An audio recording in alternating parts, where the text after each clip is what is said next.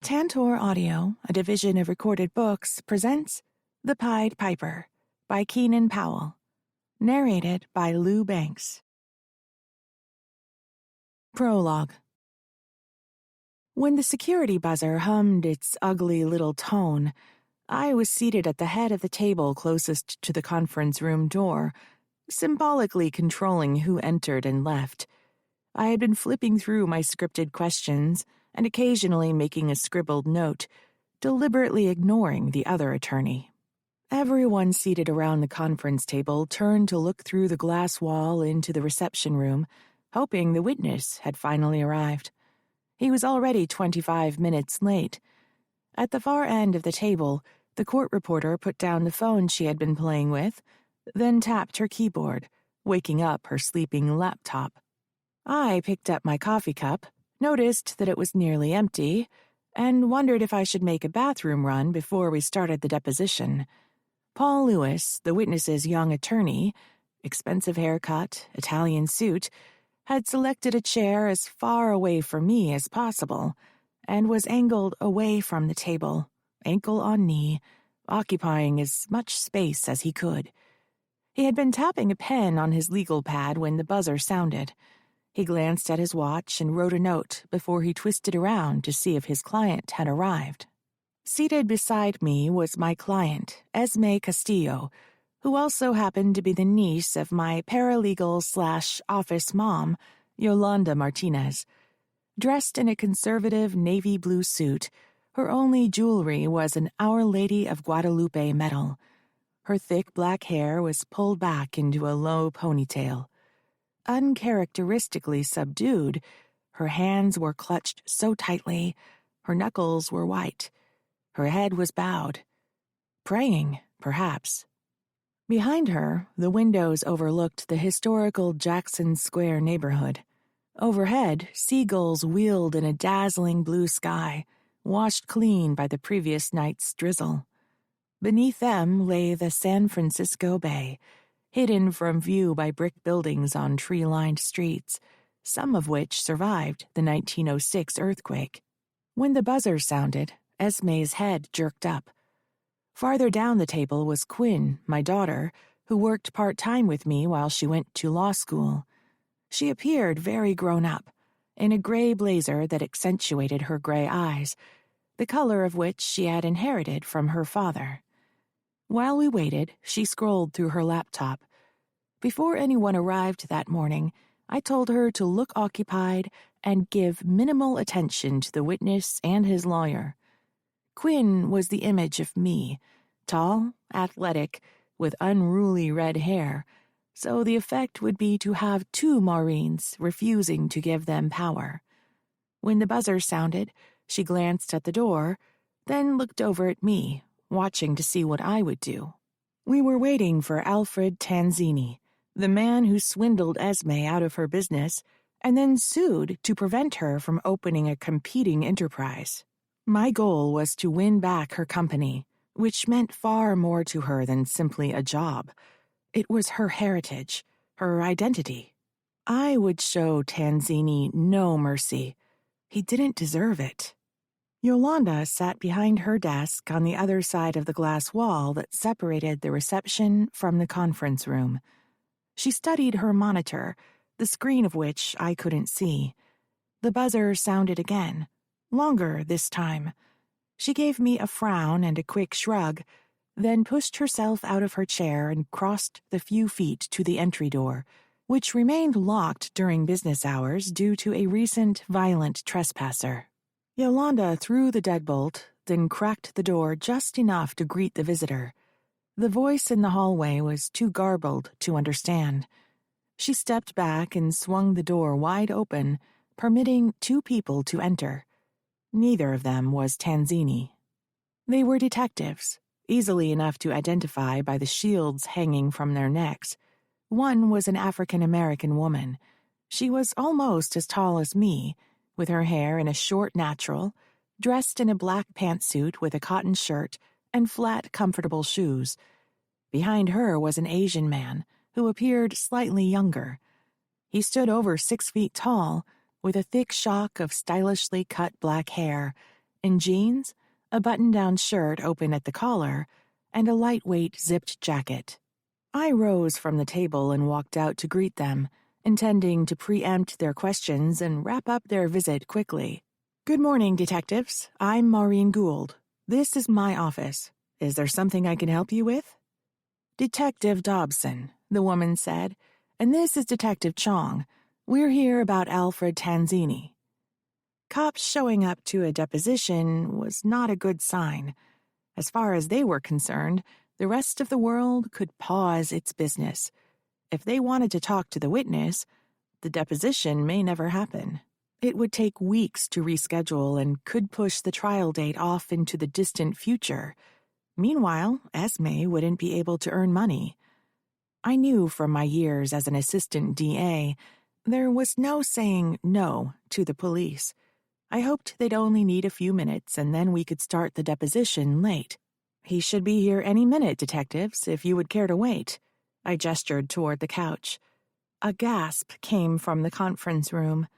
Dobson and Chong both glanced in that direction.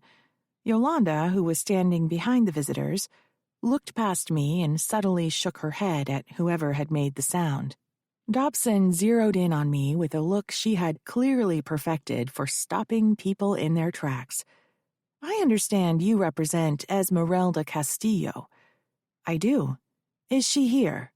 I turned to find Esme standing in the conference room doorway, one hand against the doorframe for support, the other covering her mouth.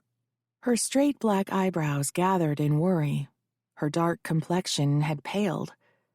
Normally, Esme was the kind of person people would describe as a spitfire, small, slight, intense, perpetually in motion. The kind of woman who could work her way through culinary school as a janitor, then work full-time in a restaurant while baking cookies at night in her grandmother's kitchen, and then make early morning deliveries to coffee shops on her way into work. She was the kind of woman who could build a thriving business, Esme's Casa de Galletas. The fragile, frightened woman bracing herself against the door jamb was not the Esme Castillo I knew. Tanzini's attorney shouldered past Esme. As he stalked across the carpet, he reached inside his blazer, then extended his hand with a business card held between his first two fingers. "Paul Lewis, attorney for Alfred Tanzini. What's this about?" Dobson gave Lewis that drop-dead stare. He stopped short. I liked her. "We'll need to speak with you shortly, Mr. Lewis," she said. "If you would make yourself comfortable, we'll be right with you." She nodded in the direction of the conference room. Lewis glanced at his watch. "Can't it wait? You can call my office to make an appointment. Later in the week, perhaps."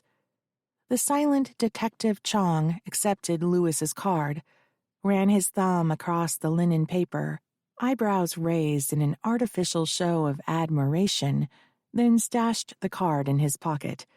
I knew from my husband Jake, a former police officer and now an assistant district attorney, that most cops disliked most lawyers. It wasn't just an urban myth popularized in crime fiction. Lewis didn't pick up on the snub. He puffed up, apparently thinking the detective appreciated his good taste in stationery. "You're all waiting for Alfred Tanzini, is that correct?" Detective Dobson asked. "We are," I answered. "He should be here any minute." Dobson shook her head. "I'm afraid Mr. Tanzini won't be coming. His body was found this morning." Chapter 1. 2 months earlier. I worked in my mother's former bedroom in the family's Beaux-Arts-style mansion, staring at grant applications piled on the plastic folding table I used for a desk. The mansion was located in the heart of San Francisco's hilly Pacific Heights neighborhood. Originally, Victorians were built, but after the 1906 earthquake damaged many of the quickly built wooden structures, mansions constructed from stone, like mine, were erected to house San Francisco's elite, those who had earned fortunes in the gold mines, selling mining equipment, entertaining miners, and rebuilding the post-quake city by the bay. The room was bare with the exception of a few folding chairs stacked against a wall, 2 beat-up file cabinets, and my old law office photocopier. Gone was the antique 4-poster bed my mother was born in, and where I had played hide-and-seek with the maid.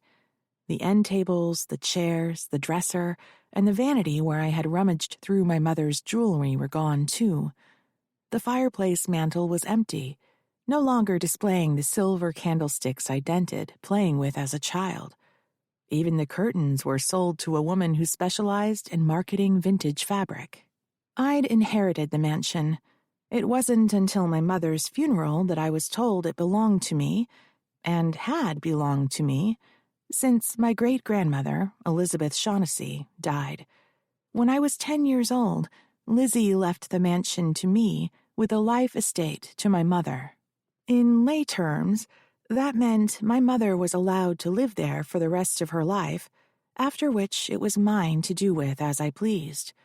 Lizzie also left funds for the house's upkeep, which my mother turned over to my father for prudent management. Who could be more trustworthy than a successful business attorney who drove a Jaguar and spent his days in his Embarcadero law firm? Just about anyone, as it turned out. After informing me that the house was mine, Frank, my father, cheerfully delivered the news that the money was gone, and I owed him compensation for maintaining the mansion. Furthermore, he had no intention of leaving the premises until he was paid off, so, he said, we were housemates. Perhaps, he suggested, my mother's death would open the door to a renewed level of intimacy in our relationship. Not bloody likely. I evicted him from the mansion and began preparations to open the foundation in Lizzie's honor. She had been my only champion in a house where there was otherwise not much love. The foundation's goal was to provide educational opportunities, job services, and free daycare to displaced women, and to assist them in finding safe housing as they transitioned into new lives. I felt she would have approved. Lizzie had been widowed at a young age, pregnant with her first and only child, and living in the mansion. Lucky for her, she was rich. She didn't need a helping hand. Not all women are so lucky. I sold every stick of furniture I'd inherited, including the family's antiques, the art, and even Lizzie's cherished Diego Rivera landscape to refurbish the structure that had been badly neglected while my father was in charge. Major repairs were carried out on the roof, the heating, the plumbing, and the electrical systems to satisfy the city permitting department. It was a miserable day, overcast, gray, with the threat of rain that never materialized. Without drapes and furniture, the house felt drafty and cold. Being in the mansion made my muscles twitch and the scars on my arms burn. Memories of my childhood lingered. I hoped they would be replaced with new memories as a haven for displaced women and children. Now refurbished, the occupancy permit had just been issued by the city of San Francisco. I had an empty house, a big dream, and no way to finance it. The foundation was getting by on volunteer staff and donations so far. One grant application was pending. We needed money to purchase computer equipment for training, hire a director, and fund the housing services. That was why, after a week of sitting at my law office desk, I was spending a Saturday afternoon sitting at a folding table instead of running, or at least walking, up and down San Francisco's mosaic stairways, as I had pledged to my daughter, Quinn, I would do. I had been groping for ways to connect with her. She recently came back into my life, a virtual stranger who looked exactly like me, except for her father's eye color. After she moved in with my husband, Jake, and me, we set up a rotating cooking schedule. On Jake's nights, we usually ate Italian food. On Quinn's nights, something vegetarian. On my nights, takeout, unless I felt domestic, in which case I made my famous pancakes. She took an interest in the law, which pleased me, as both Jake and I are both lawyers. She was accepted to law school and began working in my office part-time. But she was still a stranger to me. So when she suggested a shared activity, I usually jumped at the chance. She was trying to get me to exercise more, without much luck. Something was always getting in the way. To be fair, Quinn wasn't running the stairs that day either. She was in the mansion's third-floor ballroom, entertaining children while their mothers learned about nutrition from Esme Castillo in the kitchen. As I contemplated the Byzantine nature of grant applications and Googled grant writing for dummies on my laptop, Yolanda appeared at my door. This being her day off, instead of wearing one of the natty suits she preferred for the office, she was in leggings and an oversized purple sweatshirt that her kids had decorated with puffy paint flowers and given to her for Christmas. "There's a man at the door asking for Esme," she said. "He's not a friend of hers. I know all of them, but I don't know who this guy is. I told him that she wasn't available, but he won't leave. Should I call the police?" "Let me talk to him first." Grateful for a break, I followed Yolanda down the wide stairs, running my hand along the smooth, century-old carved banister as I did every time I descended. Lizzie Shaughnessy had picked it out herself. She said the banister was an emblem of our family aspirations. It told guests exactly who we were and where we were going. We might have come from potato farmers, but we were as grand as anyone, she said, and they all needed to know it. In truth, the family wasn't always so grand. Black Jack Shaughnessy had won the beginnings of his fortune in a poker game. He owned a saloon in the Barbary Coast red light district, but he was in the process of moving into more conventional investments when he left for World War I and never came back. At the foyer desk, I pushed the intercom button, identified myself, and then said, "Please state your business." On the portico was a white man in his 30s, wearing a softball cap, a hoodie, and jeans. Behind him, high gray clouds scudded across the sky. "I'm here to make a delivery." "We aren't expecting one," I said. He looked at the papers in his hand. "Is there an Esmeralda Castillo on the premises?" I took my hand off the intercom button and turned my back, just in case he could read lips. I said to Yolanda, "He's a process server." "How can you tell?" "Nondescript, relentless, with papers." "How does he know she's here?" Yolanda asked. "He could have been following her for days and she wouldn't have noticed. I suggest she accept service so we can figure out what's going on. If he doesn't find her here, he'll catch her somewhere else. You keep an eye on him. I'll get her." "Fine," she said sharply. She wasn't fine about it at all. In the kitchen, Esme stood before a rolling whiteboard, marker in hand, as a half-dozen women sat around the kitchen table, taking notes. On the counter were bowls of fruit, breakfast cereals, sugar, food scales, and measuring cups. She wore her usual leggings and a sleeveless t-shirt, with colorful bracelets that went halfway from her wrists to her elbows, and big silver hoop earrings with her hair tied back. "Got a minute?" I asked. She raised a marker in protest. Obviously, she was in the middle of something, and I was interrupting. "It's important," I said.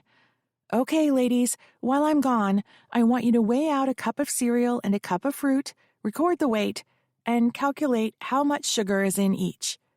I led Esme into the hallway where I told her a process server was at the door looking for her.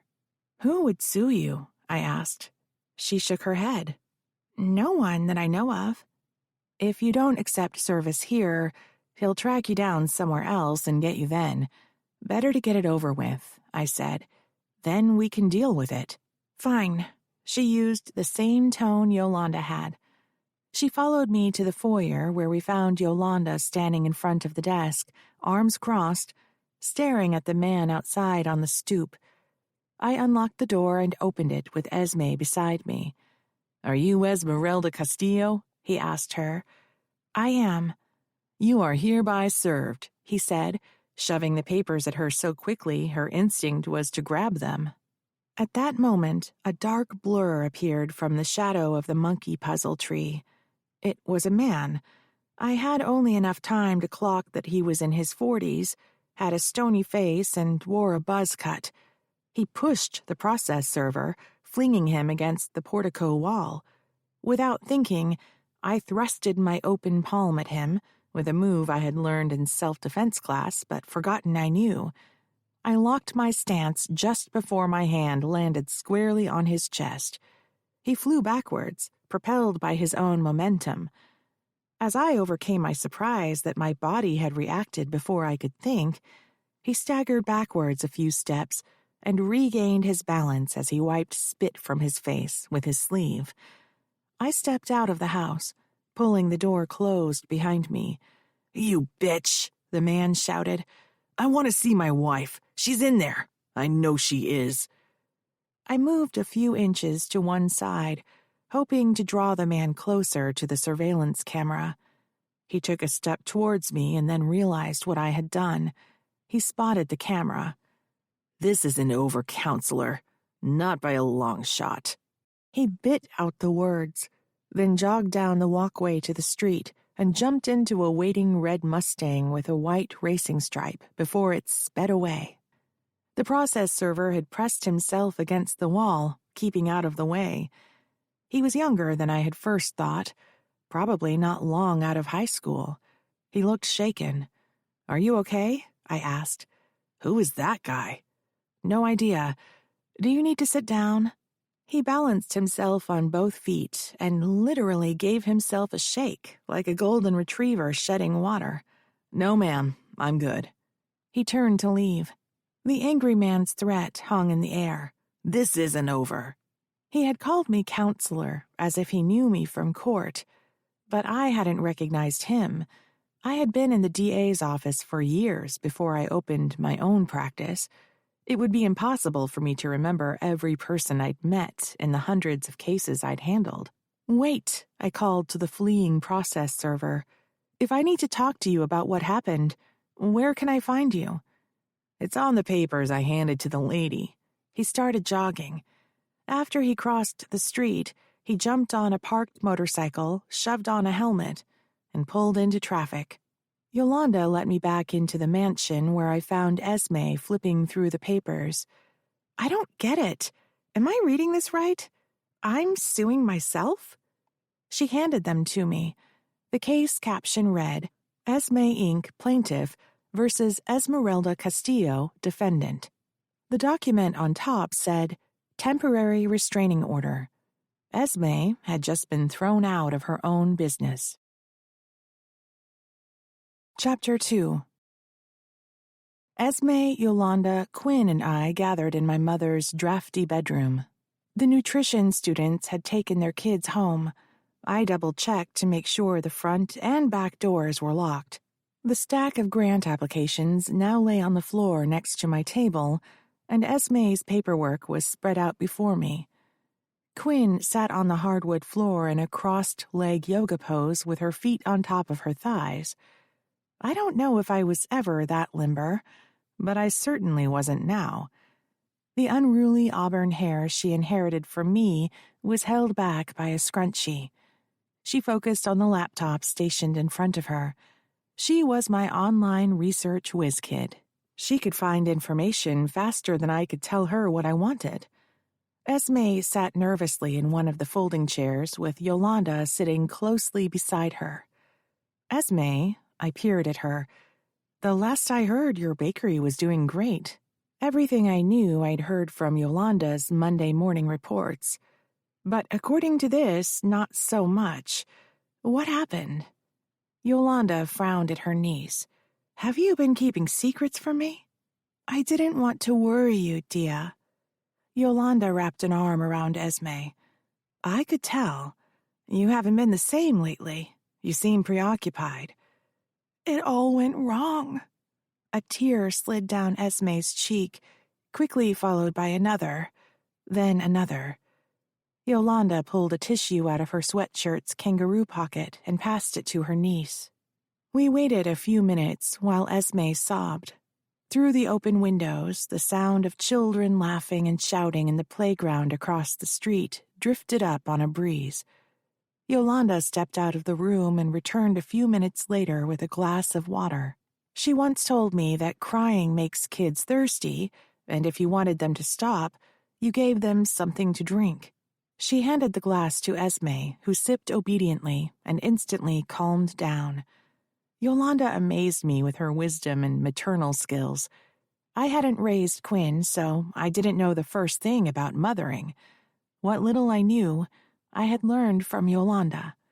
"What happened?" Yolanda asked as she rubbed Esme's back. "You can tell us. Maureen will fix it for you." I gave Yolanda a look that was meant to convey, "I wish you had talked to me first before you committed me." After all, I was the lawyer. Yolanda was my employee. She could at least pretend I was the boss. I had reason for concern about this case. Esme's lawsuit was business law. My only experience with this area was a class I took in law school years ago, which I had difficulty remaining awake for. Right after graduation, I joined the district attorney's office so I could put away the bad guys. Now I was in private practice, rescuing the good guys. My heart was in helping people, not in pushing paper. The stare Yolanda spiked at me said, "My niece needs us." When you've known someone as long as I've known Yolanda, and worked with someone as closely as I've worked with her, a lifted eyebrow or a twist of a hand speaks clearly. A pointed stare was as good as shouting. There's an unwritten rule in the legal business that office employees get free legal representation. It's one of their perks for putting up with lawyers. "Start from the beginning," I said. Esme wiped her eyes with the tissue and peeled tear-saturated hair from her face. "Things were awesome at first. I had more accounts than I could handle. That's when I quit my job and rented the kitchen. I hired Consuela and a couple of her friends to help me bake, and Jojo started doing deliveries for us." "Where did you find these people?" "Consuela is my cousin," Yolanda informed me, "and Jojo is my nephew." I knew Yolanda came from a large family, most of which was still in the Bay Area, but I hadn't learned all their names yet. "We were doing great," Esme continued, "selling out every day. But the business was in the red. I hadn't figured out the cost of insurance and employer taxes and all that stuff. The more we sold, the bigger my debt was. I had to pay the bakers and Jojo first and then take care of the kitchen rent. Plus, there was the cost of the ingredients. I only used the best, Tia, you know that. Then I got a cease and desist order from the state because I didn't have workers' compensation insurance." "Esme," Yolanda scolded, "I didn't know all this business stuff when I first started, but I found out. I took care of it." She held up her hand like a witness swearing to be truthful. "Honest, I did. Anyway, that's when Al showed up. He said he'd heard about my business, and he wanted to invest in it. He said he was an entrepreneur and that he made his money by helping other businesses succeed. He told me that I was just experiencing growing pains, and it was normal, and he could help me over this hump. He believed in me, he said. So I agreed." I interjected. "This paperwork says a corporation was formed in the name of Esme Inc., and you contributed your assets to the company in exchange for which you received 40% of the shares.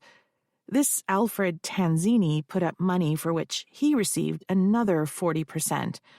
And there's a third shareholder named Rita Austin who also contributed funds and received 20%. That's right. Rita is an investor friend of Al's. I only met her when we signed the papers. She seemed nice enough. At first." I looked over at Quinn. "Find anything on Tanzini?" "Without a date of birth or a middle name, I can't figure out which one he is. The Tanzini who practiced law years ago? The Tanzini who lived over a butcher shop? There's so many of them. Do we even know if that's his real name? It hadn't occurred to me that Tanzini could be an alias. Nothing in the incorporation process forced someone to prove who they were. There were papers that had to be notarized, but notaries only asked to see identification. Anyone could get a fake driver's license. According to this, I said, patting the paperwork, you recently started a competing business. I wasn't competing, Esme said. They had all my old accounts. I was just doing online sales and pop-ups downtown in front of the ferry building. That wasn't their market. You walked away from Esme Inc.? Yolanda asked. What? Esme scoffed. No way. More like I was thrown out. The sounds of tires, engines, and horns honking rose, drowning out the children in the playground. Pacific Heights was a popular tourist weekend drive-by, even in January. Midday traffic backed up on the street below. I got up and closed the windows so I could focus on Esme. Can you explain to me what happened? I asked. Before I started the pop-up, I worked every day for the bakery. I was vice president and marketing director, so I was busy hustling accounts. I wasn't baking anymore. I didn't know that they started using cheaper ingredients. Then one morning, I walked into the kitchen and saw this junk Consuela was baking with. Cheap margarine, cheap vanilla, crap flour. And that's when Consuela told me they reduced her pay to minimum wage, and that they had laid off Jojo that morning because they said they could save money by hiring a delivery company. Later, at the shareholder meeting, they told me they'd let Lydia go too, because they said they needed a corporate accountant and she wasn't qualified. Lydia is one of my sisters, Yolanda interjected. Esme said, Right. So that night, I went to the shareholder meeting and complained. That's when the other two told me I was fired and unelected from the board, and they'd cash out my shares. But the company was still in the red because they were paying off my debts. So I still have 40%, but it's 40% of less than nothing. What? Yolanda cried out. Why didn't I hear about this before? I didn't want to worry you, Tia. I swore Lydia and Jojo to secrecy. I figured I'd sort it all out and everything would be okay. I interrupted. I'm afraid it isn't going to be okay. The company obtained an injunction against you from selling baked goods. Can they do that? Esme asked. They can. You signed a non-competition agreement, and the assets that you sold to Esme Inc. include your recipes, your brand, your goodwill, your name, the business name, and your likeness. None of that is yours anymore. What's a brand? Quinn asked. She was young, but she had an eager mind and learned quickly. It's your unique business identity, like Keebler's or Famous Amos. When Esme sold her goodwill, she sold her ongoing business accounts. Her likeness? Yolanda asked. You mean her face? Any image of Esme, yes. And my recipes? Esme asked. But those are my grandmother's recipes. They're traditional. I just tweaked them a bit. How can I sell something that I don't even own? I pawed around the desktop looking for a highlighter. Yolanda knew I was about to mark up the only copy of the document we had, which meant later she would have to get a clean copy from court. She pulled it out of my hands, pried out the staple with her fingernails, and fed it to the rickety old photocopier. Meanwhile, I rooted in my purse where I found 3 highlighters and 6 pens rolling around. Yolanda hammered the copied pages with a stapler, then handed them to me. I highlighted the assets listed under Esme's contribution, then passed the document to her. Meanwhile, Quinn tapped away on her laptop. While Esme reviewed the package, I asked Quinn, Did you find anything? The case was filed yesterday and assigned to Judge Rediger.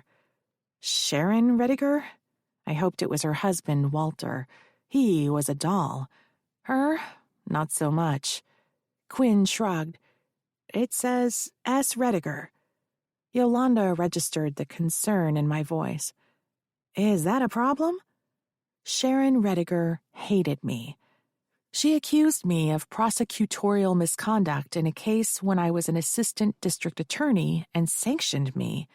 I appealed, and the sanction was reversed, which in turn embarrassed her.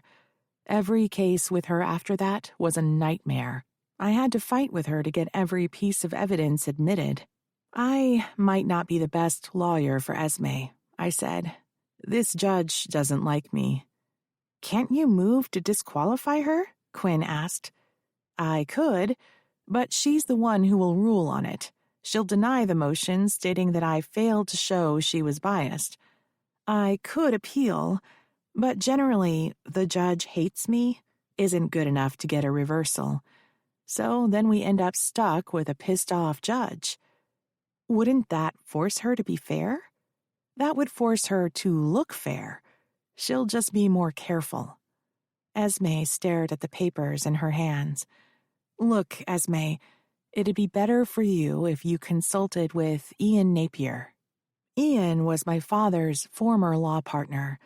When my father was disbarred, Ian continued their practice. He was a good man, if perhaps gullible. He had nothing to do with my father's illegal activities. Napier will want to get paid, Yolanda protested, again invoking her right as a law office employee to get free legal representation. Esme handed the documents back to me. I thought I was just incorporating my business, not selling it to someone else. I didn't know that I was giving up my name and my face and my recipes. That's like I sold me. Like I sold out my grandmother, my heritage. What, do I stop being Mexican now? I needed to focus on the most urgent issues. I stashed her heritage comments in the back of my mind to think about later. There were specific questions I needed answered now. Esme, did you read the corporation agreement? Of course I did. Did you have an attorney review it before you signed? No, why would I? I trusted Al. He said it was just standard contract legalese, that I wasn't to worry. Esme. Yolanda shook her head in exasperation. I'm sorry. I guess I screwed up. Esme's wild-eyed gaze met mine. So, does that mean it's over? I can't go into business for myself ever again? Chapter 3. Paul Lewis sat behind his sleek, Scandi modern desk in the 7th-floor office on Market Street, across the street from the Ferry Building with its distinctive clock tower, a San Francisco landmark that survived the 1906 earthquake. Still in use, ferries chugged across the bay, bringing office workers in the morning and returning them to their East Bay homes in the evening. The building itself was full of high-end, open-air specialty shops. With his back to the windows, Lewis's view of the large office was gray-on-gray, uncluttered, low horizontal tiles that dissolved into the fog on inclement days. A cabinet that had once held paper files, but was now empty since the world converted to digital. A long table, once used for organizing said files, also now obsolete. A couple of low, gray-upholstered visitors' chairs across from his desk, symmetrically placed so they framed the ever-closed black door. Better to keep the witches out, my dear. A Bluetooth in his ear rang the number he'd called. Ankle on knee, he contemplated a snag in his silk stocking. It all felt foreign to him, like he had awoken in an alternate universe. One day he was skiing with his friends in Utah. Then, suddenly, he was trapped in this tower, hundreds of feet above Market Street, disconnected from the bustling world below, and kowtowing to a client who treated him like a lackey. How did he get here? His father's likeness materialized in his mind's eye. When Rita Osteen's voice sounded in his ear, He pushed the image away. Without a hello, she asked, "What's the status?" Judge Rediger signed the injunction this morning. It was served on Esme a few minutes ago. So she's out. Not entirely. What's that supposed to mean? She's still a shareholder with 40% of the stock. Together, you and Al have the majority, but she's entitled to profits. What if I bought her shares? Then you would be the majority shareholder. Essentially, it would be your company to run, but Al would still get a percentage of the profits. I see. An electronic crackle let Paul know that Rita was still on the line. She tended to take long pauses. She expected him to wait, as if she owned his soul, which, of course, she did. Paul pushed away from the desk and wandered to the window. The overcast sky had drained the view of color.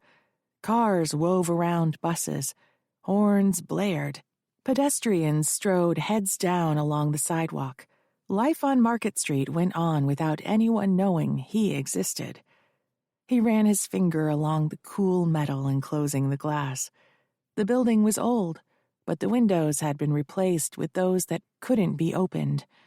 Not that anyone had jumped to their deaths from one of these offices. That's what the Golden Gate Bridge was for. In the distance, the flags of the ferry building hung limply. It was the place where Paul had found Esme Castillo working. He had walked down to pick up a sandwich for lunch. She was selling cookies in a pop-up booth. Esme was so busy that she didn't see him. If she looked, she should have recognized him. They'd met when she came to his office to sign the Esme Inc. paperwork. He had liked her. Pretty, young, ambitious, creative. He had wanted to warn her about Rita, but he didn't, because Rita Austin owned his soul. It was bad enough that Rita and Al shoved Esme out of the company she had created. It didn't seem fair to push her out of the industry altogether. But Esme signed a non-competition clause. She had agreed to never sell baked goods again outside of Esme Inc. Never. For the rest of her life. If Rita Austin found out that Paul knew Esme opened a new business, she would, and could, destroy him. So that afternoon, when he returned to the office, he'd called Rita and told her. Rita spoke, disrupting his reverie. Make her an offer, $10,000 for her shares. What about Al? I'll worry about Al. You just be a good boy and make sure your friend at the county doesn't sign the contract. Paul considered calling Andy to reinforce the mandate. As soon as Esme Inc. was formed, it sent a proposal to the County of San Francisco to lease a cafe space on Concourse C at the airport. Andy was in charge of the department that processed the contracts. Rita commanded Paul to pay Andy a large sum of money to ignore Esme Inc.'s proposal. When Rita was ready, Andy would receive another large sum of money to sign the contract. She didn't explain her reasons for delaying the contract. Paul didn't ask. But it was obvious now. Rita was waiting for Al to default on his loan so she could take his shares before the business became profitable. Send Ms. Castillo the offer, $10,000, Rita said. $10,000 for Esme's hopes and dreams. That might be fair if Esme could start over. And the non-competition clause. Are you willing to set that aside? The line went dead. Chapter 4. Al Tanzini pushed away the plate that was covered with the bloody remains from a slab of prime rib and a baked potato and slapped himself on the belly with both hands. Then he wiped the carnage from his switchblade and dropped it into his slacks pocket. And that, my friends, is why they call me the Great Tanzini. His punchline didn't get him the laugh he'd expected. Although the lights had been dimmed in his apartment dining room so the glittering night view of San Francisco could be appreciated, he could see well enough to know that the others weren't enjoying themselves as much as he was. Despite the good food and expensive booze, They'd all been somber the entire evening. But this was a night to celebrate. Party he would. He'd bet Rita that he could get the airport permit pushed through. She didn't believe him. But hot damn, he got it done. Without the permit, Dahlberg Kemp International, the huge food manufacturing and distribution corporation, wouldn't buy Esme Inc.'s franchise rights. Until the franchise deal went through, there wasn't enough money for Al to pay back Rita and secure his rights to his shares. If he didn't repay her 6 months from the date they incorporated Esme Inc., he'd forfeit. He would be out on the street, starting over. Fancy condo gone. He couldn't even live in his car. The rental company would take it back. All he would have were the clothes on his back. Al shook his wrist to make his gold chain bracelet jangle. The sound of the metal clicking reminded him of the coins men once played with in their suit pockets. Al Tanzini was born to have pockets full of coins. It was his destiny. Rita sat primly to his right, legs crossed, wearing a beige suit that probably cost more than the old gold Ford Torino he drove the night he left New Jersey, heading as far west as he could, as quick as he could. Her hair, rolled up behind her head, had been dyed the color of champagne to cover the gray. Her makeup was subdued except for the violent red lipstick that made her thin mouth look like a wound. "Get it?" he asked. "The great Tanzini."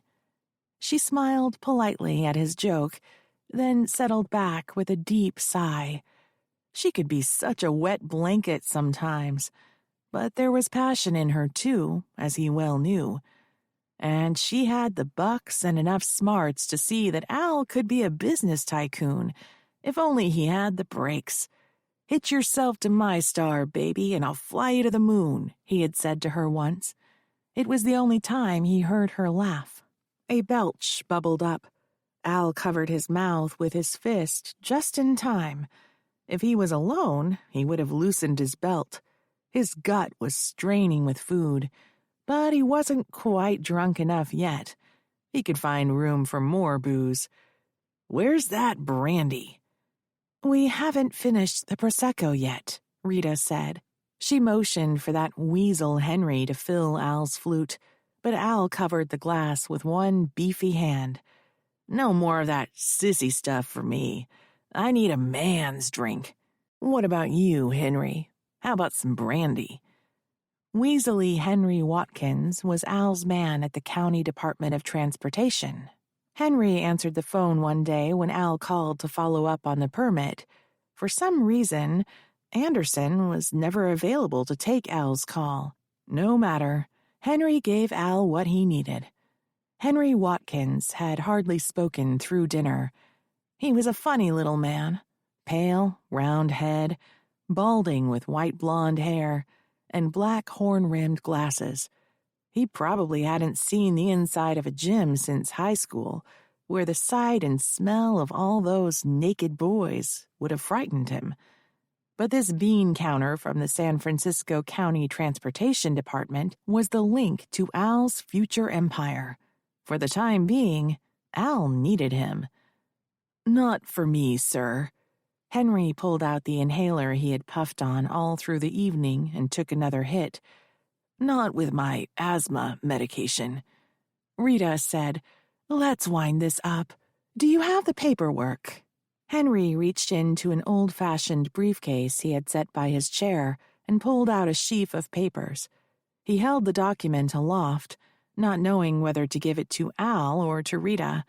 "Give it here," Al said. "Got a pen?"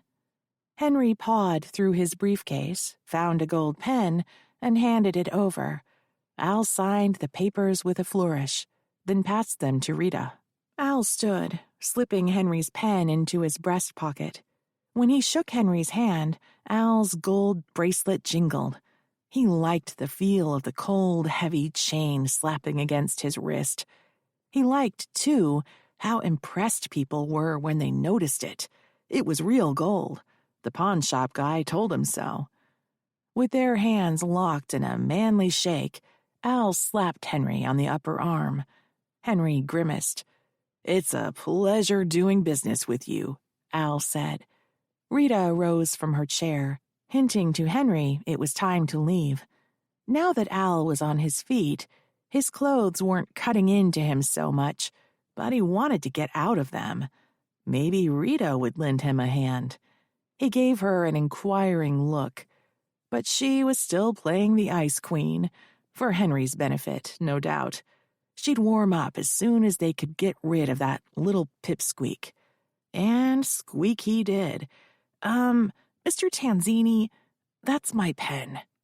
Henry pointed at Al's breast pocket. "I wouldn't say anything, but it was a gift from my mother." Rita snorted. She slipped the pen out of Al's pocket and gave it to Henry. "Thank you, Mrs. Austin, Mr. Tanzini, for the dinner." But he didn't leave. He just stood there next to his chair. On the seat was that briefcase, now gaping open, like a hungry mouth. Henry wanted to get paid. After all, a deal is a deal. "Rita, can you?" Al said. Al never carried cash. Other people did that for him. Rita snapped open her slender purse. She pulled out an envelope and handed it to Henry. "I think you'll find it's all there." "Oh, I trust you, Mrs. Austin. No worries there. Thank you. Thank you very much." "Remember, mum's the word," Al said. "You got that? There's nothing wrong with friends helping friends out with a little cash, but some people might take it the wrong way." "Absolutely, Mr. Tanzini," Henry said. "Mum's the word." Chapter 5. While I set out dinner, Quinn opened canned cat food and Germaine Greer, my Siamese cat who hated me, swirled around her ankles, purring loudly. It was my night to cook, which meant Quinn and I picked up Chinese on our way home. A vegan carrot cake was stashed in the fridge. We were having an early birthday celebration for Quinn. Her real birthday was on Sunday, a school night. There was little I knew about mothering, but sugaring up your kid on a school night was a bad idea, even if she was turning 25 years old. Jake, my husband, was still at the office when we arrived. An assistant DA who specialized in white-collar crime, he had been working nights and weekends for the past few weeks on an investigation he wouldn't talk about. That was okay with me since I was obsessed with breathing life into the Shaughnessy Foundation, and white-collar crime put me to sleep. Quinn was still new to the family. She had been given up for adoption at birth. I was only 14 years old at the time and had no choice in the matter. I wasn't happy about it. I had planned to name her after my great-grandmother, Lizzie. Daydreams of playing on the floor with my baby in the mansion's third-story ballroom-turned-nursery were tinted with yellow. My imagination had provided yellow gauze curtains fluttering in the breeze as we crawled across the floor and giggled. On the third floor, it would be just my baby and me. The rest of the family roamed the lower floors, ghost-like, in my imagination. Raising a baby wouldn't have been a financial burden. My family was rich. My mother was an heiress, having inherited the Shaughnessy silver mining fortune.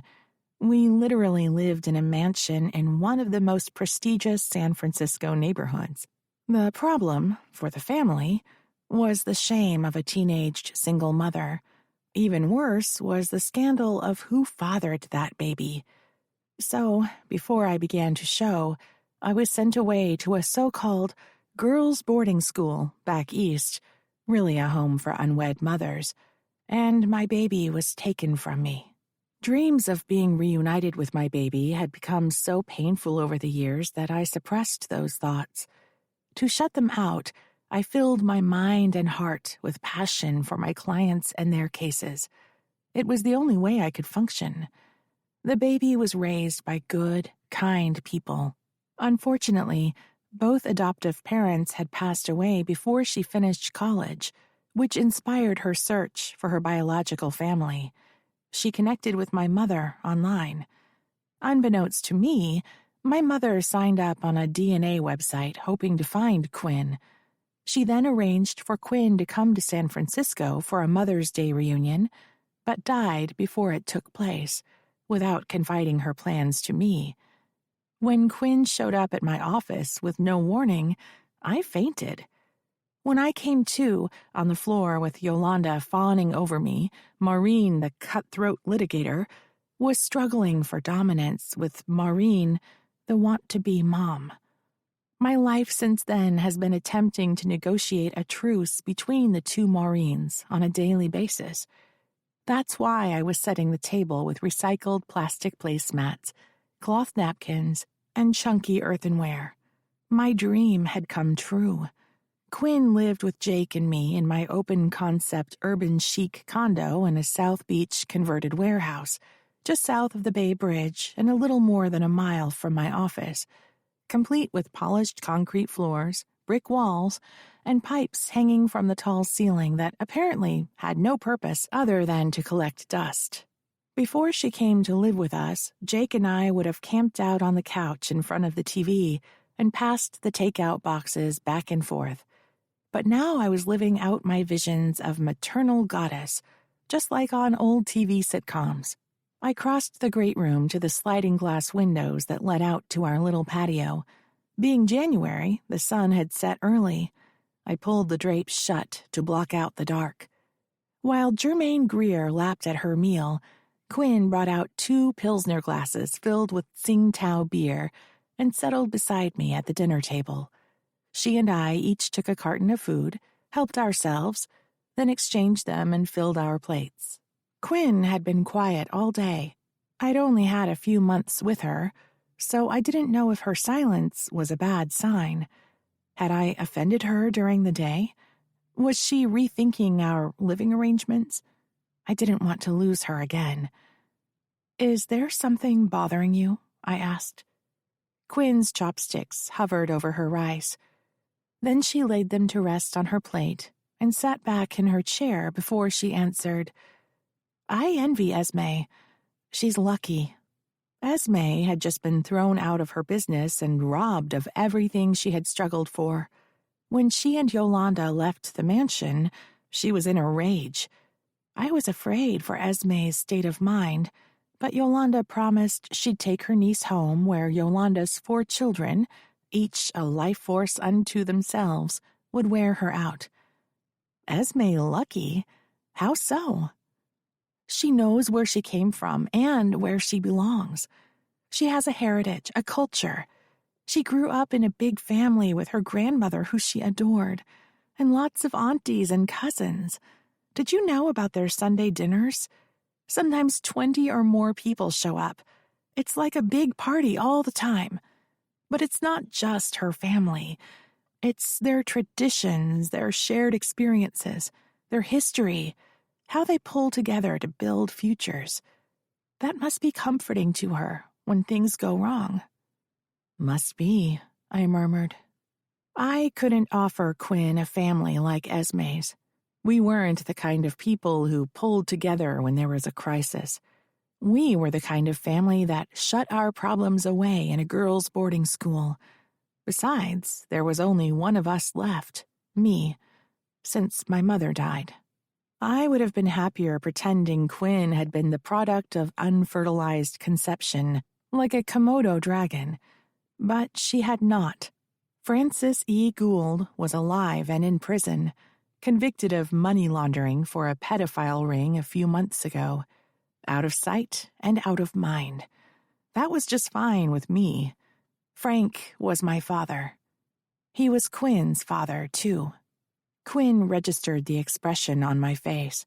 "It's not your fault," she said. "It's not something I can fix." Fixing is what I did, who I was. I put my clients back on the road to a productive life. But I couldn't do that for my own daughter. "I'm not talking about him," she said. "Tell me about your ancestors before your parents, the Goulds and the Shaughnessy's. Where did they come from? How did you end up in San Francisco?" Quinn's eyes lit up with expectation. It was her family, too. If she wanted to know, she was as entitled to our heritage as I was. Lizzie always said her family were poor Irish potato farmers. Her husband, Blackjack, won the silver mine in a card game. I don't know much more than that. Blackjack? Was that his name? No, I suppose it was John. But that's what they called him because he had a great big black handlebar mustache. From the way she talked, he must have been bigger than life. What happened to him? In 1914, he joined the army and went off to fight in World War I. His ship sank on the way to France. The body was never found, so she had him declared dead. She was pregnant with their son, John, at the time. Sad, Quinn said. She made the best of it. As they say, she led a rich and fulfilled life. What about the Goulds? Irish, too. My mother married my father because they were Catholic. Lizzie hated him, but her parents were delighted because his family were lawyers and judges. Very respectable. Beyond that, I don't know. Family heritage had never been important to me. Maybe it was because I hated my father and resented my mother. I didn't care about what led up to them becoming who they were. Germaine Greer raced to the front door in a beige blur. A few seconds later, I heard the door open, a briefcase drop, and the manly purr of, "There's my girl," answered by a delighted feline purr. She was definitely not my cat. "Is that Chinese food I smell?" Jake called from the hallway. "Did you save any for me?" "Mongolian beef." I pointed to an unopened carton on the table. Quinn and I had been eating tofu stir-fry, rice, and fried veggie rolls in deference to her diet. My tall, dark-haired, handsome, broad-shouldered husband came into view in the kitchen behind the breakfast counter, wearing his favorite SFPD sweatshirt with a patch of cat hair on his shoulder. It was the weekend, so he didn't need to wear a suit at the office. Germaine Greer slinked across the granite counter. She and Jake both knew I hated her walking on the food prep surfaces, but he indulged her and she enjoyed irritating me. They could claim victory on this issue. Long ago, I had decided to pick my battles. Quinn sock-shuffled into the kitchen and pulled a third Pilsner glass out of the cupboard and a bottle of beer out of the fridge.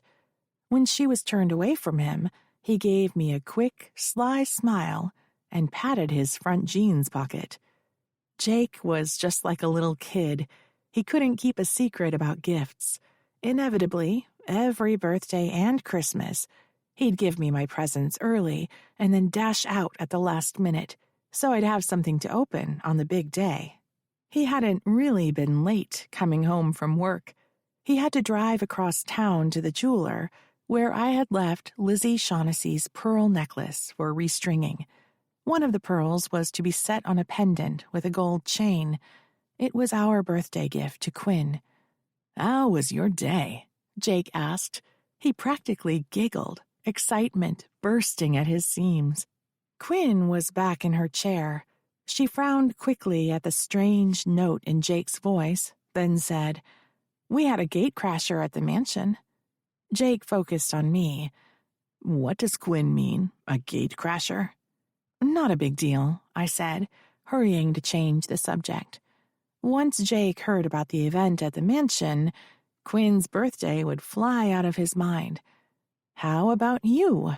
I stared pointedly at his pocket. He played up the reveal, scratched his head, looked around the ceiling like he expected a fairy to fly by. Quinn gave me a "what's up with him?" smile. Finally, he patted his jeans. "Oh, look here. There's something in my pocket." Quinn rolled her eyes. I choked down a snort of laughter. Jake was delighted with himself. He pulled out a small, square black jewelry box and set it in front of Quinn. "Happy birthday." Quinn frowned in confusion. Except for small hoops in her pierced ears, she didn't wear jewelry. "Open it," Jake said. The suspense is killing him, I said. You'd better open it. She picked up the box and slowly lifted the lid. When she saw the pearl, her face went blank. I'd screwed up. It wasn't what she wanted. Maybe she had been hoping for a car? Jake and I had talked about buying her a car of her own, but it felt manipulative, like we were throwing money at someone to win them over. I wanted to give her something personal, something that could only be given from me to her, hence one of the pearls. My throat tightened with fear. Jake broke the silence. It's one of Lizzie Shaughnessy's pearls, from your mom's necklace. We'd hoped you'd like it. Quinn sniffed. Her eyes brightened with tears. You guys! She rose and gave Jake a hug. Then she came around the table and wrapped her arms around me and squeezed. It was awkward, but it was heartfelt. Did we do good? Jake asked. Quinn nodded her head vigorously. She tried to pry the cardboard insert out to free the necklace, but her hands were shaking. She handed me the box. Can you? I took the box and carefully removed the necklace. She held her hair over her head as I draped the chain around her neck and snapped the latch into place. She kissed me on the cheek. As she lightly caressed the single pearl, she said, I love it. Thank you. I looked over her shoulder at Jake. He mouthed to me, I told you so. Then he clapped his hands and straddled his chair. I'm starved. Quinn went into the kitchen and returned with a placemat, napkin, and plate, which she set in front of Jake. Some guy tried to force himself into the mansion, but Mom stopped him with a kung fu move. Jake's entire body tensed. Are you okay, Red? My wrist is a little sore, but I'll live. Are you sure? Did you get it looked at? Jake asked. If it's not better tomorrow, I will. I pointed at his cartons. Dinner's getting cold. He ignored the food. Who was this guy? What did he want? No idea as to his identity, but he said his wife was inside and he wanted to see her. Mom didn't know him, Quinn volunteered, but he knew her. He called her counselor. Someone from court? Jake suggested. Occasionally, a belligerent defendant or a family member would make threats. Most of the time, nothing came of it. Maybe, I said. It wouldn't have been since I opened the practice or I would have known him, but I couldn't possibly remember everyone I've met in all the years I was at the DA's. Did you file a report? Ever the attorney and former cop, Jake wanted the evidence documented. For attempted trespassing? Assault. You were put in apprehension of imminent bodily harm. That's a crime. I laughed out loud. The cops aren't interested unless there's blood or a body. You know that. You should get it on record, Red. We have the surveillance, and we all wrote out statements for our records. If it happens again, it's documented. Show me that video. There's nothing you can do, I said. Relax. Eat your dinner. I want to know what this guy looks like, in case I see him hanging around. Quinn's backpack was still on the breakfast counter where she'd left it when we came in.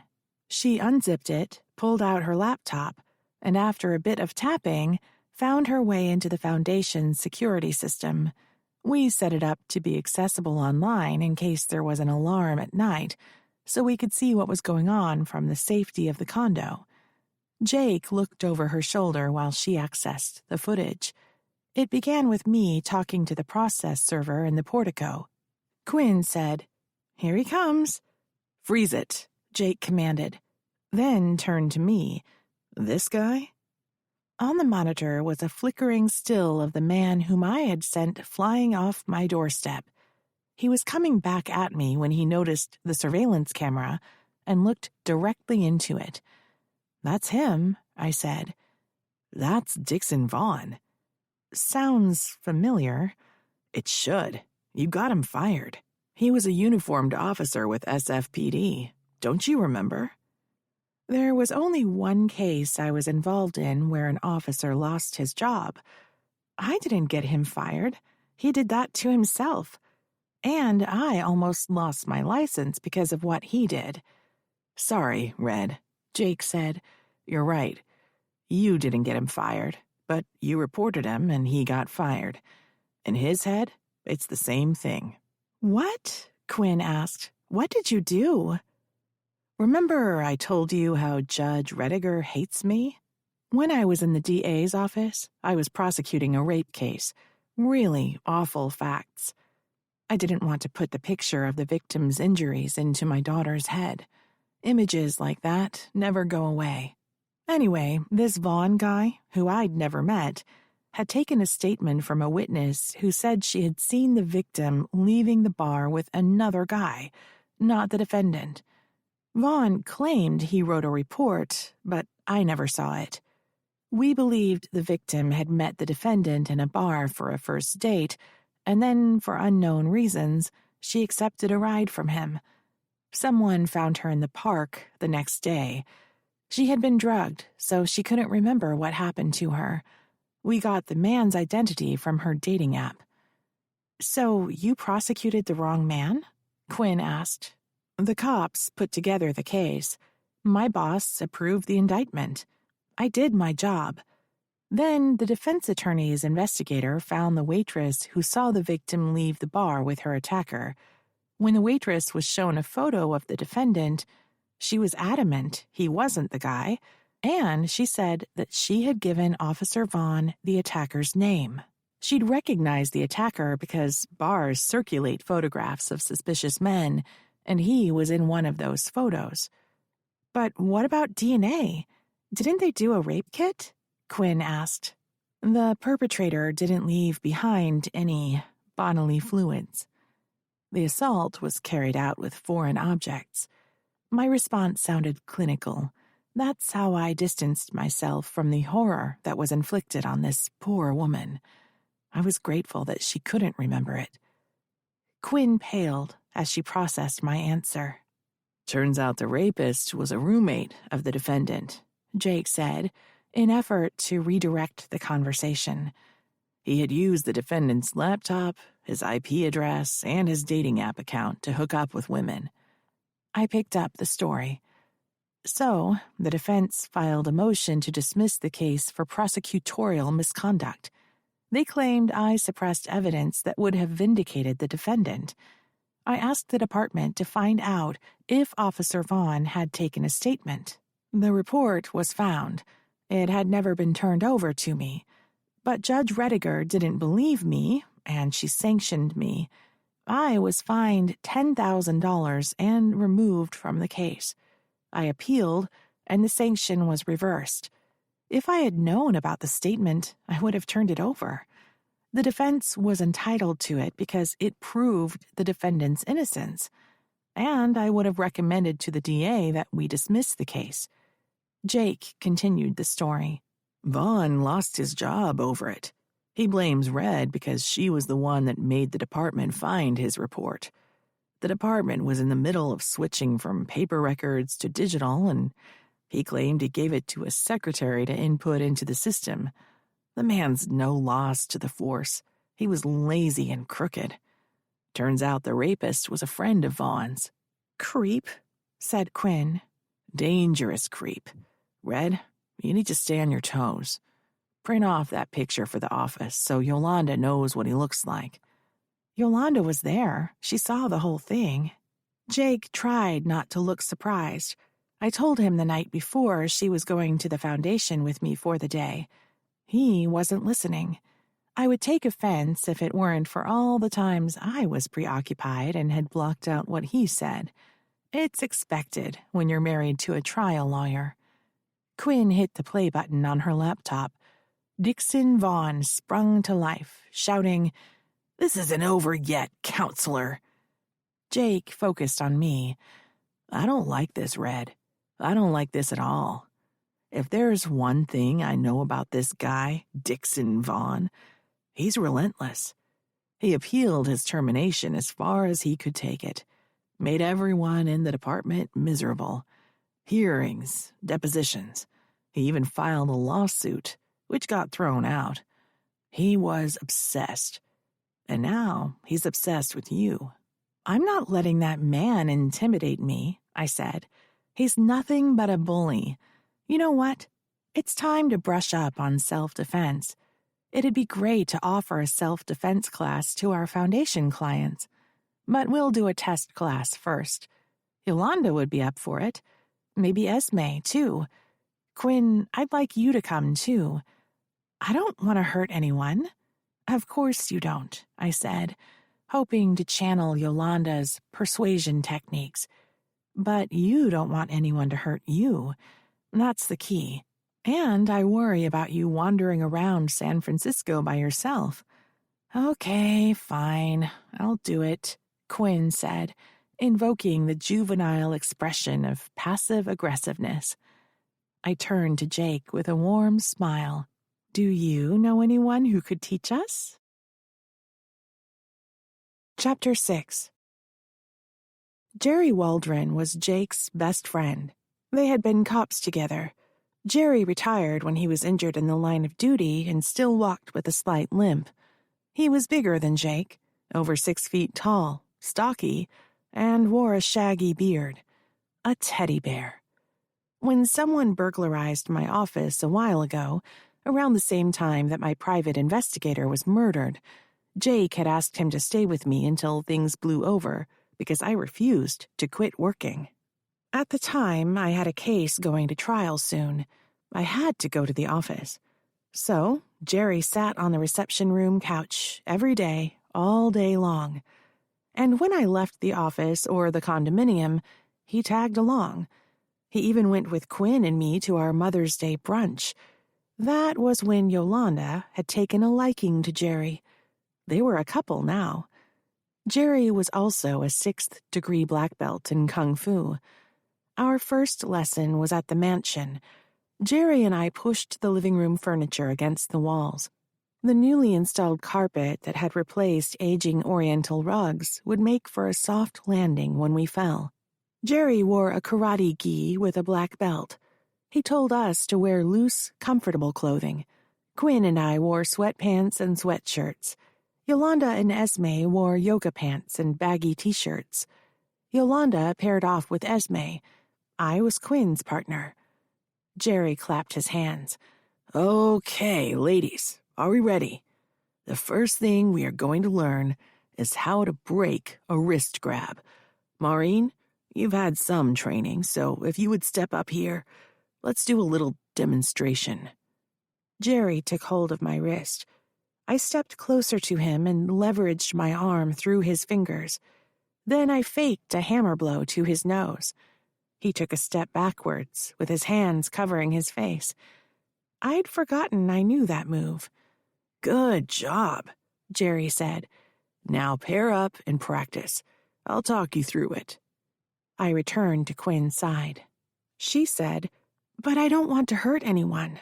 Here's the thing, Quinn, Jerry said. When a man attacks you, he has already decided to do you harm. He's planned out his moves. He's ramped up his courage. And he's waited for the exact moment that you are the most vulnerable. So he already has the advantage. I'm always aware of my surroundings, Quinn said. No one's going to sneak up on me. That's great, Jerry said. But there's a guy who has it out for your mom. He's unpredictable, vengeful. He has a track record of abusing women. With a guy like that out there, you need to keep your options open. Since you're here, and your mother and your friends are here, and I came over here this afternoon to show you some techniques at Jake's request, would you like to participate? Quinn crossed her arms and dug her chin into her chest, letting her red hair hide her face. I had never seen her behave so petulantly. I wondered how much of my perception of her was based upon my fantasy, and to what extent I really understood the person she was. In some ways, we were very much alike. How we looked, our devotion to justice, our commitment to family. Yet there were times when she was a total stranger to me, when she chastised me over my ancestors' exploitation of Chinese laborers and then skulked in her room. And now. Jerry continued, "Listen here, ladies. If a man touches you without your permission, he intends to hurt you, period.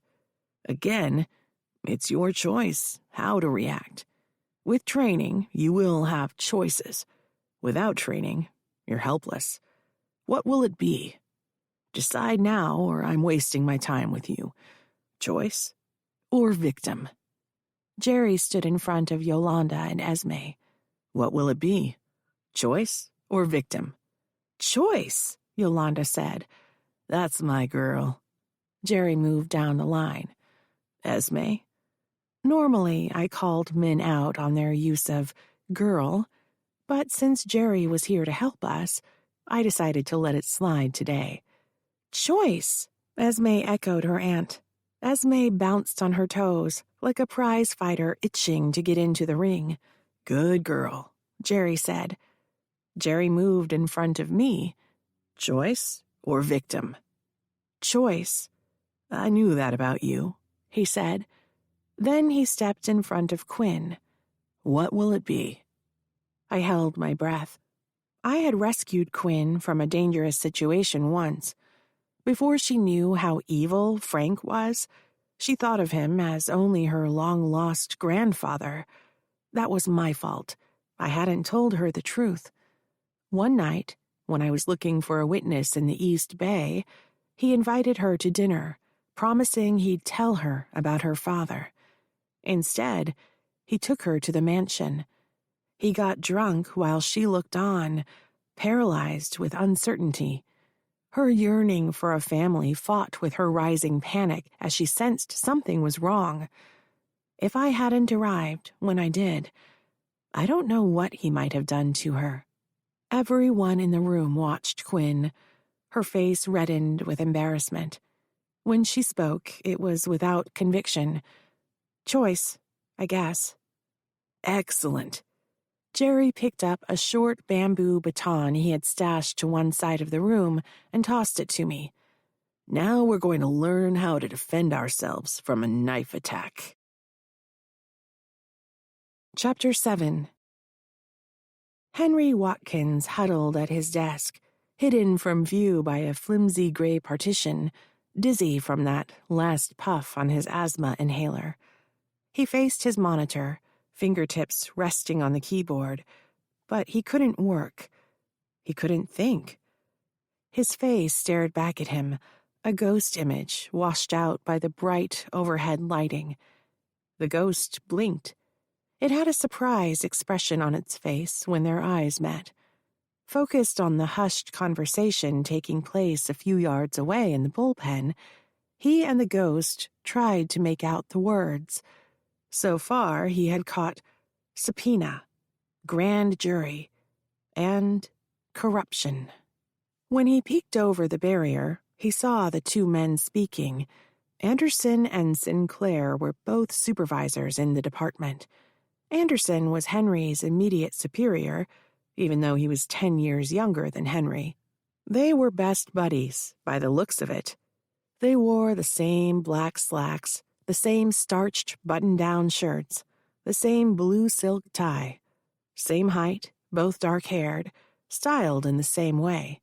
Young, hip, with college degrees in public administration, they were what the chief called fresh blood and go-getters. Henry Watkins wasn't a go-getter in anyone's eyes. He was dependable, accurate, and efficient. He was the tortoise. But that wasn't good enough for the chief. Before Henry came to the Department of Transportation, he worked in the county's finance department, where he reviewed procurement contracts. He was the man who made sure forms were filled out correctly and sums added up. It was a dead-end job.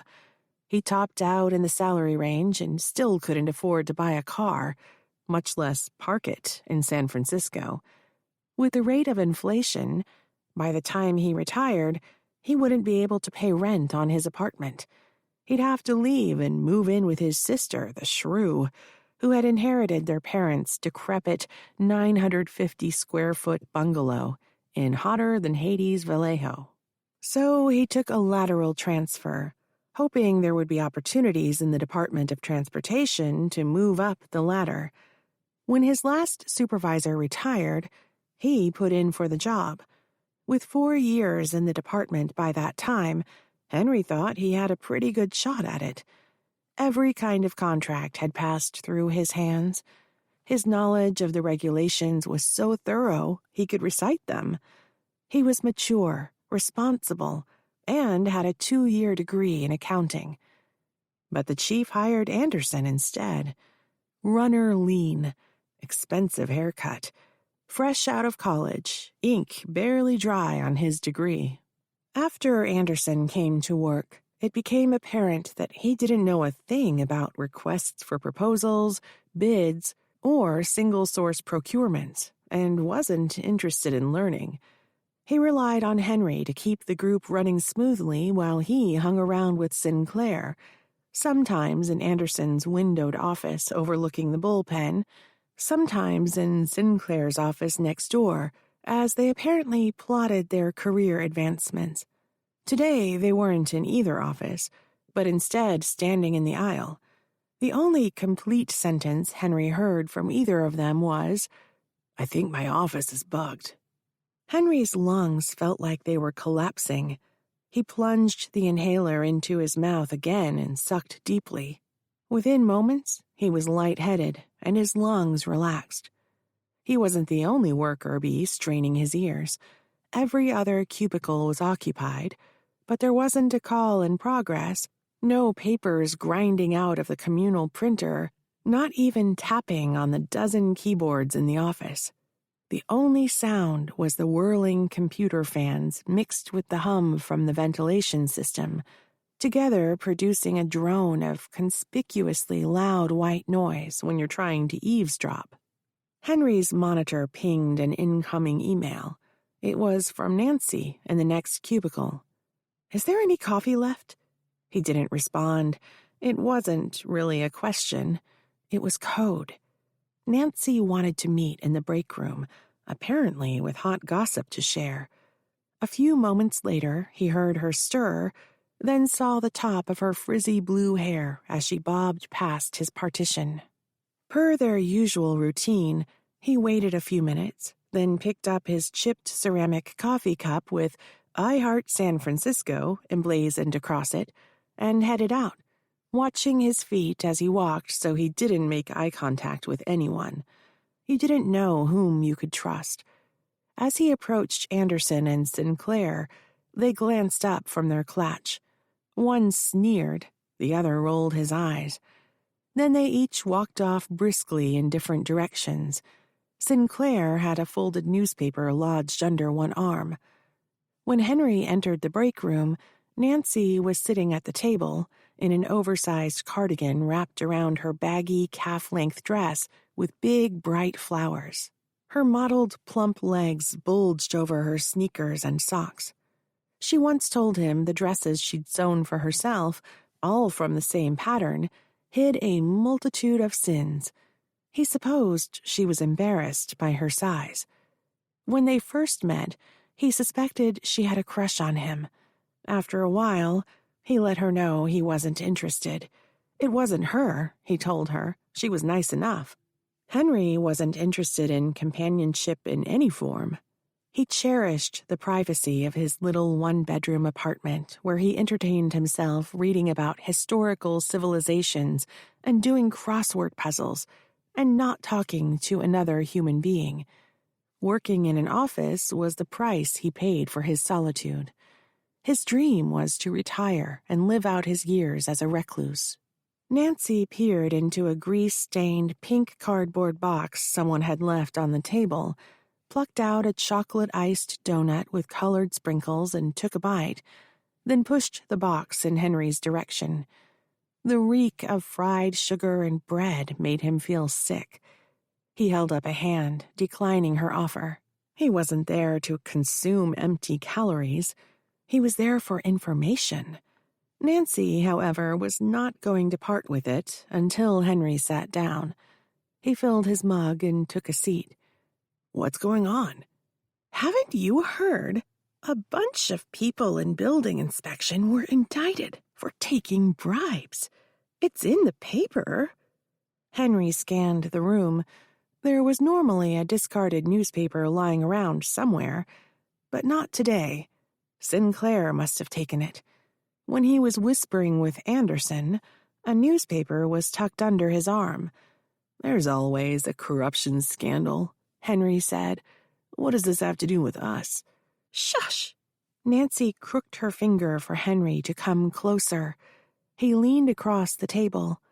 Her breath was a mixture of donuts, acrid coffee, and something medicinal. "Not just that," she whispered. "The chief was taken to the DA's office first thing this morning. They sent a couple of detectives to get him." Henry's mouth went dry. This was bad. Very, very bad. The contract Henry had given to Alfred Tanzini was not entirely genuine. It was prepared on the correct form. The blank spaces had been filled in as they should have been. There was a signature on the bottom, that of Andrew Anderson. But Anderson hadn't signed it. Henry had attached Anderson's electronic signature. He needed the money Tanzini offered him to fast-track the contract. Anderson would sign it eventually, and then Henry could substitute the genuine document for the bogus one. The problem was Esme Inc.'s application had been sitting in Anderson's inbox for weeks. Anderson was ignoring it. Henry didn't know why. He thought about that envelope full of money Tanzini had given him. Right now, it was hidden in a book on a shelf in his apartment. It was the beginning of his nest egg, the funds he needed to make sure he could stay in his apartment when he retired. With the bonuses he'd hoped to earn expediting contracts, he hoped to set aside sufficient savings to be comfortably ensconced in his cherished apartment for the rest of his life, surrounded with his books on ancient wars, miles away from the shrew sister and her falling-down shack. If the department was investigated and Anderson's files were reviewed, the contract Henry had sent him for Esme Inc. would be revealed. A smart detective would discover that Al Tanzini had a signed contract, but there was no record of it in the department files. Henry would be screwed. The cops would find out about the money Tanzini had paid him. They would call it a bribe. He would go to jail. Henry needed Anderson to approve that contract today. If anyone found both versions, the bogus and the genuine, they would just think it had inadvertently been signed twice. Henry took his leave of Nancy, forgetting his coffee cup in the break room, and headed to Anderson's office. He stopped at the open door, knocking on the frame 3 times for attention. Anderson was on his feet, swirling his blazer like a matador as he slipped one arm into his sleeve. "What do you need, Henry?" "I'm in a hurry." "Sir, have you had the opportunity to review the Esme Inc. contract?" "What contract?" Anderson's mind was a sieve. Henry had told him several times. What was Anderson doing in this department anyway besides taking a paycheck and making connections for a better job? The cafe slot on Concourse C? Anderson shook his head, then dropped his cell phone into his pocket. "The Mexican bakery, sir, remember? Well, there's great news. The vendor is ready to start the build-out. All we need is your signature and we're good to go." Henry realized he had just used the words spoken at his meeting with Tanzini. Could that be used in evidence against him? How would anyone know? "I mean, sir, the vendor is very anxious to proceed." Anderson moved towards the door and paused. Henry blocked his exit. "Sir, I'm afraid if we don't sign soon, they will lose interest. You know how these business people are. If they aren't making money, they think they're losing it. They may commit to another project. Not now, Henry. I have an appointment with my lawyer. If you don't mind. Anderson jerked his head, indicating Henry should move out of his way. Henry obliged. As Anderson strode towards the elevator, Henry called out, "When may we expect your return?" Anderson didn't answer. He banged the call button with his fist, then jumped into the car as soon as the doors opened. Sinclair jogged to catch up to Anderson, bumping into Henry and nearly knocking him over. Anderson held the door for Sinclair. Then the doors slid shut. Neither Anderson nor Sinclair returned to the office that afternoon. The contract wasn't going to be signed. Henry needed another plan. Chapter 8. Paul Lewis adjusted the Bluetooth in his ear. On the other end of the call, Andy Anderson hissed, "What the hell am I supposed to do?" Paul drew in a breath. How should he respond? As a friend or a lawyer? Andy kept talking.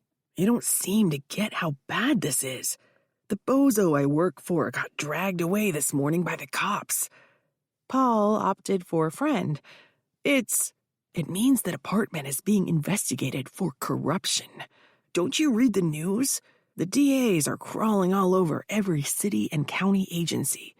It's only a matter of time. Do you think someone snitched him out? Your boss, the bozo? Yes, the bozo. Paul strolled to the windows. The street below was shades of gray, distorted by rain streaking down the glass. Andy's voice was a low growl now. It's only a matter of time. You said that. Look, nothing. You got me into this. You better get me out. Paul had a dilemma. As a friend of Andy's and one with legal training, he should advise him to seek a criminal defense attorney. But if Andy did that and told the truth, any competent defense attorney would tell him to cooperate immediately. The first guy to take a deal got the best deal. And cooperation would mean telling the authorities what Paul had done. Did you just call to yell at me, or did you want some advice? Advice? Don't answer your phone. Paul tapped the Bluetooth power button. Instantly, his ear was filled with the hollow sound of nothingness. If Andy was investigated, the police would find countless calls and messages between Andy and Paul on Paul's private cell phone. Why shouldn't they talk? They were old friends, went to college together, hung with the same crowd. That would be the story Paul would tell. And it was true. But there was more. After Mrs. Austin had brought Al Tanzini into his office to work on the Esme Inc. paperwork, Tanzini showed up one day without her. He was worried about the Dahlberg-Kemp International franchise deal. Tanzini needed to prove to DKI the business was thriving and a good investment. That was why they'd applied for the airport contract. But the process was dragging on, and Tanzini said he was afraid DKI would pull out. Paul knew the truth. Tanzini needed the DKI money to repay Rita's loan and secure his shares in Esme Inc. If he kept his shares, he would be a millionaire many times over. But if Tanzini forfeited his interest in Esme Inc., he would be worse than broke. He wouldn't even have enough money to hire a bankruptcy attorney. What Al didn't know was Rita had slowed down the permit so Al would default, and she would end up the majority shareholder. As it happened, Paul's friend, Andy, had just gotten hired at the County Department of Transportation. Upon Rita's instruction, Paul talked to Andy. Money was paid. The contract went into limbo. When Al asked how to speed up the process, Paul said that there was nothing he could do. Impatient and without telling anyone, Tanzini took matters into his own hands. He had gotten hold of some clerk, who then delivered the contract with Anderson's signature on it. Rita was furious. She called Paul and read him out. Paul called Anderson. He had never signed the contract. Now there was a bogus contract floating around, while Anderson had an unexplainable amount of money, and the authorities were rooting around in the department database. Paul pulled the Bluetooth from his ear and tossed it on the desk.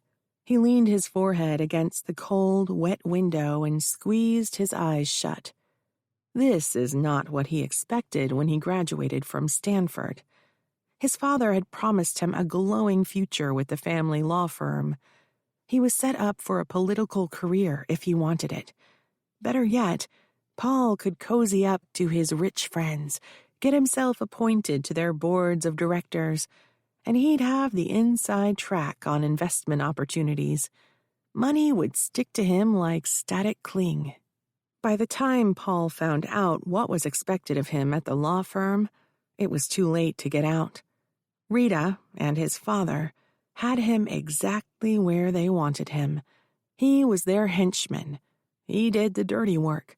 He cleaned up their problems. Rita Austin was a legacy client from the old days when father handled her late husband's business interests.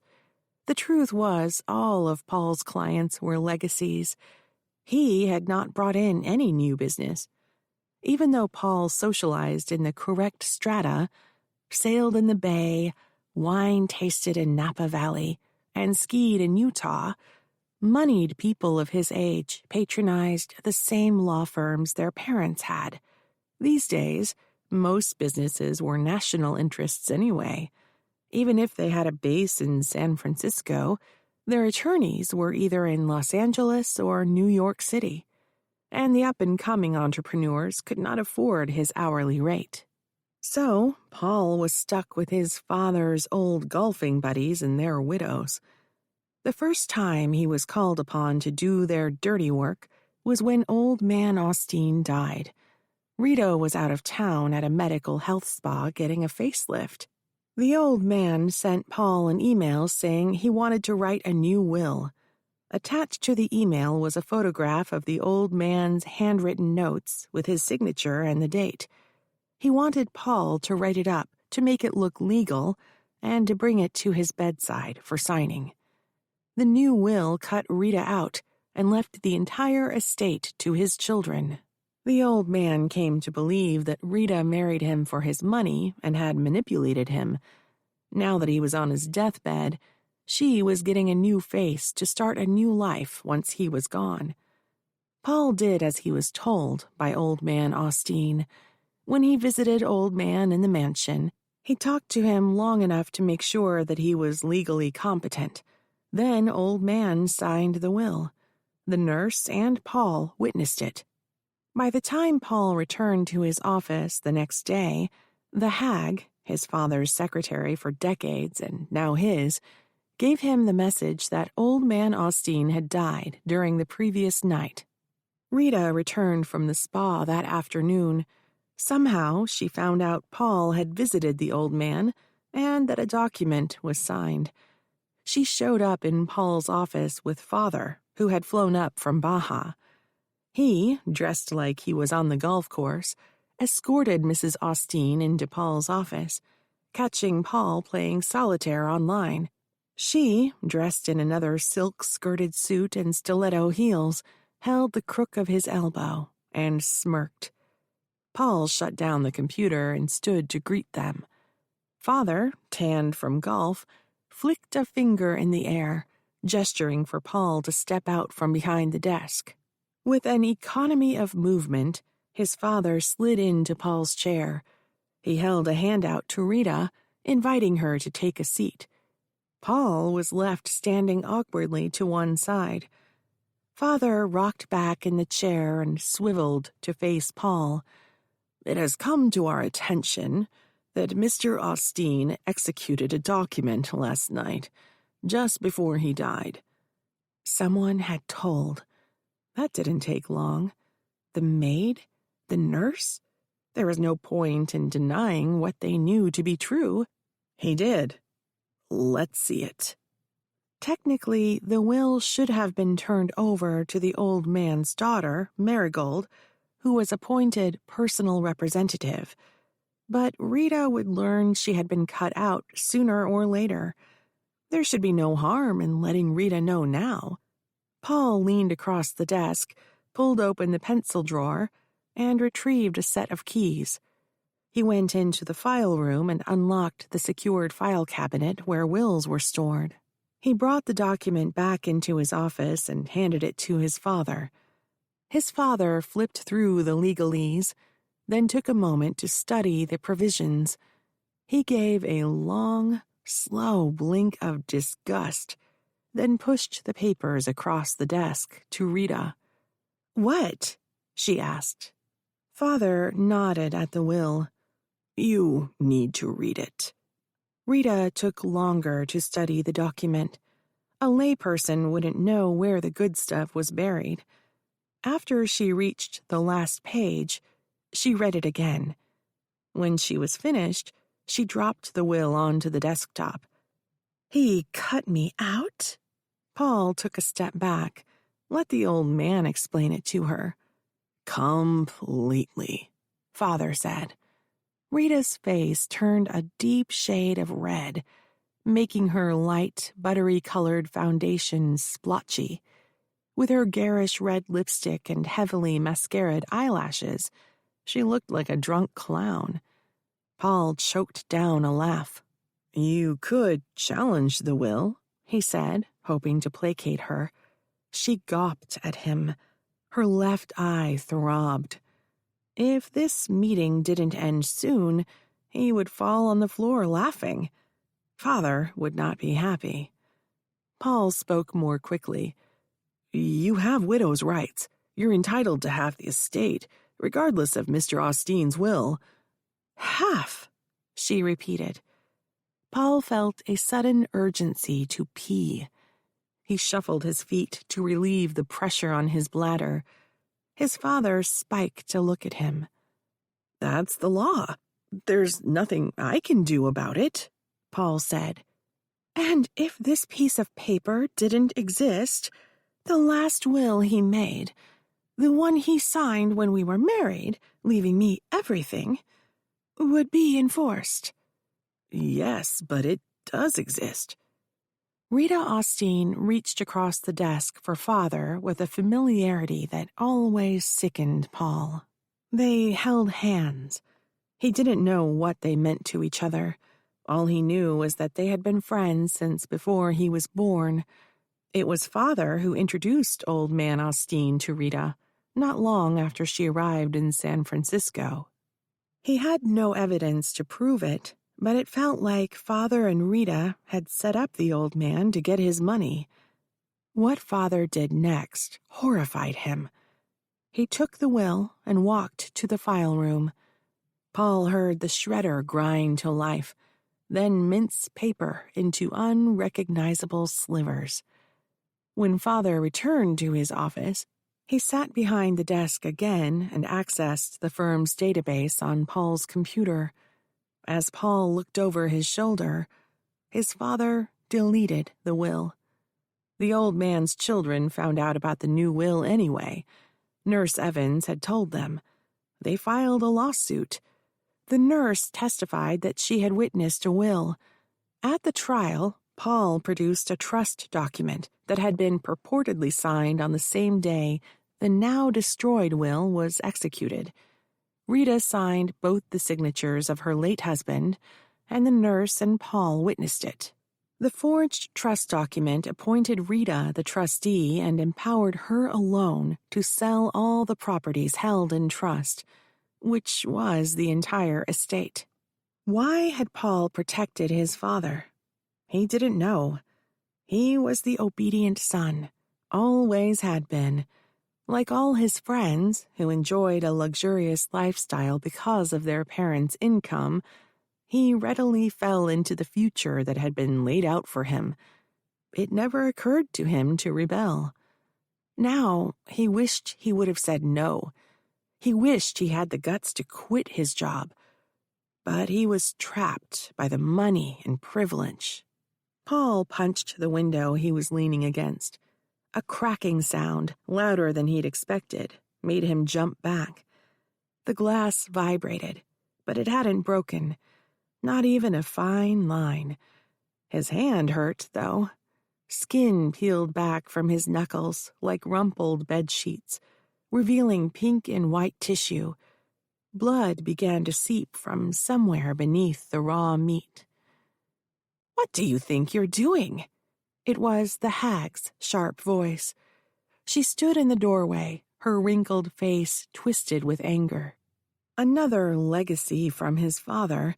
The hag had been the firm's secretary and his father's mistress since it opened.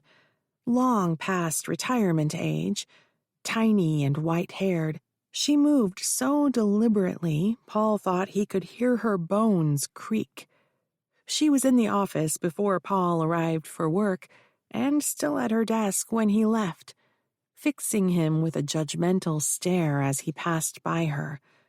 Father was not practicing anymore, but he still owned the firm. His doctor had advised him to retire after his third heart attack. His latest wife, who had been his personal secretary and outmaneuvered the hag for the privilege of becoming the next Mrs. Lewis, dragged him down to live in Cabo San Lucas. She knew the score. She needed to keep him away from the kittenish secretaries and cougar clients if she wanted to secure her inheritance as his widow. Now the hag was at the front desk, stuck with Paul, and he was stuck with her. Despite his father's betrayal, her loyalty was unquestionable. She was his father's spy. "What do you think you are doing?" the hag repeated. Paul didn't know. He didn't answer. "Get that cleaned up before you bleed on the carpet." With that, she marched down the hall and out of sight. Chapter 9.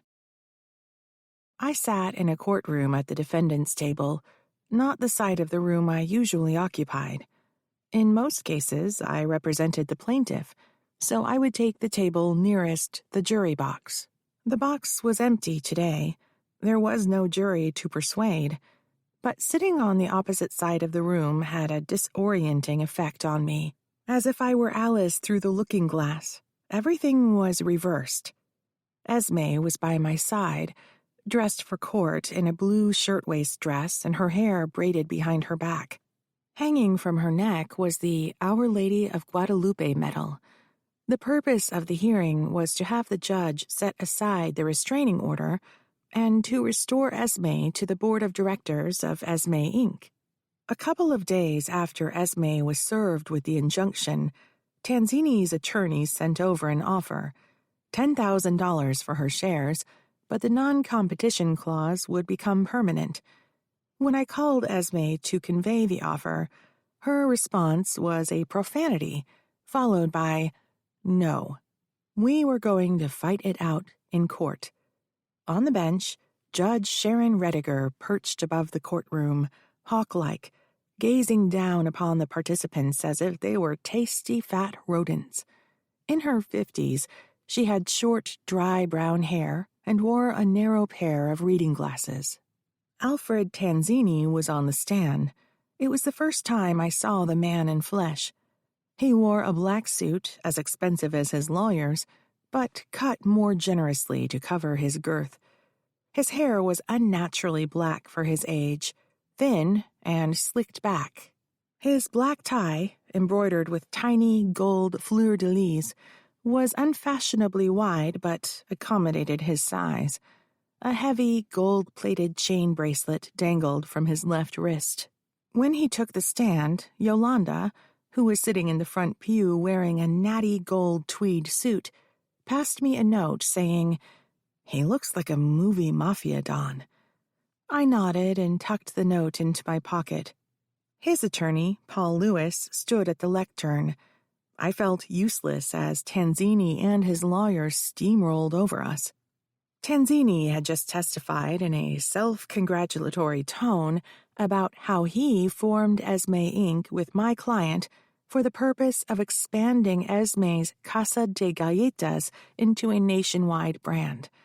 When asked what his profession was, he said, entrepreneur. What shape was the business in when you formed the corporation? Lewis asked. It was a wreck, Tanzini said. Ms. Castillo owed tens of thousands of dollars in taxes and insurance premiums. If I hadn't come along, she would have gone under within a matter of weeks. Esme leaned into me. I paid those myself with my credit cards. I nodded again.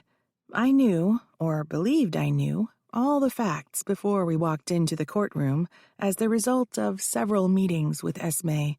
She had maxed out her cards paying off the company debts, figuring that the future profits she'd been promised by Tanzini would cover her payments. But there had been no profits.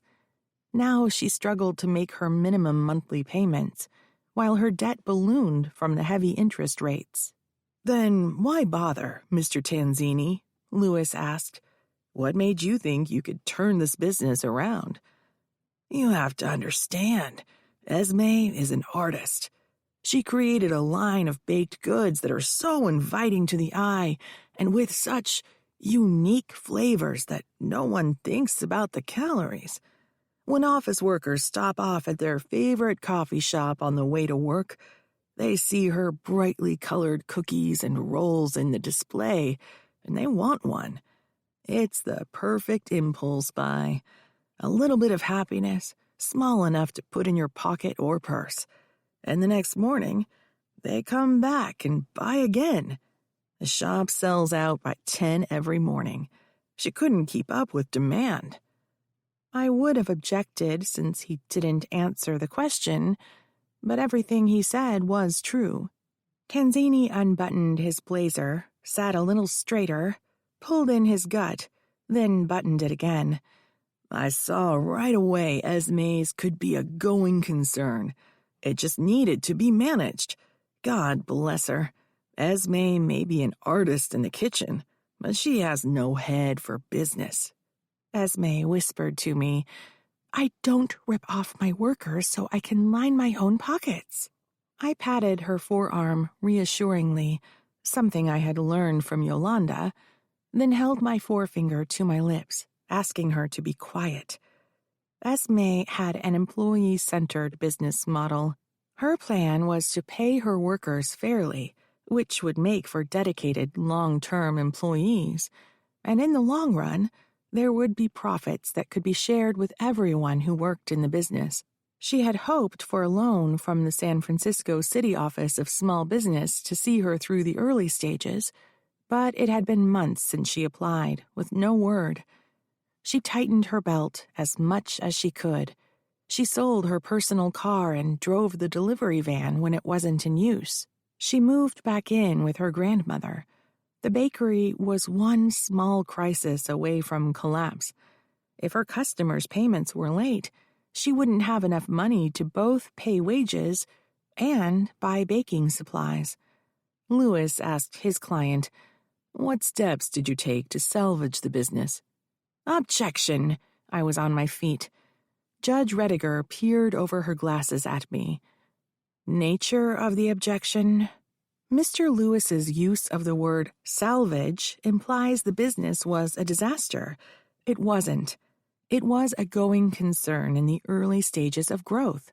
Lewis threw up a hand in disgust. Your Honor. Counselor, this isn't a jury proceeding. I'm perfectly capable of distinguishing hyperbole. Objection overruled. Lewis turned back to his client. You can answer the question, Mr. Tanzini. What steps did you take to salvage the business? First off, I injected a huge infusion of cash from myself and another investor. Then I began organizing the business to make it profitable. The bakers were being paid far too much. We reduced their wages, commensurate with other bakeries. Minimum wage, Esme whispered loudly. The judge looked up from her notes, frowned at my client, gave me a warning look. then turned her attention to Tanzini. Tanzini waited for the judge's attention, then said, "We couldn't justify having a delivery driver on salary and making payments on a van when he only worked 3 hours a day. We hired a delivery service for a much more competitive rate, sold the van, and laid off the driver." Esme leaned over to me. "I found out he sold the van when Jojo didn't bring it back to my grandmother's place. The van was my personal car, too. With it gone, I had nothing to drive, so Grandma lets me use her car. Besides, he didn't save anything. The van would have been less expensive in the long run when we had a few more accounts. The whole point of getting rid of Jojo was that he was my cousin." I patted the air, gesturing for Esme to lower her voice. Tanzini went on. "Fortunately, the other investor, Mrs. Austin, is a certified public accountant, so we didn't need a bookkeeper on salary. Esme's records were a shambles when we took over. I get that Miss Castillo wanted to run a family business, but her aunt, the bookkeeper, was way over her head. That's probably why the small business loan was delayed." Esme leaned into me. "That's bull. There was nothing wrong with the paperwork. The city loan process is a mess, and everyone knows it." Judge Rediger heard her. "Ms. Castillo, you will have the opportunity to testify. Meanwhile, please refrain from commentary." Paul Lewis lowered his head to hide his smirk. Tanzini gloated. "Mr. Tanzini," Lewis said, "why did you ask the court to order Ms. Castillo from contacting you or coming to the premises?" "Because she's disrupting the business. It all started when she visited the bakery. She hadn't been there in a few weeks. She said she was busy signing accounts, but we never saw new business." Esme slapped the table. "He's lying!" Judge Rediger's voice was sharp. "Counselor, I will not warn you again. Your client is dancing very close to contempt of court." Tanzini cleared his throat. "She went into the bakery one day and saw the changes we'd made. Shelf-stable ingredients at a lower cost. A time clock. Apparently, the bakers told her about the wage reduction and that we had eliminated overtime. She hit the roof. She talked the bakers into going on strike. We had to shut down for a few days while I hired new employees. Then she started calling me day and night, demanding I change everything back. So the board had an emergency meeting, and we agreed that she was damaging the business, in violation of our agreement, and we terminated her. We had no choice if Esme's casa was going to survive." Judge Rediger studied Esme for a reaction. My client was slumped in her chair. The fight had gone out of her. Everything Tanzini had said was more or less true. In our meetings, she confessed to persuading the bakers they could make more money elsewhere. She didn't want to see them go, but she didn't want them to take a pay cut out of loyalty to her. She had vowed to them she'd fight to make things right. Lewis asked, "After you obtained the injunction, did she violate the order?" "That very night. She called me over and over again. I finally had to turn my phone off to get some sleep. Then she showed up at my apartment the next day. The concierge let her into the building, not realizing there was a problem. She banged on my door for an hour. I had to call building security to have her removed." This was new. Behind me, Yolanda had suddenly grown quiet. If she knew Esme had violated the order, she would have told me.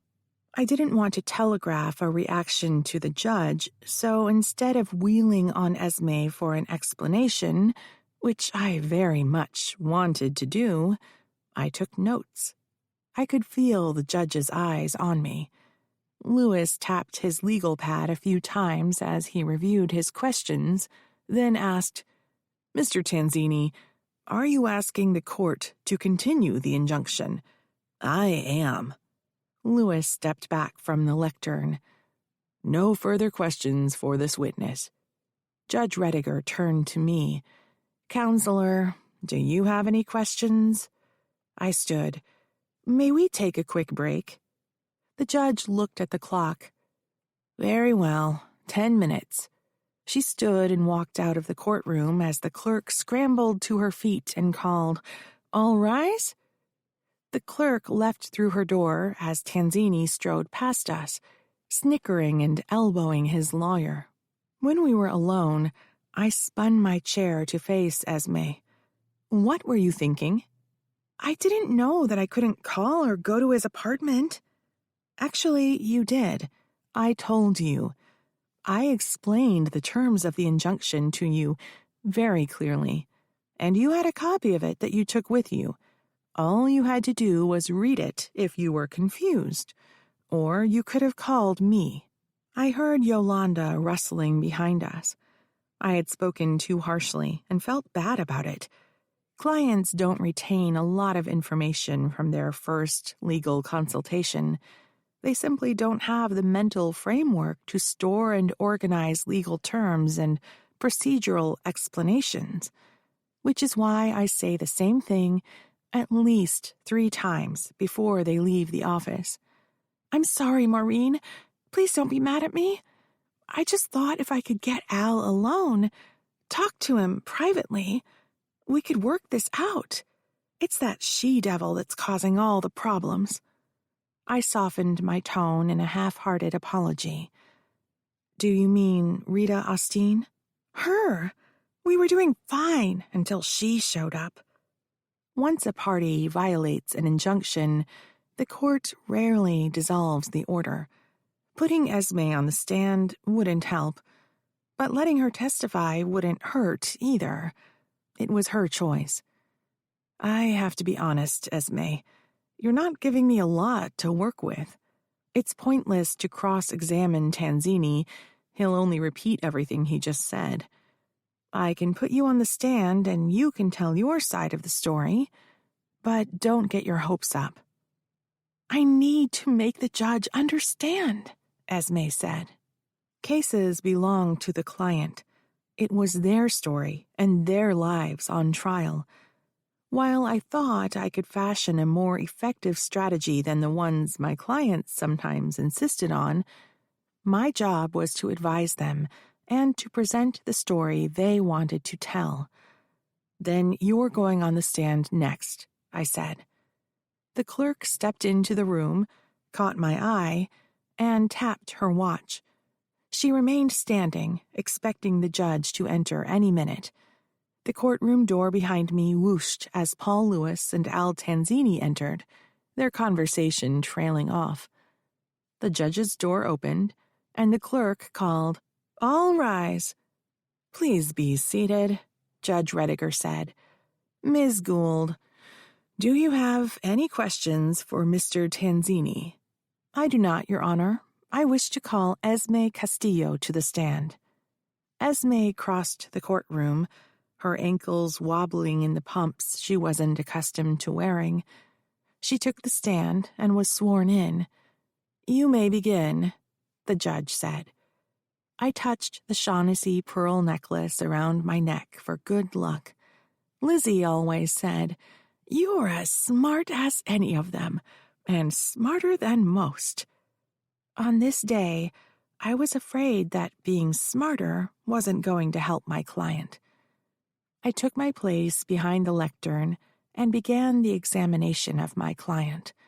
Ms. Castillo, please explain to the court what inspired you to open your business, Esme's Casa de Galletas. Esme turned to face the judge, as I had instructed her before the hearing. The judge would need to be convinced that Esme should be allowed back into her business. She was the same judge who had signed the order throwing Esme out. The casa is a tribute to my grandmother. She is the fountain of our family. All life flows from her. She taught me how to bake. She instilled in me the customs and traditions of our people. From her, I learned the importance of family and how our beautiful culture sustains us. The recipes I used are hers. I gave them a modern twist, but the heart of my business is my grandmother. Judge Rediger watched Esme closely. "Thank you, Ms. Castillo," I said. "Please describe for us how the dispute arose at the bakery." "When the corporation was formed, Al said that I was the face of Esme's Casa, so the best use of my time would be in signing new accounts instead of baking. So that's what I was doing. He wanted me to focus on bigger vendors, like trendy grocery stores and cafe chains. So I spent all day making telephone calls, setting up appointments, and visiting prospective accounts. One morning, I went into the bakery and found one of the bakers in tears. She said she couldn't afford to live on what I was paying her since I cut her wages." "Had you cut her wages?" "No, I had not. That was Al's work. He went to the bakers and told them we couldn't afford to pay them so much, and that Esme's, the company, not me, was reducing them to minimum wage and cutting out overtime. Then the baker showed me a time clock they were required to punch in and out of. My bakers were insulted, like I didn't trust them anymore." "Did you encourage them to go on strike?" "I told them that I'd do my best to get to the bottom of this and make things right. But if they needed to quit and find another job, I understood completely." "How did they respond?" "They cried and they hugged me. Then they all walked out. There I was, alone in an empty kitchen that used to be my bakery. I was stunned. Everything had been going so well. I didn't understand what had happened. I felt like I didn't belong there anymore.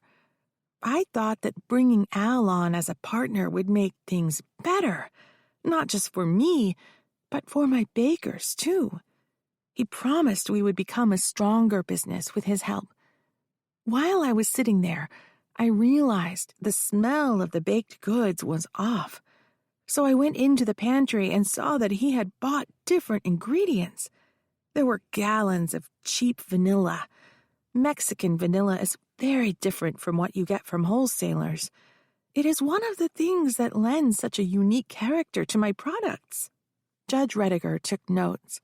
Out of the corner of my eye, I could see Tanzini shifting around in his chair uneasily. Esme said, "I called him and asked him what was going on." "What did he say?" "He said that he was in the middle of something, and he asked if he could get back to me that afternoon." "Did he?" "No, and he didn't answer any of my calls. So I started calling my old accounts to see if they noticed the difference in the quality of the goods. They said they had, and that they were having trouble selling them. It used to be that everyone sold out every day. Now they were cutting back on their orders. He was destroying my business." "Did he ever get back to you?" "There was a shareholder meeting. It was Al Tanzini, Rita Austin, and me. They told me I was off the board. The next day, he sent me an email with a letter attached, written on my own letterhead, telling me the board had terminated my services because I was damaging the business. Me! I was trying to save the business. The letter said I wasn't allowed in the bakery anymore." "But you were still a shareholder, is that right?" I asked. Esme replied, "What good that is? The letter said they had the right to cash out my shares because of my malfeasance. That's what he called it. When they said I'd instigated a strike. But the shares were worthless because of the company's heavy debt load. I didn't get it. Why were we in debt? I had paid the taxes and insurance with my credit cards. The day we signed the agreement, there was no debt."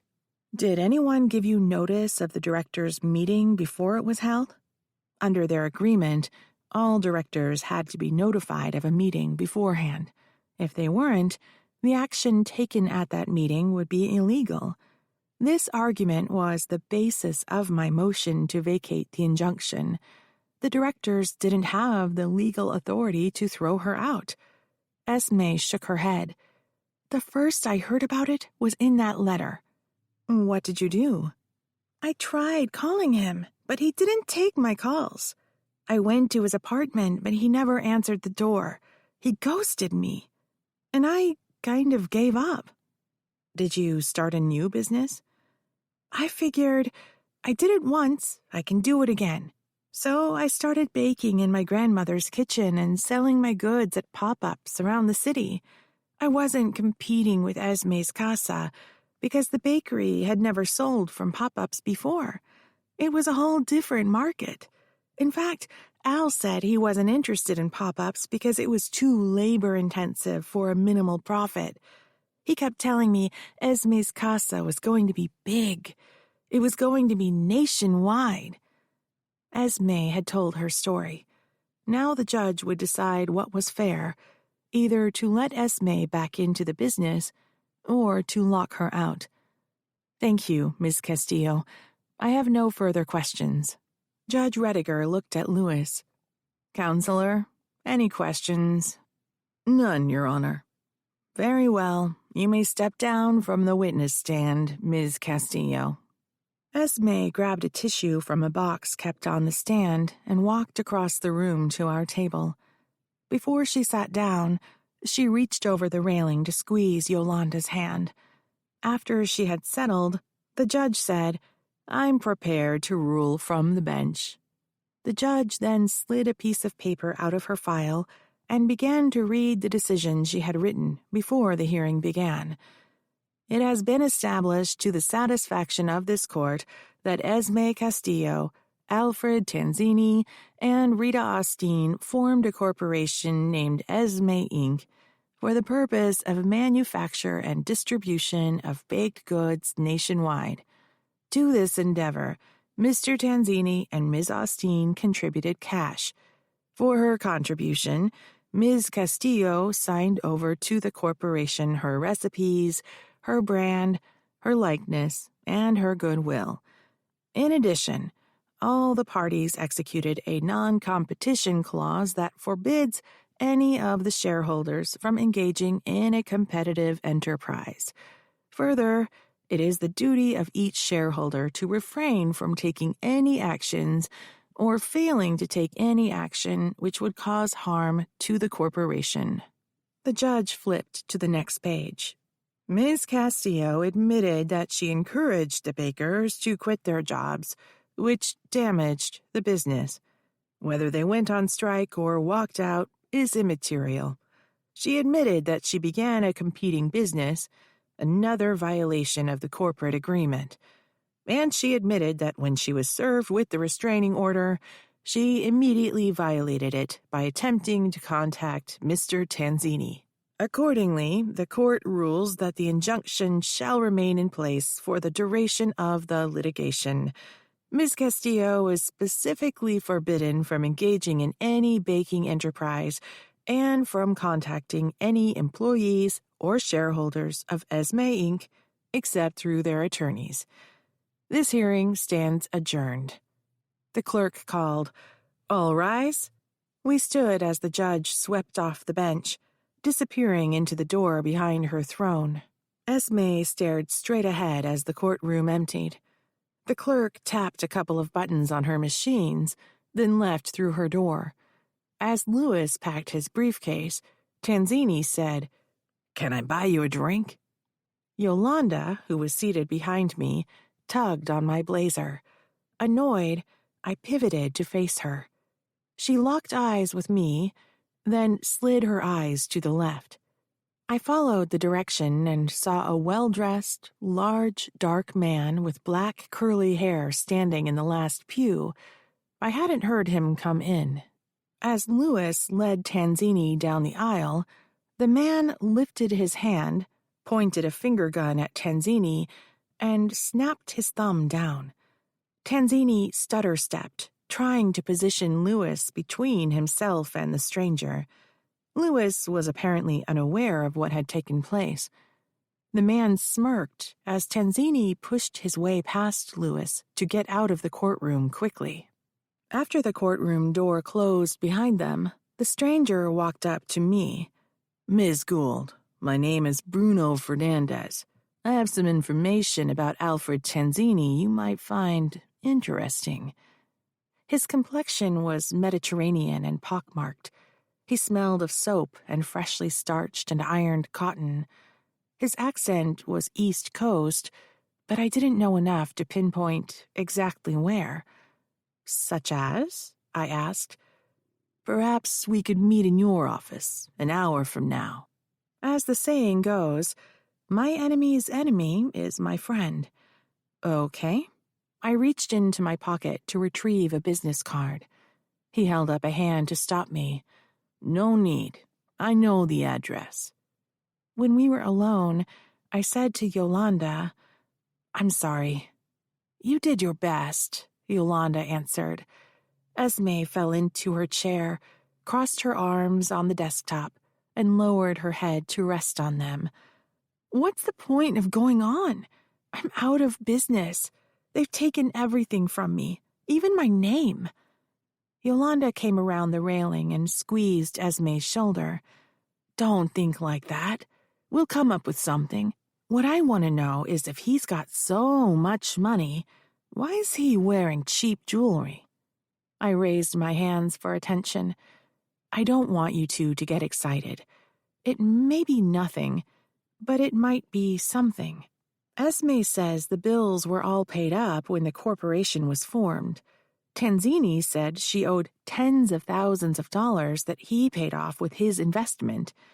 If all the bills were paid before the corporation was formed, and if Tanzini and Rita Austin invested a chunk of cash, where did the money go?" Chapter 10. Bruno Fernandez arrived 10 minutes before our appointment. Yolanda didn't like the looks of him, so she rushed back after dropping Esme off at her grandmother's house to be with me. I was in my back office with the door open when I heard Mr. Fernandez introduce himself again to Yolanda. She buzzed me to see if I was ready, to give me a chance to close down my computer. It was never good law office practice to leave a client's file open on the monitor when someone was in the office, because of confidentiality, so I made it a habit to shut down completely when I had a visitor. The page that was open when she buzzed was a news article about how Alfred Tanzini, then a practicing attorney, had embezzled from a Newark, New Jersey butcher, Bruno Fernandez, and his wife, leading to his disbarment. I very much wanted to know what this man could tell me.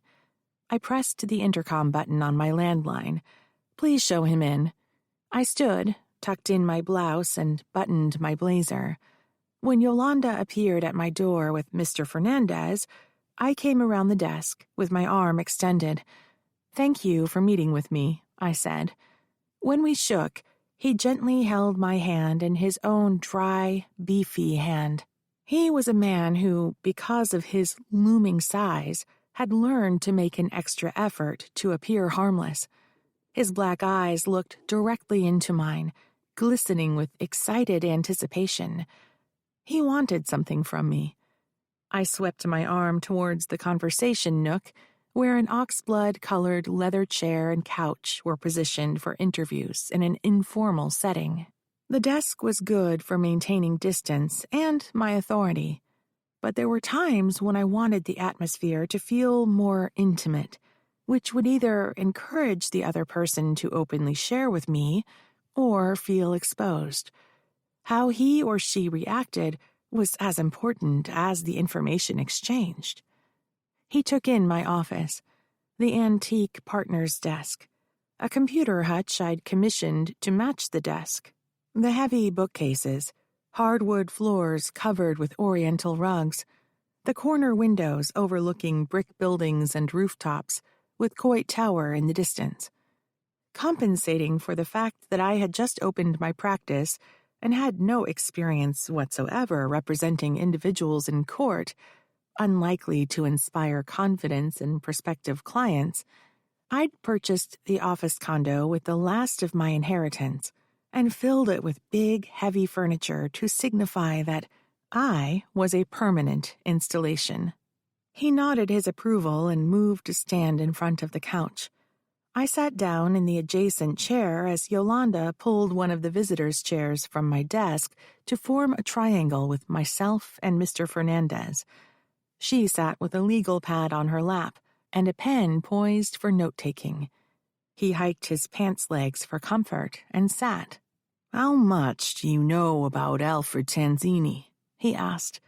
He was the one who said he had information to share, not that he was interested in pumping me. "How much of the hearing did you sit through?" I responded. "Just the last few minutes." The truth was I didn't know much, but I didn't know this man well enough to confide that to him. Still, it couldn't hurt to give him the broad brushstrokes that anyone would have ascertained had they bothered to pull the court file. He entered into business with my client, Esme Castillo, to form a corporation for the purpose of manufacturing and distributing baked goods.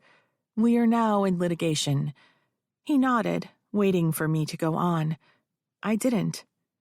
He shifted forward, placing his elbows on his knees, and shuffled his feet impatiently, apparently eager to share his news. He clasped and unclasped his hands. He wasn't quite ready, and I wasn't going to impart any more information about my case to him. For all I knew, he was planted by Tanzini as a spy, and the little drama at the courthouse was pure theater. "I'm sorry," I said, intending to outweight him. "Where are my manners? Would you care for something to drink, coffee or tea?" I looked up at Yolanda, who stood in anticipation of being sent to the kitchenette for refreshments. He held up his hand. "Nothing for me, thank you. I don't want to take up too much of your time." Yolanda sat again. I shifted in my chair to focus on my guest. "At court, you said you had information for me." He paused as if to consider his words. Then he said, "I've known Alfred Tanzini all my life. We grew up in the same neighborhood, went to the same school. I was married to his sister. I am here to tell you that Alfred Tanzini is a liar, a cheat, and a fraud." "Where are you from?" I asked. "Newark, New Jersey." "Did you come all this way to tell me that?" "No, ma'am. I came to find Al." He scooted close to the edge of the couch. "Ever since he skipped town, I've been watching the internet for news. Your local paper ran a story about up-and-coming small businesses, and that's where I saw his name. I came here to see for myself if it was the same man." Mr. Fernandez left his life behind on a moment's notice to trace Alfred Tanzini. That sounded a lot like revenge. "Are you satisfied that the Alfred Tanzini you knew and the man I am litigating against are the same man?" "It's him. I'd know him anywhere." I sat back in my chair. He started talking, and Yolanda started taking notes. "My wife, Al's sister, was badly injured in a car accident a few years ago. She was paralyzed, broken neck. She died not long ago from complications as the result of her injuries." "That's horrible," I said. "I'm sorry to hear about her accident." He continued. "She insisted on hiring Al to handle the case, against my advice. But she said they were family. Al had always been a loser. Couldn't hold down a real job, so he went to law school." I heard that a lot, and I couldn't argue. The truth was, a lot of people went to law school because they were unemployable. He went on. "He flunked the bar a bunch of times. I lost count how many. Finally, he got a job with a law firm. When he landed my wife's case, they were so excited they made him partner." I didn't know much about personal injury law, but I knew that severe injuries didn't necessarily mean a big money case. Most people drive around with minimal insurance, so often even the most tragic cases result in a low settlement. How did they come to realize the case was worth so much? I know how you lawyers think, he said with a jerk of his head. He was a grieving widower. I decided to let slide the implied insult that all lawyers measure human life in dollars. To be honest, some do. You want to know what kind of insurance was involved? It was a city garbage truck that ran a red light and T-boned her car. His wife's case was worth tens of millions, maybe even more.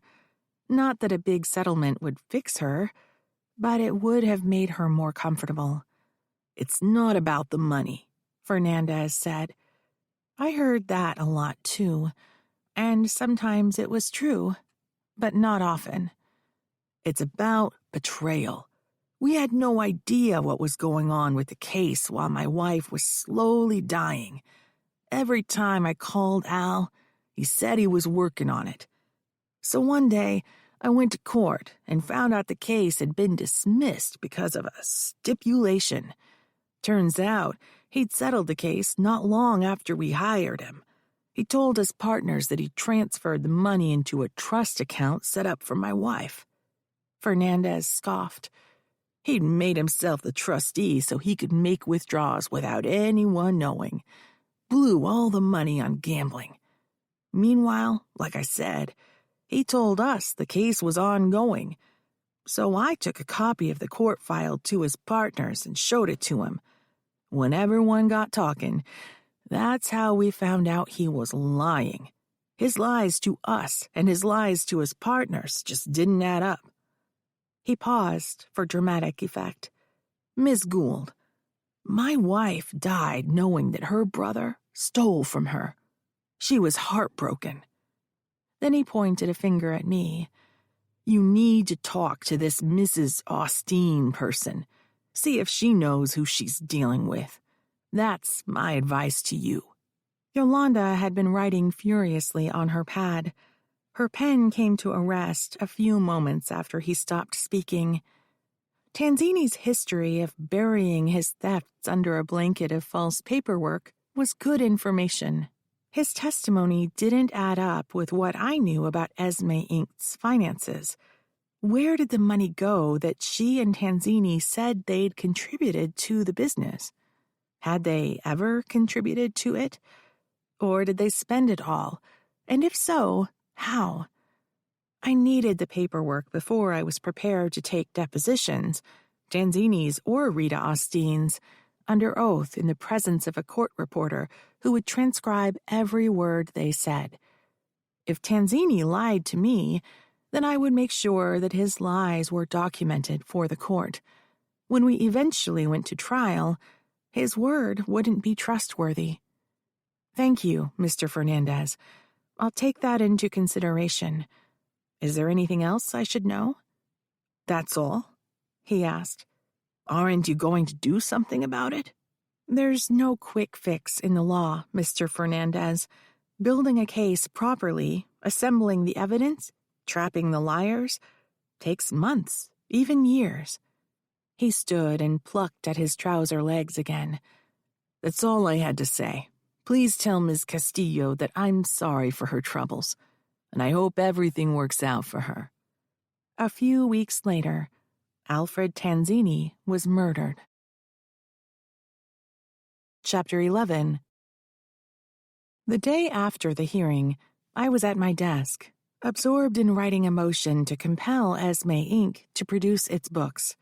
The question of where the money had gone nagged me. I hoped the answer would be the key to dismantling Al Tanzini's hold on Esme Inc. Yolanda was out running personal errands on her lunch break, so the front desk was empty and the door was unlocked. We never had a reason before to lock it during business hours. Leaving it open allowed the mailman and couriers to drop deliveries on Yolanda's desk without disturbing me. My back was to the door while I pounded away on the keyboard, absorbed in my work, so I didn't hear the man come in. An image drifted across my screen, but I dismissed it as an optical illusion. He slammed his fist on my desk. I jumped out of my chair and spun around, my hands raised in a boxer's pose. He cackled. Does the little girl want to fight? I scanned my desktop for a weapon. A pen rested on a legal pad. He hadn't moved. If he had planned to attack me when he came in, he would have by now. If I reached for it, I would put myself within his arm reach, and I was afraid he might grab me. It wasn't Dixon Vaughn. It was someone else. Smaller, younger, solid from lifting weights, tanned with his face a deep maroon color from high blood pressure, wearing black jeans and a black t-shirt. The veins in his neck stood out. He thrust a pointed finger at me. We know who you are, and we know what you do. You better watch your back, bitch. A mighty battle is coming. Your female privilege will be vanquished, and then you'll be back where you belong. He swept his arm across my desk, sending the pen, paper, and books flying. He threw over one of my visitors' chairs. Still not satisfied, he picked up a crystal paperweight my mother had given me and threw it through the window, shattering the glass. A horn blared from the street below. In an instant, his expression switched from rage to fear. When he ran out of my office, I noticed his high-top Converse shoes. The front door banged shut. I looked out onto the street and saw the man jump into a red Mustang with a white racing stripe that was double parked in front of my building. It pulled out into traffic and disappeared around the corner, too far away for me to read the license plate number. It was the same car Dixon Vaughn had escaped in when he tried to force his way into the mansion. I ran into reception and locked the front door. My hand shook, but I managed to text Yolanda that she needed to use her keys to get in. I called Jake and told him what happened. He told me to keep the doors locked until he could get there. I threw up in the trash can. Twice in the past few weeks, an angry man had confronted me, and I had resorted to self-defense moves learned years ago. I was lucky. Both men ran away. But I had no idea what would happen if they were committed to hurting me. I wasn't confident that I would execute some long-forgotten kung fu moves well enough to repel an attack. I didn't want to buy a gun. I hated them. A gun protects you only if you're holding it. I read a news story once about an office worker who came home from his lunch break only to surprise teenagers that had broken into his house and were playing with his gun. They shot him and stuffed his body in a closet. I made Jake get rid of his sidearm when he moved in with me. Yolanda arrived a few minutes later. She started the tea kettle, bagged up the contents of the trash can and took it out to the dumpster in the alley, then came back and made a cup of sugary tea. When Jake and Jerry arrived, Yolanda let them in. Jerry stopped to squeeze her arm and exchange a discreet, tender look with her, while Jake sat down on the couch armrest next to me, where I clasped a tea mug, trying to force my hands to stop shaking. Yolanda settled on my other side. Jerry pulled Yolanda's chair out from behind the desk and sat opposite us. "You're sure it wasn't Dixon Vaughn?" Jake said. "I'm sure. I got a pretty good look at him. This guy was much younger, but he drove away in the same car." "How many cars like that in San Francisco?" Jerry asked. "How many cars like that in San Francisco used for a getaway after they attacked my wife?" Jake said. "Red, we need to file a report." "For what? It wasn't burglary. He didn't break in. It wasn't trespass. The door is open to anyone who wants to enter." Yolanda said, "Jake's right. If a report is filed, SFPD could find out whose car it is. He just tried to frighten me. The police don't have time to investigate non-violent crimes. Jerry said, Jake could find the vehicle owner on the DA's database. I shook my head. It's illegal to use the state's resources for personal reasons. I don't want him getting into trouble. This guy must be a friend of Vaughn's, Jake said. I don't like the thought of them coming back again. We need to take this fight to his door. Metaphorically, you mean, I said, patting his thigh. Because you, an assistant district attorney sworn to uphold the law, cannot go pound on a man's door and pick a fight with him because he frightened your wife. The law, i.e., your boss, takes a dim view of people taking the law into their own hands. Let's find out everything we can first, and then go from there. I love you, but there's no reason to lose your job over this.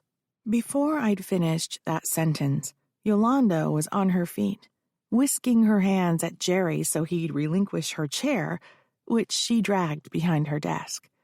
She logged onto the computer. While we waited, Jake got on his phone. I'm calling a security company to come install cameras, and I'll get a window guy in here to replace the glass. Got it, Yolanda said. Dixon Vaughn has a podcast. He also has a business license and a limited liability company with a physical address listed. She hit a couple of keys, and the printer began grinding out paper. Jake finished his call. The security guys can be here tomorrow. That quick? Yolanda said. I put a rush on it. Now tell me, what's this about a podcast? Jake, Jerry, and I huddled around Yolanda's monitor while we watched episode after episode of the same screaming diatribe from the stony-faced man with a buzz cut. Vaughn's favorite catchphrases included, "Enough is enough," "Men are the real victims," "A mighty battle is coming," and "Female privilege will be vanquished." The last two had been spoken by the intruder in my office. As we watched the programs, Yolanda worked in my back office, using my computer to find more information on Dixon Vaughn. She came back into reception as the printer hummed to life. I paused the video. "Here's the deal," Yolanda said. "Dixon Vaughn's wife filed for a divorce and custody case. She got a restraining order against him last year. He violated it a couple of times, got charged with criminal violations, but it doesn't look like that case is going anywhere." She shot Jake a dirty look. Jake held up both hands. "Hey, it's not my department, and I couldn't get involved if I wanted to now." He'd claim I was using the office to push a personal dispute. She pulled documents from the printer and handed them to me. "I still don't recognize the name," I said. "Is she one of the foundation clients?" "Nope," Yolanda said. "Never heard of her." Jerry stroked his beard. "So why's he claiming his wife's in there?" "A ruse to get inside," I said. "See what we're doing for himself. Maybe get a chance to terrorize the women and kids." I passed the papers to Jake. While he read, I glanced at the podcast menu. One of the episode titles was Maureen Gould, Femicult Queen. I hit play. Vaughn stared into the camera. An expensive microphone hung near his face. He flexed his jaw muscle and pointed at the camera, just like the intruder had pointed at me. "This is what you need to know, men. Your ex-wives and their castrating lawyers treat you like a stock animal. Enough is enough. So much for 'to death do us part.' When the little woman's got what she wanted, you're out the door." He slammed the desk, just as the intruder had. "You know what that is. Your semen. Your life force. She used you for breeding stock. And now she wants half of everything you made, your home, your retirement. She wants to take your kids, your legacy, away from you, so you'll never see them again. But guess what? You still got to pay child support. Enough is enough. Brothers, we have a new enemy. Maureen Gould, Femicult Queen. A picture of me taken surreptitiously as I left the courthouse flashed on the screen. He pointed to it. This woman. Remember her face. She's helping your wives run away from their homes and duties and kidnap your children. The Shaughnessy mansion labeled with its address now appeared. And here is where she's hiding them. Want to know where your women and your kids are? They're here. This is Dixon Vaughn, doing right by my brothers. Carry on. With that, he saluted the camera. A window popped up on the screen, providing a link for supporters to contribute money. Jake reached across me, hit a couple of keys, and shut down the computer. My hands had stopped shaking. My own anger was setting in. This man had declared war. I had started the foundation because my mother suffered in a bad marriage to a pedophile. She felt like she couldn't get out. She abandoned me to a girls' school rather than leave her husband. My own daughter was taken away from me. Generations to come in my family, if they did, would be molded by what Frank had done. I'm not going to let him scare me out of helping women. Chapter 12. Al Tanzini threw the sheet off one of his legs to cool himself while Rita crawled out of bed. She wasn't bashful as she walked naked to the ensuite.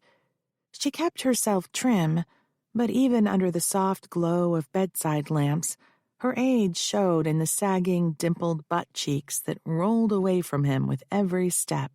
She was making a point, by the way she sashayed across the room, that she was in control of the moment, as she had been the entire night. That was all right with him, as long as she knew it was only in the bedroom. In the boardroom, the great Tanzini was boss. Earlier that evening, they had a video conference call with the man from DKI, Samuel Porter. Porter wore an expensive suit and was so lean, Al would bet that he ran on the treadmill every day for exactly 1 hour, because that's the kind of guy he was, precise. If Al was the king of the hill, Sam was an ambassador from a neighboring world power. Al knew he was being absurd. He wasn't a king of a hill, but he had just taken over a thriving bakery with a hip brand that, if handled right, could be leveraged into a multi-million-dollar concern. Rita had set up the franchise deal. She said she'd known Porter through her late husband, the poor sap that left her all that money. Samuel Porter was a senior vice president from Dahlberg Kemp International, the baked goods distributor with 12 brands to its name, including Della's Delights, the 1940s-era cookie company started by a stay-at-home mom in her kitchen, who then mismanaged the company and had to sell it, eventually dying in poverty. She didn't have the head for business and paid the price. Sorry, Della, but it's a dog-eat-dog world. And the great Tanzini was a big dog. A very big dog indeed. Sam should appreciate how Al scooped up Esme's Casa de Galletas. He stole his strategy from Dahlberg Kemp's playbook. After all, imitation is the sincerest form of flattery. Is everything lined up for the airport venue? Sam asked. Contract signed and safely tucked away in my safe, Al said. There's no going back now. Our builder's ready to start on the 1st. The grand opening is scheduled for 2 months after construction begins. There must be some way of moving up that date. Sure, Sammy. It's Sam. Right, Sam. We can move up that date for you. If we throw some extra money at the contractor, he'll put his crew into overtime. And we have a guy in the city office who could get the inspections done as soon as needed. No problem. But here's the thing. We haven't seen a commitment from DKI yet. Al was running out of money. Or, to be more accurate, the cash flow from Rita had slowed to a dribble. His share in Esme Inc. had been fronted by her. If he didn't pay her back in time, he'd forfeit his shares to her. He'd be out on the street. No more fancy car. No more fancy condo. Starting over again. He needed the DKI deal to go through. Fast. It wasn't fair that he should be scrambling to make this thing go through. Rita might have found Porter, but Al was the one who found Esme, the goose who laid the golden eggs. He had stopped in at a coffee shop one morning and saw people lined up for her cookies. The next morning, he came back before the shop opened and waited for her to make her delivery. He bought her dinner that night, told her he could make her into a star. She just needed someone with a business head like his. Then Al took the deal to Rita Austin, who'd been a regular with her husband at the North Beach restaurant he'd managed. It served Italian food but was owned by Koreans. They needed someone who looked and sounded Italian. He laid the New York wise guy accent on thick when he interviewed for the job, played up the charm. The great Tanzini was their man. He was hired on the spot because his personality was an asset. Like Rita's money, like Esme's recipes, Al Tanzini's contribution to Esme Inc. was just being there. People liked him. Talking them into deals was his gift. So, Sam, when do you get the final verdict from your bosses? In or out? Get the airport venue opened and we'll watch the receivables for a few months. Then we'll let you know. The screen went blank. Al reached over and gave Rita's thigh a squeeze. Sorry, babe. Looks like we're going to need another cash infusion. We'll see, she said, and don't call me babe. He didn't like the feel of that, her teasing him about money. He was the brains. She was the bank. That was the deal. And a deal is a deal. What she didn't know was he had leverage. He knew her little secret, the one that she shared with Paul Lewis. Al had found her husband's will. Not long after he hooked up with Rita, they spent the afternoon at her mansion, drinking champagne and rolling around in bed. Rita and her husband had separate bedrooms. When the time came for romance, she led him to the dead guy's room. Her excuse for not taking him to her own bed was that she didn't want to sleep in filthy sheets that night. When she went to the bathroom, Al rooted around in the bedside drawers and found the old man's cell phone. He took it home, charged it, and found the email. The old man had sent Paul Lewis a signed, handwritten will with instructions to type it up, so it was legal. Al knew the story about the lawsuit with the old man's kids and how they believed there was a new will, but Rita and Paul Lewis denied it. The will never turned up. The kids got nothing. Rita got everything. Al had gone to law school. He knew a signed, handwritten will was enforceable. Not only had Lewis lied to the court when he said there wasn't a new will, he must have destroyed both the handwritten and the formal wills. Paul Lewis could be disbarred. He might even go to jail if some smart prosecutor made a case against him for defrauding the old man's kids. Rita would lose big, too. Half her fortune, at least. Maybe jail for her, too. Life was good for Al Tanzini. Hot broad in his bed, even if she was older. Fancy apartment. Nice clothes. Wine brought up by a waiter from the restaurant downstairs. Al pushed himself up on one elbow, emptied what little was left in the bottle into his goblet, and poured it down his throat. He heard the shower start. She was fastidious, that woman. He'd join her, but he had tried that once before, and she screeched at him to go away. That was when he learned that once she hit the shower, she was done with him. He grabbed a remote from the end table and flicked on the late news. A pretty young news anchor read a story about corruption in the city building inspection department. Several businessmen had ratted out city employees and gotten plea deals. The city guys were going to jail. Her Highness returned to the bedroom, showered, and dressed in the clothes she had worn when she came over. Al grabbed the switchblade resting on a platter of cheese and meats and speared a chunk of cheese. He put the food between his teeth and slowly pulled the knife out. The vein in her neck began to throb quickly, even though she pretended not to notice. She never mentioned the knife, but she reacted when it was brandished. She was afraid of him. She should be. "Did you see the news?" he asked. "The building inspection scandal," she said nonchalantly. "So what?" Al threw off the sheet. Her face registered disgust as she turned to pick up one of the high heels she'd carefully placed at the foot of the bed earlier that evening. "Look, Rita, we're sitting pretty.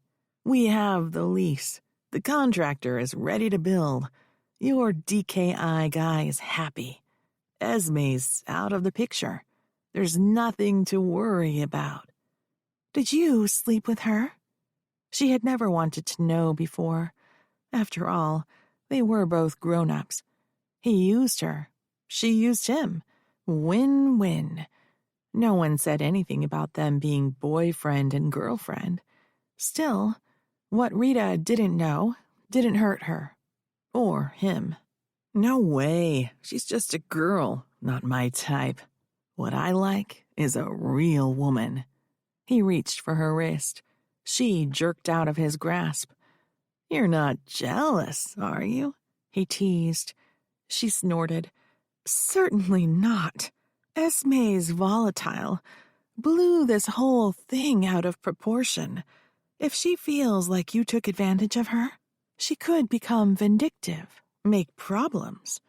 Look, she doesn't know anything about the airport lease. I kept her away from all of that." "What about that little country paper pusher? Can you trust him?" "Henry? He's my man. We're like this." Al held up 2 fingers crossed. "Besides, he's got as much to lose as we do. He ain't talking to no one." As Rita walked away, Al slapped her on the ass. "We're going to be rich, baby. Just stick with me and you'll be farting in silk shorts." She stopped in her tracks, turned, sneered, then gave a little laugh, and walked out without saying goodbye. Chapter 13.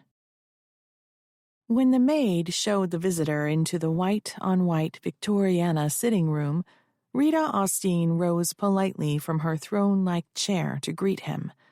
Although it was mid-afternoon, the curtains had been drawn against the gray day that hid her view of the Golden Gate Bridge from her Presidio Heights mansion. There was no point in looking out if you couldn't see anything. "Good afternoon, Mr. Fernandez. Please make yourself comfortable. Would you care for something to drink?"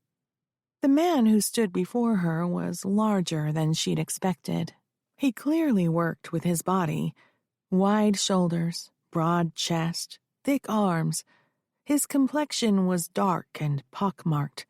Rain droplets sparkled in his thick, curly hair. In contrast to his rough physicality, he was neatly dressed in a pressed shirt, slacks, and a blazer. The open neck of the shirt revealed a mat of thick, curly hair. "No, thank you, Mrs. Austin," he said. "I appreciate you making the time to meet." "I must confess, your call this morning was intriguing." Intriguing, but not surprising. Rita had been waiting for Bruno Fernandez to show up. Al thought he'd hidden his past. Al was an idiot. When he first came to Rita with his idea for taking over Esme's business, she had Paul Lewis do a background check. It only took a day for the report to come back. Al was a disbarred lawyer. He had stolen the multi-million-dollar personal injury settlement that he had negotiated for his own sister, a woman crippled in a car accident and slowly dying from her injuries. Al didn't tell her that he'd settled the case. Instead, he used the money to cover his own gambling debts. Her husband was Bruno Fernandez. After his wife's death, Fernandez had discovered the theft and reported Al to his partners. They took care of the rest, paid out a generous settlement from the malpractice insurance, fired Al from the firm, turned him over to the Bar Association for disciplinary action. And now Fernandez, who had no reason to be in San Francisco, was standing in her living room. Bruno Fernandez, who owned a successful butcher shop. His heavy musculature no doubt was the result of dismembering cattle. He had come here to tell her something. She wanted to know what that was. "Please, take a seat." Rita swept her arm towards the couch as she lowered herself into her chair, her legs crossed at the ankle like the Queen of England. "How may I help you?" Fernandez perched on the edge of the couch like an uneasy supplicant. "How much do you know about Alfred Tanzini?" "Knowledge is power. Secrets are gold." Rita inhaled deeply as if she needed to search her memory. She decided to repeat the story Al had told her. She shrugged. "Not much, really. He was from New York City. He worked in the restaurant industry. He came to me with a good idea." Fernandez smirked. "Ha! Al's not from New York. More like Jersey. And restaurants? The man stopped before he said a word that might offend a lady. He cleared his throat, then went on. "He was a lawyer, and he embezzled my wife's settlement. My wife, his own sister. She died heartbroken, knowing that her brother had stolen her money." Rita put on her surprised look. "I am so sorry, Mr. Fernandez. I had no idea." "You should keep an eye on him, Mrs. Austin. He'll steal you blind." "Thank you, Mr. Fernandez. I will do that." A silence developed between them. Rita could hear the drone of tires as traffic passed her mansion.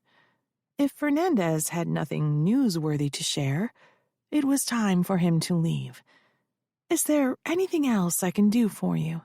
"I wanted to warn you, because you seem like a nice lady." Bruno Fernandez had never met Rita Austin before this afternoon. There is no reason for him to believe she was a nice lady. He had some other motive. "I'm listening, Mr. Fernandez. What do you wish to warn me about?" "I intend to get what is owed." "And what is that, Mr. Fernandez?" "Revenge."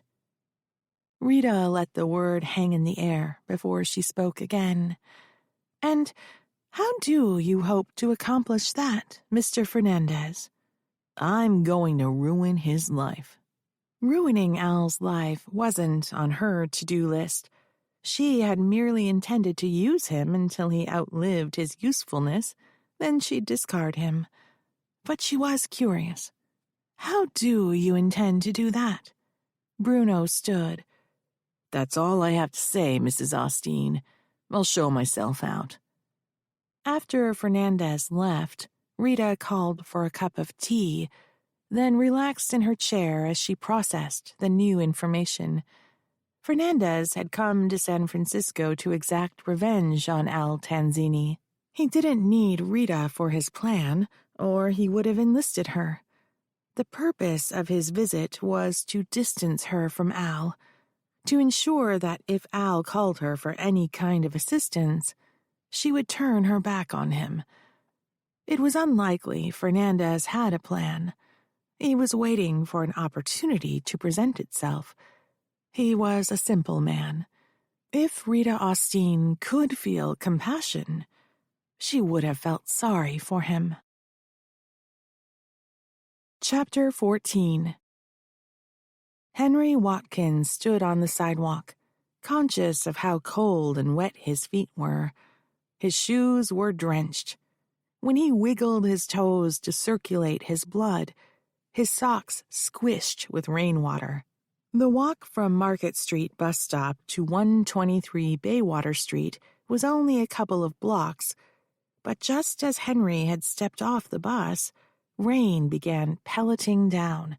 By the time he arrived at his destination, his hair was plastered to his head, water trickled down his back, and his pant legs were soaked halfway to his knees. Henry told the valet he was meeting Tanzini for lunch. A lie. The man said Tanzini had just called for his car to be brought around, and that he should be out any minute. Henry was scared. Anderson and Sinclair had never returned to the office. The day after they left, all their personal items had been cleared out. The word among the worker bees was they had quit. That same day, a memo was emailed to everyone in the department stating that the chief had been put on administrative leave. Someone from another department would be taking over in the interim. The department was to be audited. The employees were asked to give their full cooperation. When the database was audited, they would find the unsigned contract sitting in Anderson's email box. They would find repeated emails from Henry asking Anderson to finalize the document. They'd ask questions. They wouldn't find a copy of the forged contract. Henry was careful not to save it. But if they contacted Tanzini, they would find the signed version. Tanzini would tell them that Henry had delivered it. The authorities would realize that Henry had forged Anderson's signature. It wouldn't take long for them to figure out he was bribed. Henry would lose his job. If he was charged with a crime, he could be sentenced to 10 to 20 years, according to the internet. It might as well be a life sentence, or a death sentence. Henry was soft. He'd never last in prison. He needed to get that contract back. The glass front door of 123 Baywater Street blasted open as Tanzini barreled through. He gave Henry a quizzical look, like he couldn't place him. "It's Henry Watkins, Mr. Tanzini. Remember me?" "Right, Henry. What are you doing here?" "I'm sorry to have to tell you this, sir, but the department is being investigated." "What's that got to do with me?" "All contracts are frozen, for the time being." That wasn't exactly true, but it might as well be. As far as the department was concerned, there was no contract, and without a contract, there would be no building permit. Tanzini's face went slack. He looked like a basset hound. "What do you mean, frozen?" Henry never told Tanzini that Anderson's signature was forged. For all Tanzini knew, the contract was genuine. "I mean, sir, that the city can't go forward with your project, just for the time being, while everything is under review. And I'm afraid I need to ask for the contract I gave you back. There may be some irregularities." Irregularities. A silver Cadillac pulled up to the curb. A valet got out and handed the keys to Tanzini. "Mr. Anderson, my supervisor who signed the contract, resigned recently under a cloud, I'm afraid. So, as I said, I really need to get that contract back, just until things settle down. No can do, little man. A deal is a deal. Tanzini poked his finger into Henry's chest. I don't expect any problems from you, or anyone else. I paid you good money. The builder is starting on the 1st. Everything's lined up. You get me? Tanzini had often hinted about his underworld connections, drugs, gambling, other illicit activities. He talked about what happened to people who snitched out or double-crossed the wrong people. Tanzini reached into his pants pocket, where he kept his knife. Henry could see Tanzini's knuckles pressed against the fabric, working as if they were turning something over and over. Henry's voice shook when he answered, I understand. Tanzini gave Henry a little shove. And don't show up here again. Capiche? Capiche. Chapter 15. Quinn slotted the yellow BMW into a compact car space in the school's parking garage and pushed the button that made the car's trunk open. Quinn got to drive the car because Maureen was stuck in the office all day. Mechanical arms clunked and ground as they lifted the convertible top up and dropped it into place. Quinn raised the door windows with a push of another button, then grabbed her book bag and climbed out of the low-slung car. Nice wheels, a young man's voice said from behind her. She spun around. Sorry, he said with a sheepish laugh. Didn't mean to scare you. It was the guy who sat a couple of rows below Quinn in the tiered lecture hall. Whenever the professor called on someone in her vicinity, he would turn around in his chair and his eyes would scan past her in a poor pretense of nonchalance. Outside the classroom, he seemed to be everywhere. The student cafeteria between classes, the library, on the lawn, sitting under a bench. He was cute enough, bordering on becoming handsome when he matured. 6'2" at least, light brown hair and eyes, square jaw, perfectly straight, gleaming white teeth, too perfect not to have been the product of orthodonture. This was a child born of money. Quinn's adopted family wasn't poor, but her parents needed both incomes. Fortunately, she didn't need braces on her teeth. They wouldn't have been able to afford it.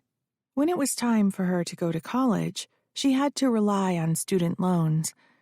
Quinn pointed the key fob at the BMW and pushed the lock button. The car beeped in response.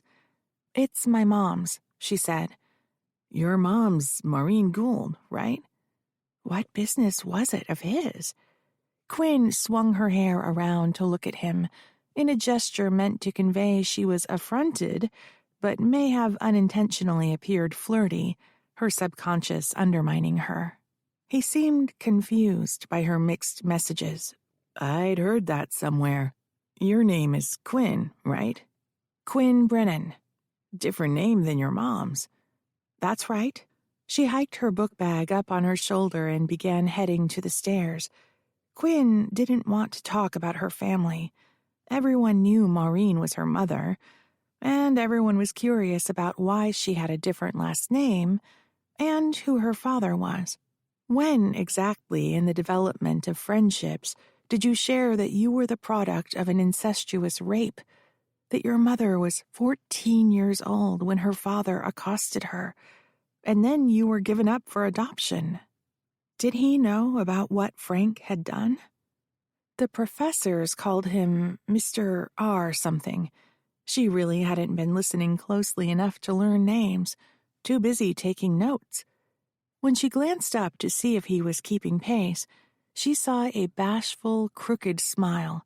Butterflies fluttered in her stomach. No law school romances.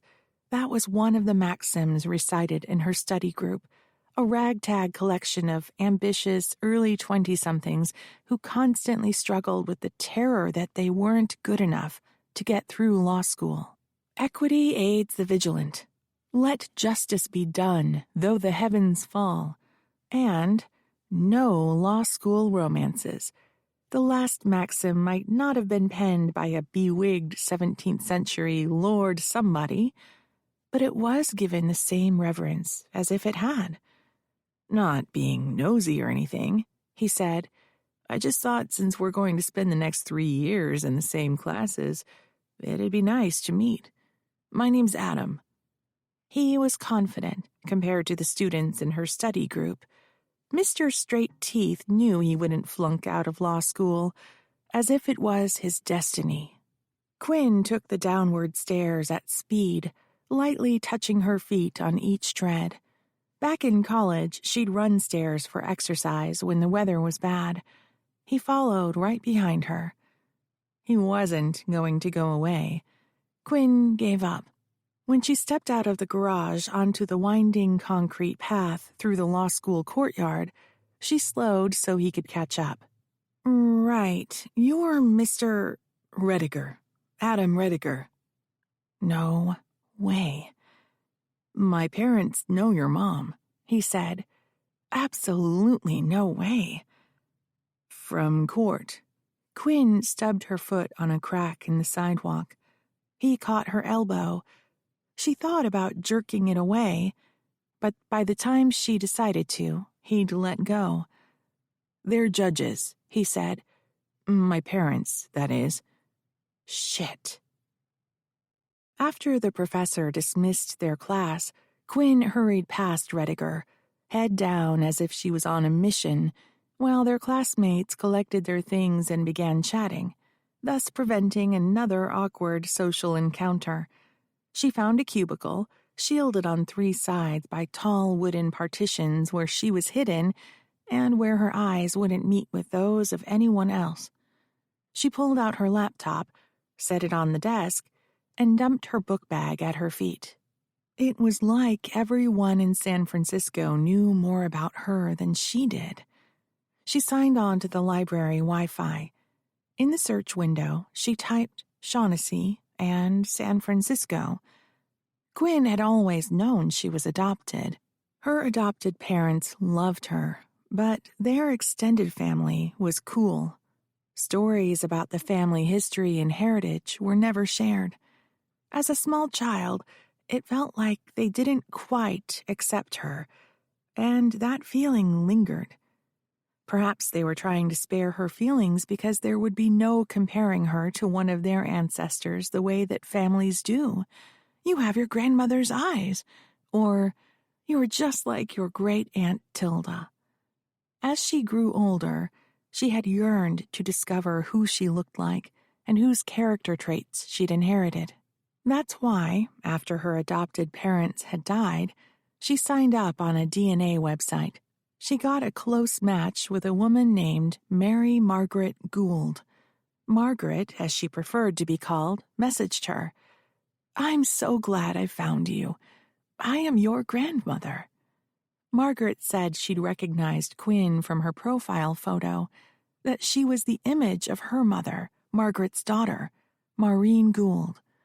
Margaret was clearly very proud of Maureen, who was a lawyer. In the letters that followed, she'd sent newspaper clippings about the trials Maureen had won. Quinn studied the photos. She did look like this woman.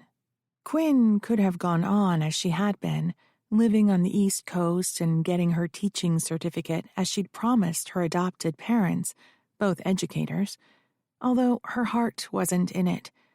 Teaching was a noble profession, and she knew that the value of caring, committed educators in the lives of their students could not be underestimated. But it didn't feel right for her. She'd toyed with the idea of law school, but when she brought it up one night over dinner, she could tell by the looks on their faces that they were disappointed. They must have felt like she was rejecting them. She didn't mention it again. The next thing Quinn knew, Margaret offered to fly her out to San Francisco in May to meet her mother. That was last year. Now Quinn was in San Francisco, living with Maureen and Jake, going to law school, working in Maureen's office in her free time, and sitting in a law school library wondering if she couldn't bear to admit to strangers that she was part of her new family. Did that mean she was ashamed of them? The search engine did its magic on the slow-moving Wi-Fi, and a list of links rolled out onto the screen. Quinn clicked. Chapter 16. Paul Lewis was trapped behind his desk. His ears rang like fire sirens.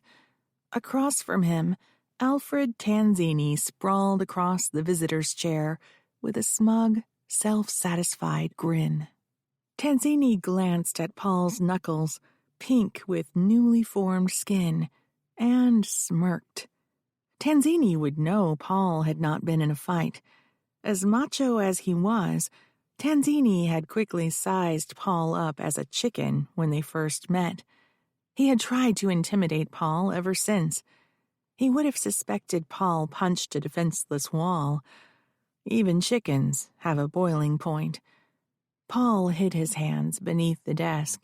He flexed his fingers and made fists, trying to loosen the tight new skin. On the desk between them was a copy of the handwritten will old man Austin had emailed to Paul, the will that would have restored the Austin children their inheritance, millions of dollars, the will that Paul swore to the court never existed. Every lawyer's first line of defense is denial. Paul lifted an arched eyebrow. "I've never seen this before in my life." The fat man snorted. "I thought you might say that." He reached into the blazer pocket from where he had produced the will and pulled out another sheet of paper. He unfolded it, read it silently. Head to one side with an eye on Paul, he tossed it across the desktop. Then he relaxed back into the chair again. When Paul didn't react, he said, "Aren't you going to read it?" Paul didn't have to. He knew what it was. Heat rushed into his face. Sweat prickled on his cheeks, his forehead, beneath his collar. He wanted to jump out from behind his desk, run out the door, and never come back. The document on his desk was the reply email that dutiful Paul had sent back to Mr. Austin, acknowledging receipt of the handwritten will. The message from Mr. Austin asked Paul to write this up to make it legal. Paul's response was he would visit the next day to obtain Mr. Austin's signature, and a request that someone attend the signing as a witness. The formal will required 2 witnesses. Paul would serve as one. Mr. Austin would need to supply the other. And so it came to be that Mr. Austin signed the will in front of Paul and Geraldine Evans, the old man's nurse. For less than 24 hours, 2 virtually identical wills had existed. The handwritten will that was legally enforceable, and a formal will, padded with legalese, equally enforceable. When the formal will was destroyed by his father, Paul had covered for him. Misguided loyalty to the man who promised him wealth and status, trying to protect his own inheritance, the law firm. "You have a problem, Polly," Tanzini said. Paul winced at the Italianized version of his name. Tanzini enjoyed playing the Goomba, like he was a big man, dangerous. And Tanzini was now dangerous to Paul. If he turned that will over to the Austin children, Paul would be disbarred. He could be prosecuted for fraud. His father and Rita Austin could both deny they knew of his actions. It would look like he had destroyed the will on his own and lied about it to curry favor with Rita.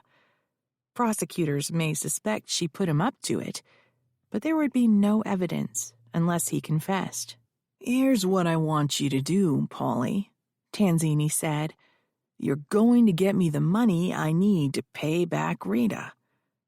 You want me to give you $100,000? Paul said. That's right. Paul had used his entire salary every month to finance his lifestyle. He'd saved nothing. I don't have that kind of money. Tanzini shrugged. Cash out your retirement. There is no retirement. His father had strongly encouraged Paul to put away a portion of his salary, but he barely got by on what the cheapskate paid him. Paul was banking that he would inherit at least the law firm and half his father's estate if the new wife held on long enough. If she got tired of his crap and divorced him, Paul could get everything. The new Mrs. Lewis had signed an ill-advised prenuptial agreement, hoping she'd outlive the scoundrel. If Paul was being honest with himself, that was why he stayed, too, for the inheritance. How long would he have to wait with the way his father drank, ate, and slept around? If a heart attack didn't kill him, a jealous husband, or his own wife, might. Tanzini paused. The ringing in Paul's ears obliterated the noise he usually heard from the street below. Then you'll just have to take it out of the firm's accounts. There's no way. I don't have access. I'm not an authorized signer. I don't have the passwords. Besides, even if I did, they'd find out. And what would I tell them? You blackmailed me? Tanzini stood. Figure it out. You have 48 hours. He headed for the door, stopped, and turned. You can keep those. I have copies, he said, indicating the documents on Paul's desk with a jerk of a head. Arrivederci. Paul could still hear Tanzini's bellowed laughter long after the fat man had gone. Chapter 17. Paul didn't know how much time had passed while he considered his alternatives. He could ask his father for the money, tell him it was a membership fee to an exclusive country club where Paul was bound to make connections with the rich and powerful. But father knew he hated golf. He could break into the hag's desk. She probably thought she could hide the bank account passwords by locking them in a drawer that could be picked with a paperclip. But they'd know who had taken the money. Then he'd have to tell them why he stole it. He was no good at keeping secrets. Was it better to ask for forgiveness than for permission? It would have to be. Father would never give Al Tanzini the money to outwit his good old friend, Rita. But then they would know Paul was a liability. He wouldn't be useful to them anymore. Father could shut down the firm. Paul had no way of supporting himself. He couldn't even wait on tables like Marigold Austin or bake cookies like Esme Castillo. He had to keep Rita Austin happy. There was only one way to do that. He hit the speed dial on his cell phone. When she answered, he said, "We have a problem." Chapter 18. I was having a late lunch in the Coit Tower Cafe with Mickey Wong, my best friend, if I had one. A news reporter, she dressed comfortably in a sweater and slacks, her most striking feature her blue-black, shoulder-length hair that shimmered when she moved. Currently, she was unwrapping a beef sandwich that looked and smelled enticing. I'd settled on a hummus wrap in case I was subjected to cross-examination later by my daughter. The cafe was down the street from my office. It was the place I went into on my way to work if I craved something large, gooey, and baked, and where Yolanda would pick up muffins or mochas for our office meetings. I'd quit sending Quinn because she kept bringing me green tea that tasted like grass clippings instead of the raspberry mocha with a double shot of espresso that I'd wanted. If you stood on the sidewalk in front of their windows on a good day, you could see the tip of Coit Tower peeking above the surrounding 19th century brick buildings. Inside, the establishment was a mashup of hip and Coit Tower kitsch that worked. Above the counter, the menu was handwritten in colorful chalk on an oversized blackboard. Bright acrylic paintings of various views of the tower itself hung on the walls. Mickey and I met in the Women's Studies program at UC Berkeley. From there, she went on to journalism, and I went to law school. After graduation, both of us worked insane hours, so we saw each other less often, but we tried to meet up for lunch or a drink from time to time. On this occasion, I'd called her and offered to buy lunch. We made small talk as we ate. When Mickey finished eating, she wadded the paper her sandwich had come in, deposited it in a wood-clad garbage can across the room, then came back and sat. "So what's really going on with you?" she asked. "I need your help," I said. The last time I'd asked, Mickey produced a series for her TV station on sexual abuse. She interviewed me, along with a few of my clients, about our experiences.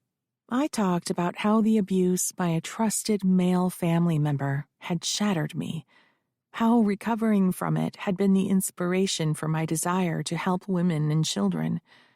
I didn't talk about bearing a child as the result, or the fact that Frank was the abuser, as that would have invaded Quinn's privacy.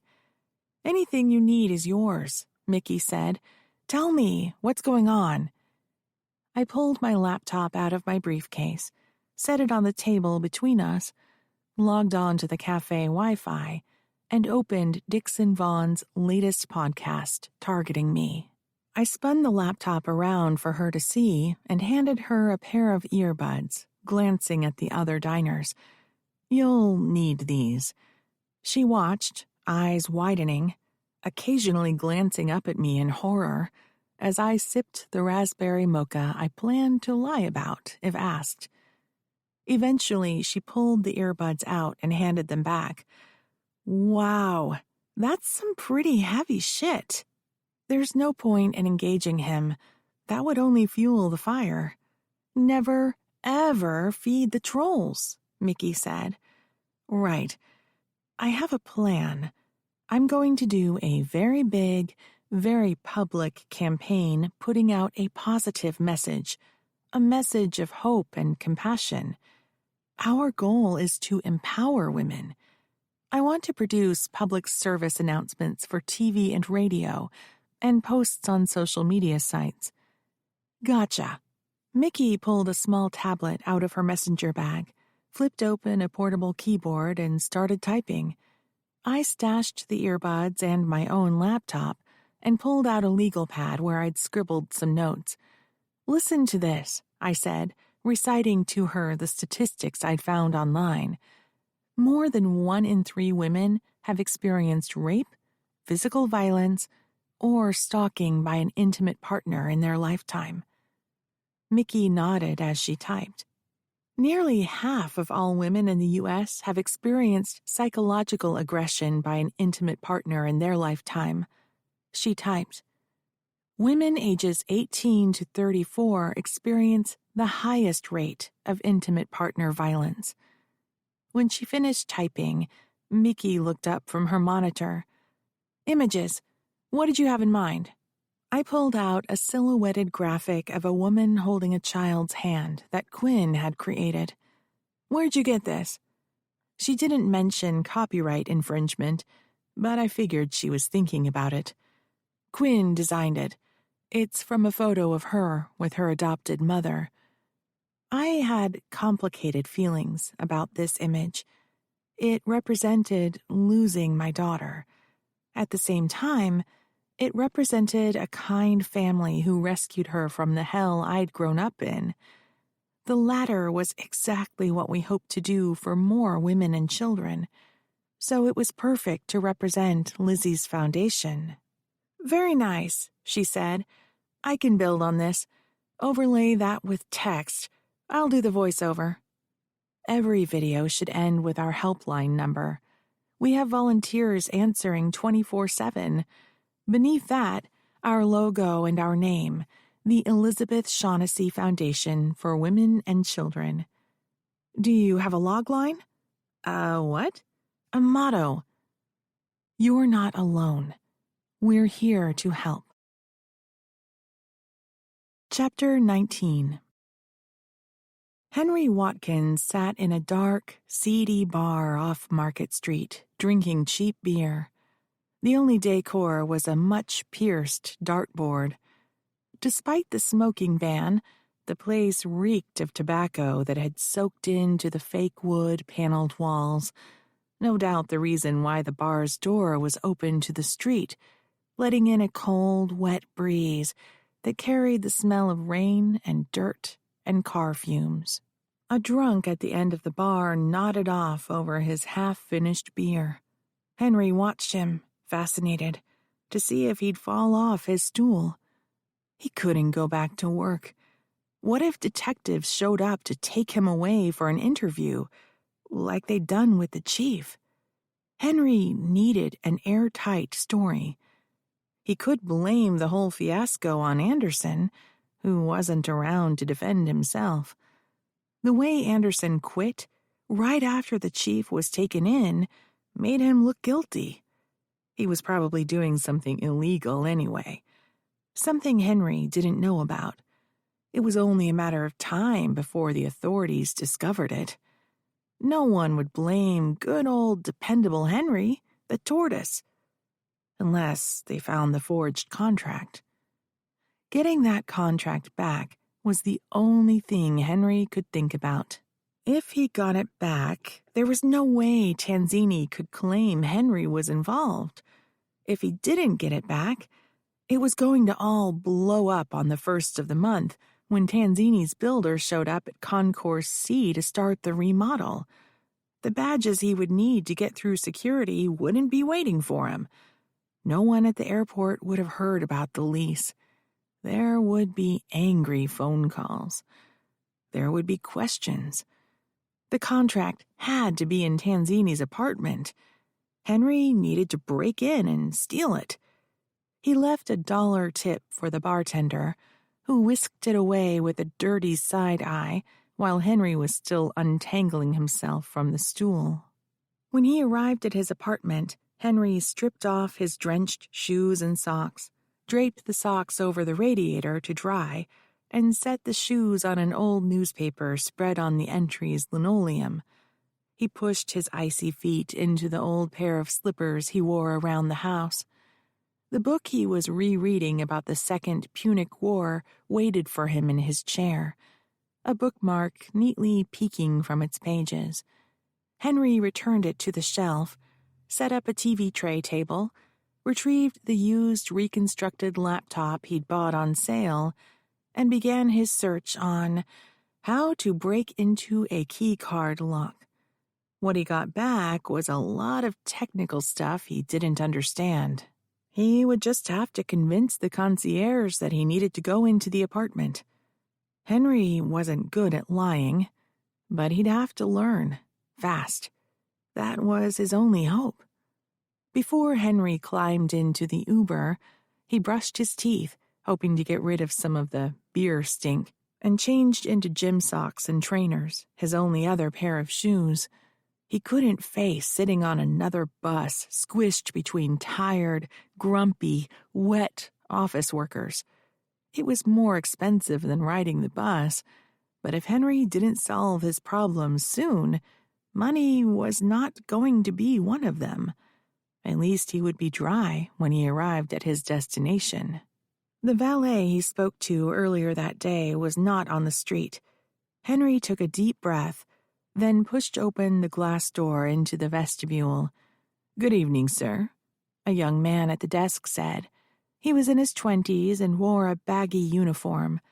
It looked like the regular concierge hadn't shown up that day, and they had grabbed a busboy to fill in. "Good evening. Is Mr. Tanzini in?" "No, sir. I'm afraid he isn't." "Huzzah!" Henry said. "Oh, no. This is terrible. I left something in his apartment the other night, and I need to get it back." "I'm very sorry, sir. I'd be happy to leave a message for Mr. Tanzini." That won't do. Henry had seen on the old Columbo TV series that the best lie is one that is a version of the truth. That way you don't look like you're lying. Here's the thing. I need it back tonight. My boss wants it. I can't go back to the office without it. He looked at the kid at the desk with his most apologetic look, the one he used on Nancy when he didn't want to spend an hour in the break room listening to stories about her cats. If you check, you'll see my name on the list of approved visitors. I was just here the other evening. The boy in the uniform chewed his lip. I don't think I can help you. I'll lose my job if I don't come back with the contract. Damn, he didn't mean to say contract. But once Tanzini found it was missing, he'd accuse Henry of taking it anyway. Besides, he couldn't unsay it. Please, just take a look at your list. Henry Watkins, Watkins. Well, okay. The boy tapped on the screen in front of him, frowning. After a few moments, he nodded. It's here. ID, please. Henry pulled out his driver's license and handed it over. The boy looked at the screen and the license, then squinted at Henry. He handed the card back.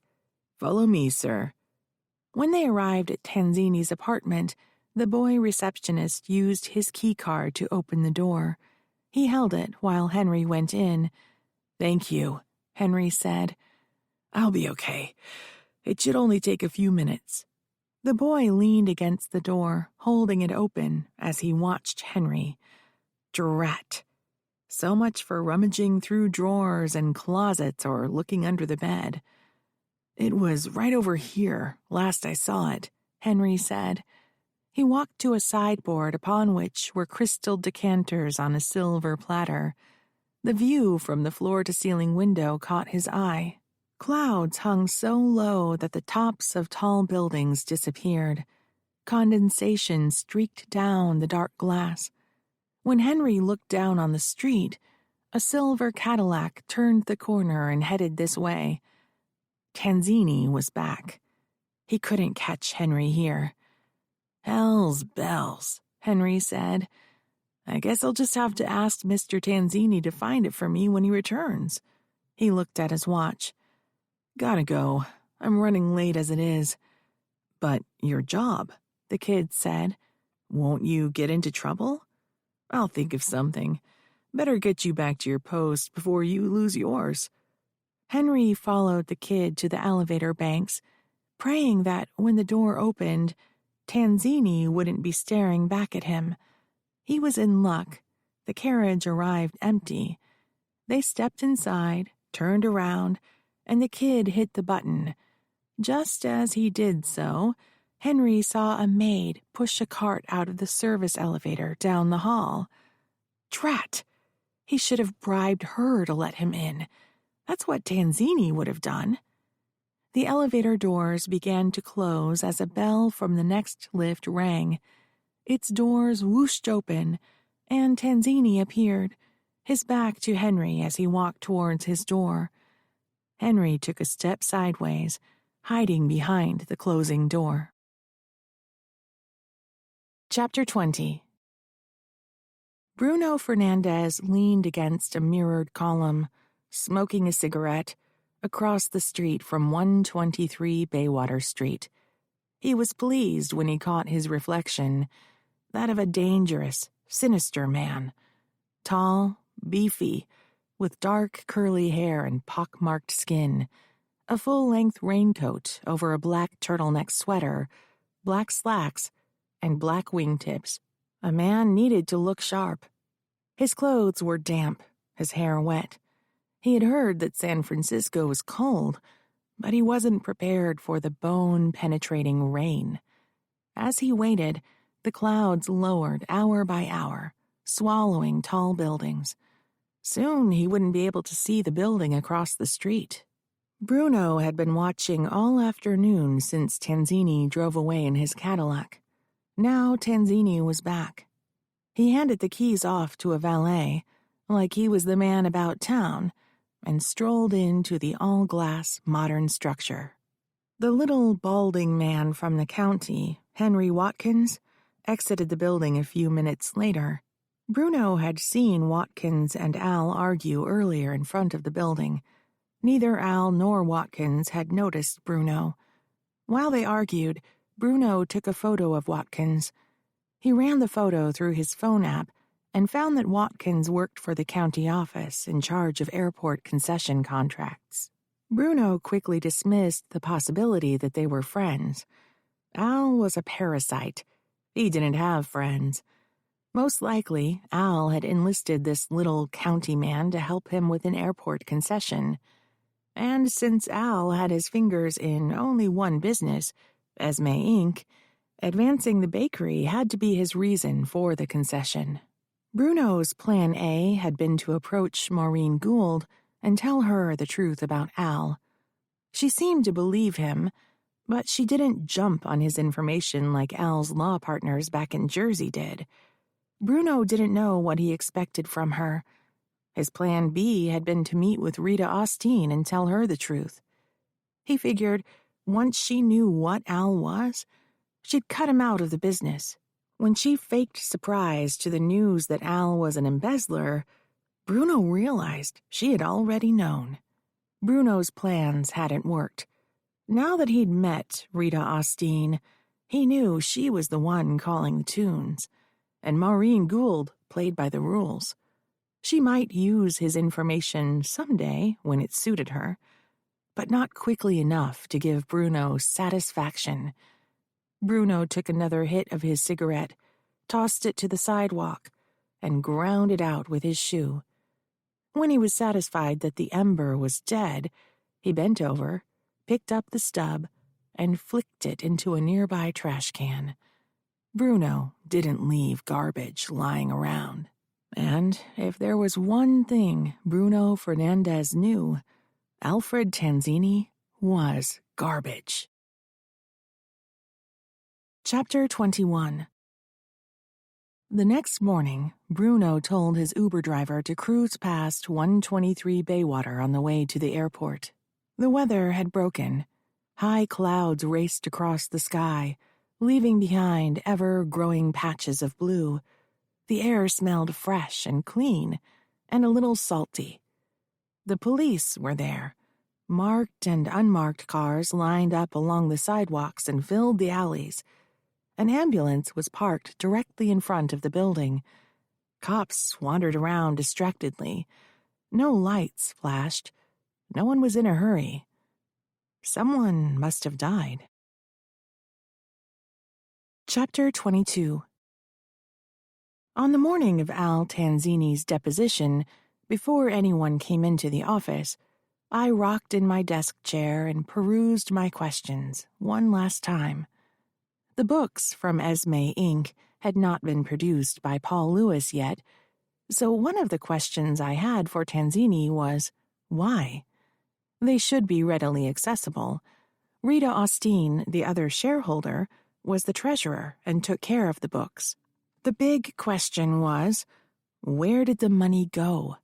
I had the records kept by Esme's aunt, Bebe, Yolanda's youngest sister, up until the time the corporation was formed. Bebe worked as a bookkeeper out of her home office while raising school-aged children. Her husband was a self-employed building contractor, specializing in finish carpentry. Her clients were small businesses, like Esme's, mostly run by Hispanics. Janitorial, daycares, handyman services, landscaping companies. I also had copies of Esme's receipts for the payments she'd made for taxes and insurance. The records proved the bakery didn't owe any money because Esme had paid all the debts, but its income barely covered its expenses. Yet in the letter Tanzini sent to Esme when they ejected her from her own business, he claimed that the company was still in the red. I wanted to know what had happened with all the money Tanzini and Rita Austin paid into the corporation. Yolanda rolled in shortly after I did. I heard her moving around the outer office as she made coffee and boiled water for tea, and ferried carafes and coffee paraphernalia to the conference room. She greeted the court reporter who arrived about 30 minutes early to set up. Esme and Quinn came in at the same time, stuck their heads into my office to say hello, then went back down the hall to settle in. 5 minutes before the scheduled time, I heard Lewis show up at my office alone. At 9 a.m., I gathered my scripted questions and stack of exhibits, then headed down to the conference room to take my place, which Yolanda had saved for me by placing a legal pad and pens at the head of the table. I glanced at my watch as if I was checking the time, then caught Paul Lewis's eye. "My client should be here in a few minutes," Lewis said. "Probably stuck in traffic." Alfred Tanzini never arrived. But the police did. Detective Dobson, the African-American woman with short hair and dressed all in black with comfortable shoes. The younger detective, Chong, an Asian-American man in jeans and a stylish haircut. When I greeted them in my reception room, Detective Dobson asked, "You're all waiting for Alfred Tanzini, is that correct?" "We are," I said. "He should be here any minute." Dobson shook her head. "I'm afraid Mr. Tanzini won't be coming. His body was found this morning." Esme, who had been standing behind me, fainted. Chong herded Lewis back into the conference room while Yolanda hovered over Esme. I went into the kitchen for a glass of water. By the time I returned, she was sitting up. "Esmeralda Castillo, I presume," Dobson said, watching the scene impassively. After I handed the glass to Yolanda, I turned to Dobson. "We can wait in my back office, if you like." "I'm fine here," she said. "Would you like to sit?" I motioned to the couch. "I'll stand." We stood in awkward silence for several minutes, waiting for Esme to pull herself to her feet. Tanzini was dead, making Esme the majority shareholder. Mentally, I scrolled through a list of actions I would need to take to restore Esme Inc. to her. Obtain the death certificate, file a motion to change the interim management back to Esme, ask for a hearing. Would Rita Austin drop out of the suit at this point? Or would she hang on? Through the conference room's glass wall, I saw Lewis in his chair, checking his watch and texting. Detective Chong leaned against the windowsill, arms crossed, eyes on Lewis. The court reporter had packed up her wares and was waiting for the okay to leave. Quinn had scooted into my chair at the head of the table where she could work on her computer without Chong looking over her shoulder. Smart girl. Yolanda helped Esme to her feet. "Are you ready to talk?" Detective Dobson asked. Esme nodded. Yolanda led Esme to my back office and settled her in the corner of the leather couch I sometimes napped on when I was pulling an all-nighter. Yolanda sat close to her niece, taking her hand. I offered a chair to the detective again. She again declined. I took the side chair adjacent to Esme, so she was protected by Yolanda on one side and me on the other. Dobson remained on her feet. She flipped open a notepad and began her questions. "Ms. Castillo, what exactly was your relationship with Alfred Tanzini?" Esme's head was in her hands, a curtain of hair hanging loose and hiding her features. She looked up at Dobson and shook her hair out of her face. "We were business partners," she shrugged. "That is, until they forced me out." Dobson wrote in her pad, then asked, "You were aware that there was a court order against you contacting Mr. Tanzini?" "Yes, I was." "Did you call Mr. Tanzini or visit his apartment after you learned about the court order?" Esme was curled up, almost in a ball. She rubbed her eyes. "What does this have to do with anything? We need to understand what was going on in Mr. Tanzini's life before his suspicious death." Esme's head snapped up. "Suspicious? You mean like murder?" I'd assumed someone had killed Tanzini. 2 detectives wouldn't show up unannounced to investigate a natural death. But with the cops watching us, I didn't have the time to take Esme aside, which is exactly what Dobson intended. Dobson fixed her gaze on Esme. The evidence suggests he did not take his own life. Esme made a guttural sound, something primordial and haunting. Yolanda pulled her in and rocked. Dobson observed, then made a lengthy note in her pad. "Are you okay to continue?" Dobson asked. "Sure." Esme choked on the word. "Anything I can do to help." "Did you contact Mr. Tanzini after the court ordered you to stay away from him?" How did Dobson know about Esme going to Tanzini's apartment? She didn't hear it from Tanzini's lawyer, Paul Lewis. She hadn't talked to him yet. She must have already interviewed Rita Austin, who would have filled her in on the case and would have known the deposition was scheduled for this morning at my office. "I'm sorry," Esme said. "It was impulsive. I wish I hadn't done it." And I wished my client hadn't just told a homicide detective that she was impulsive. "Why did you contact him?" Dobson asked. "I just thought if I could get him alone, we could talk and work it out. I thought we had a good relationship." "Speaking of which, was your relationship more than just business?" "What do you mean?" Esme asked. "Is there any reason why we would find your DNA in his apartment?" Now I was worried. Dobson seemed to know something I didn't. "Detective, is my client a suspect?" "No, ma'am, she is not." I stood, taking up the space between Dobson and Esme. "Is she a person of interest?" Dobson ditched the question. "Just trying to get some background on Mr. Tanzini." So Esme was a person of interest. That term, a person of interest, came about after the Supreme Court strengthened the rights of suspects. Some smart prosecutor cooked up the term person of interest to avoid providing suspects with their constitutional rights. Suspects are entitled to Miranda warnings before they are questioned. They are entitled to be told that anything they say can be used against them. They are entitled to an attorney. Most importantly, suspects are entitled to a warning that they have the right to remain silent. But when the cops interview a person of interest, they don't have to give them the Miranda warnings. So the person of interest doesn't know they have the right to remain silent, the right to an attorney, and that anything they say can be used against them. The only reason a detective wants to interview a person of interest is to get that person to make incriminating statements and then charge them with a crime. Not on my watch. "Great," I said. "We would be happy to help. Miss Castillo is obviously distraught upon suddenly learning that the man we all expected to appear this morning was murdered.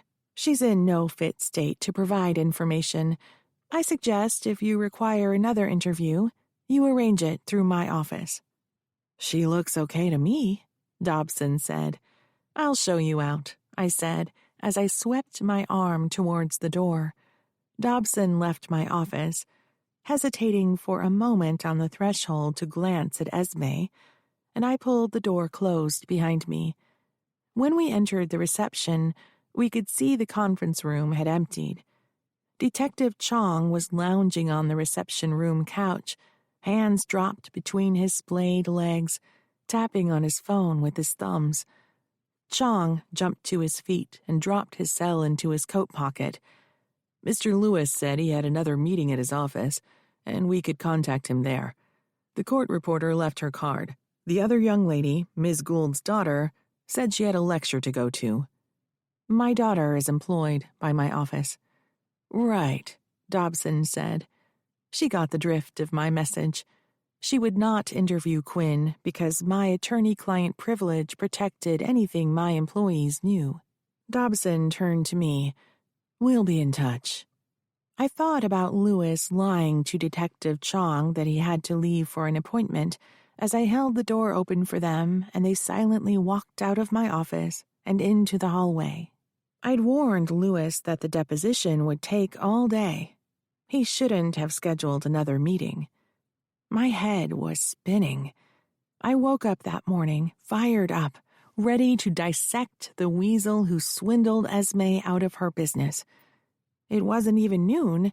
The weasel was dead, and my client was now a person of interest, translation, suspect, in a murder investigation. My phone buzzed with a text. Quinn sent me a link to a news article about a man's body discovered in his 123 Baywater Street apartment earlier that morning. The reporter promised to provide details as they became available. There was a photograph of a modern, glass-sided building with police cars swarming around the entrance and the alleys next to it. I returned to my back office and found Esme and Yolanda huddled on the couch. My client wore a distracted stare, as if she wanted to magic herself into a different reality. "We need to talk," I said. Esme startled. She hadn't heard me come in. "What, did you say something?"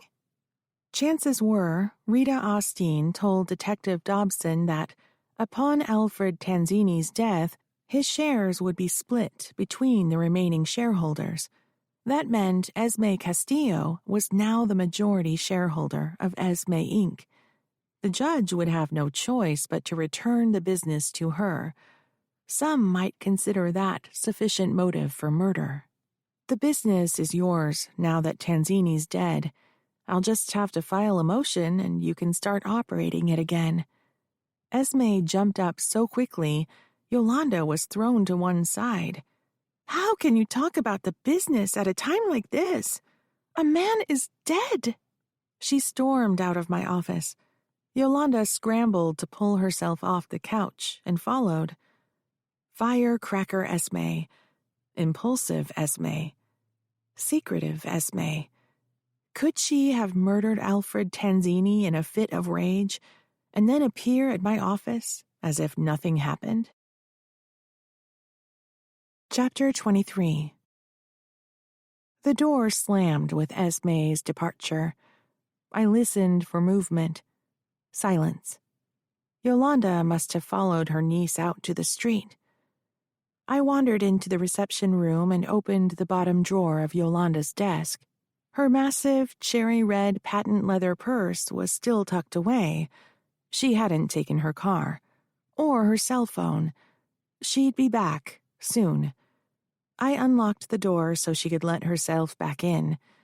I grabbed my empty coffee cup, swung by the carafe to give it a couple pumps, and settled behind Yolanda's desk, then cruised through the internet looking for updates on Tanzini's murder.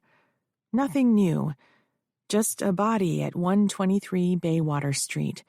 Victim and cause of death not identified. So far, I knew more than the reporters did. The doorknob twisted slowly, and the door drifted open. Yolanda appeared, shiny from physical exertion with melted mascara dotting her cheeks. I wiped my own face as a signal for her to do the same.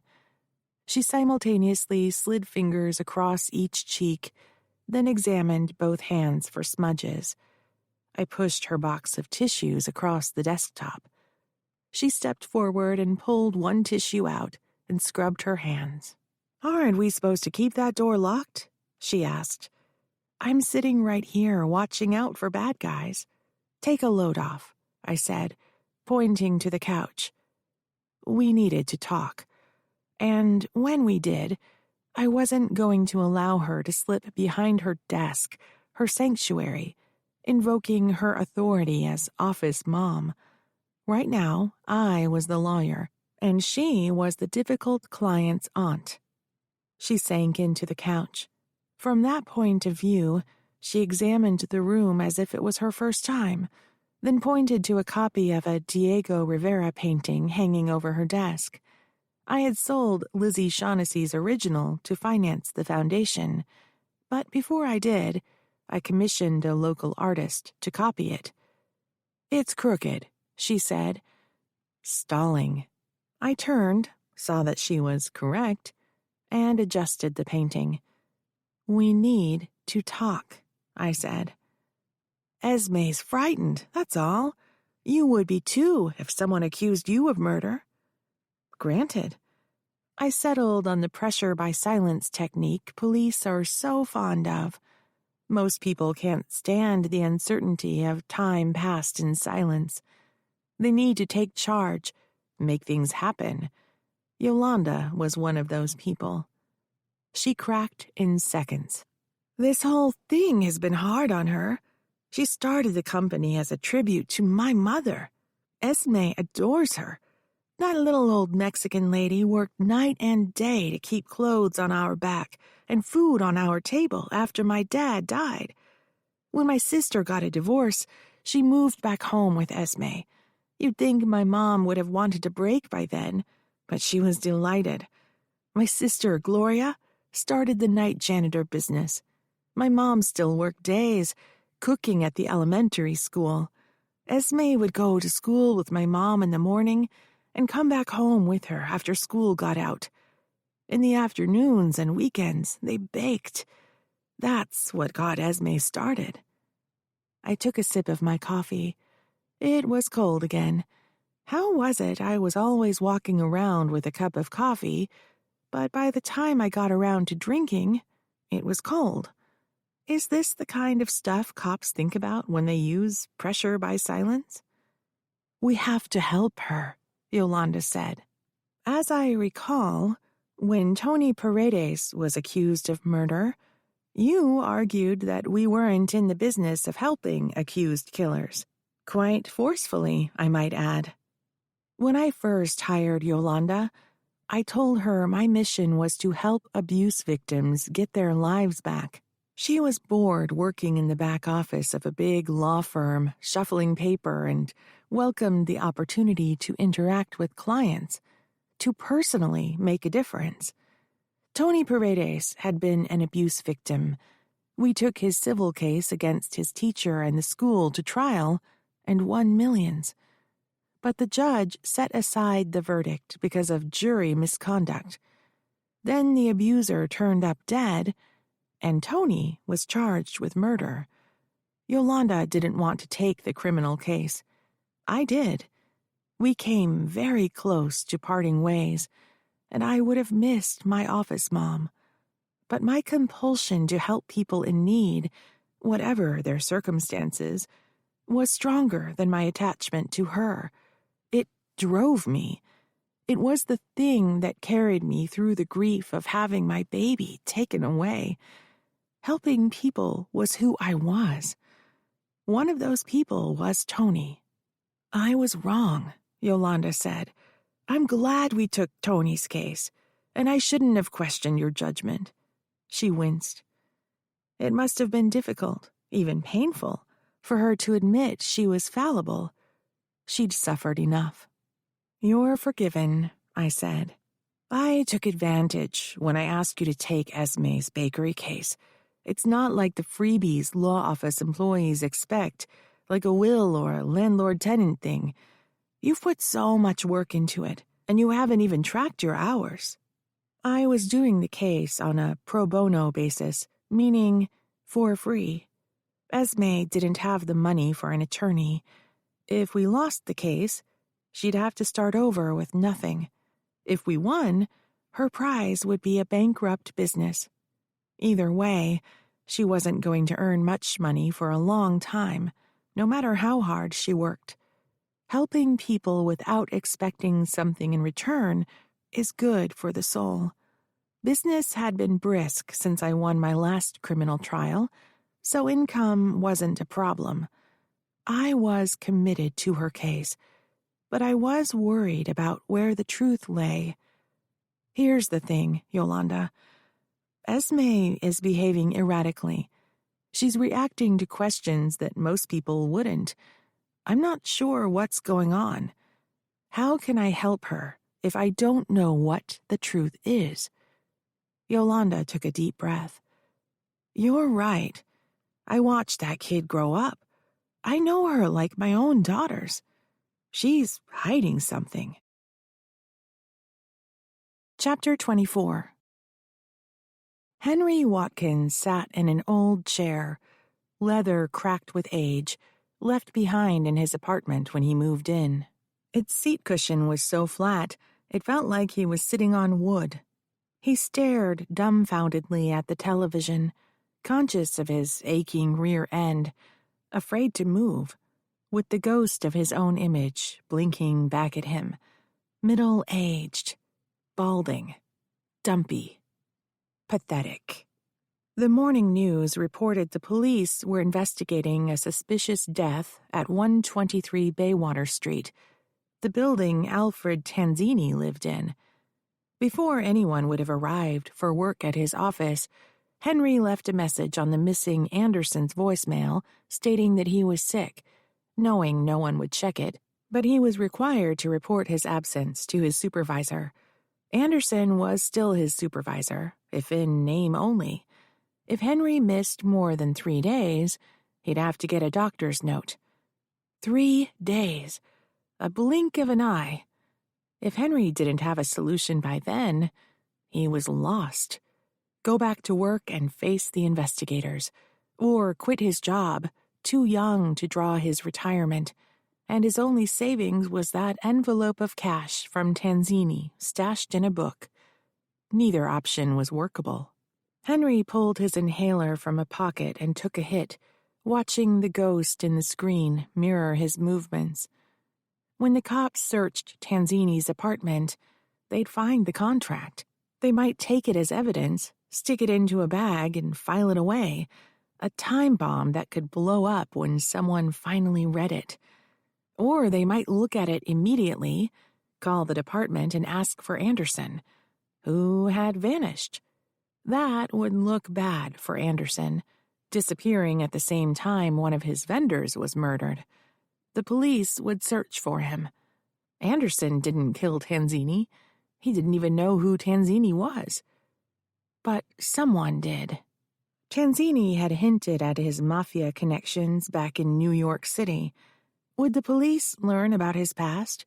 Was Esme's casa a front for drugs or human trafficking?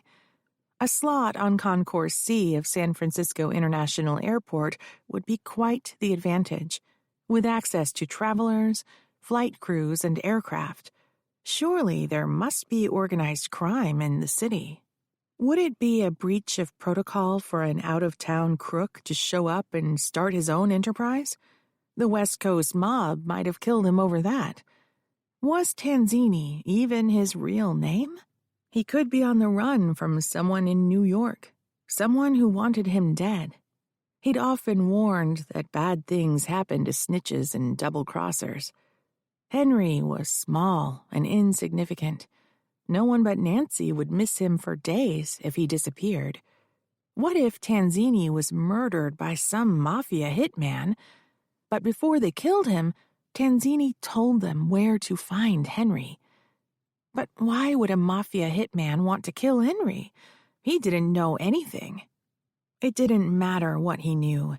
What mattered was what they thought he might know. He could take the train. He wouldn't need to show his ID card, so he couldn't be traced. The money he had would go much further than if he flew out. But where would he go? Henry's brain felt like it was being squeezed. Tanzini, forged contract, bribe, hitman, murder. The only thing Henry knew was that he didn't know what to do. Get murdered or go to prison. He leaned out of the chair to pull the curtains closed against the blinding daylight. He didn't want anyone looking in. The television screen flickered, and his ghost image disappeared. He turned up the volume with his remote.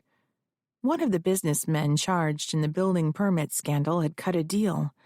He wasn't going to jail at all in exchange for his cooperation. That was Henry's only choice. Cooperation. Henry texted Nancy.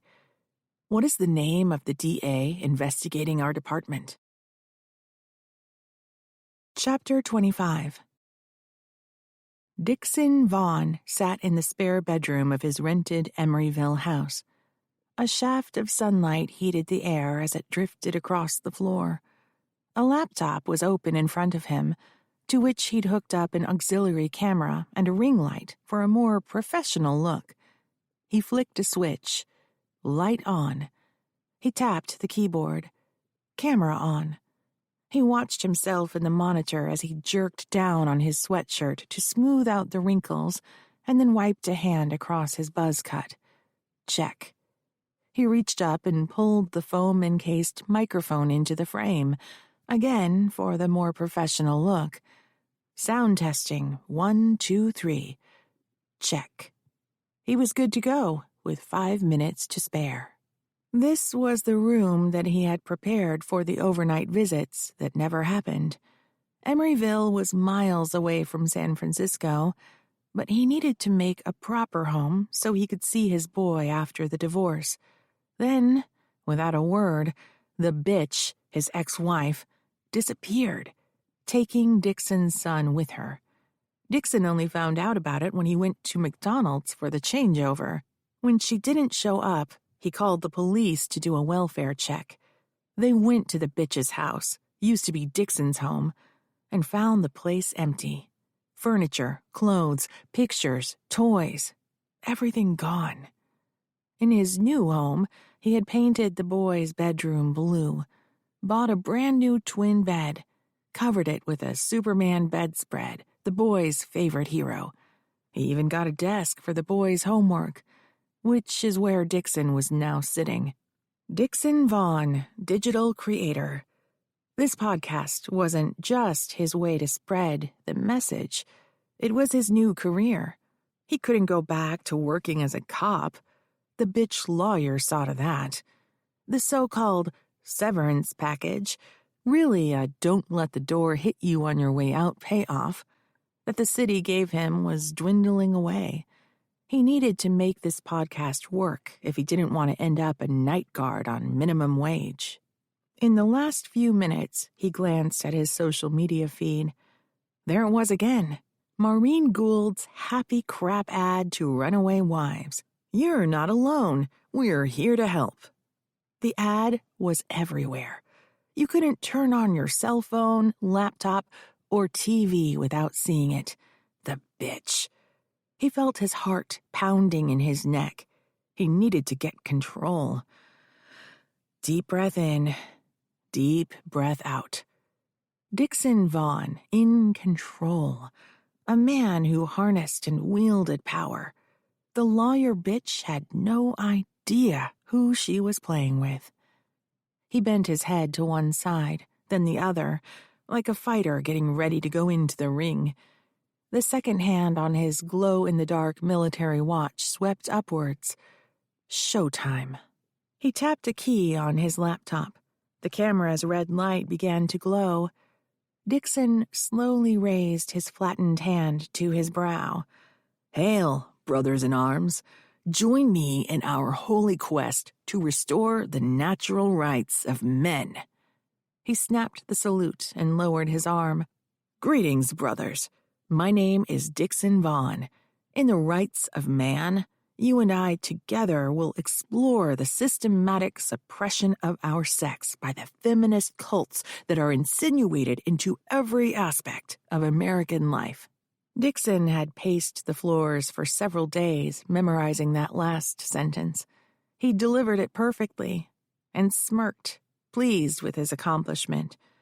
At home, at work, and in public, how many men lost a promotion to the less qualified candidate because she was a woman?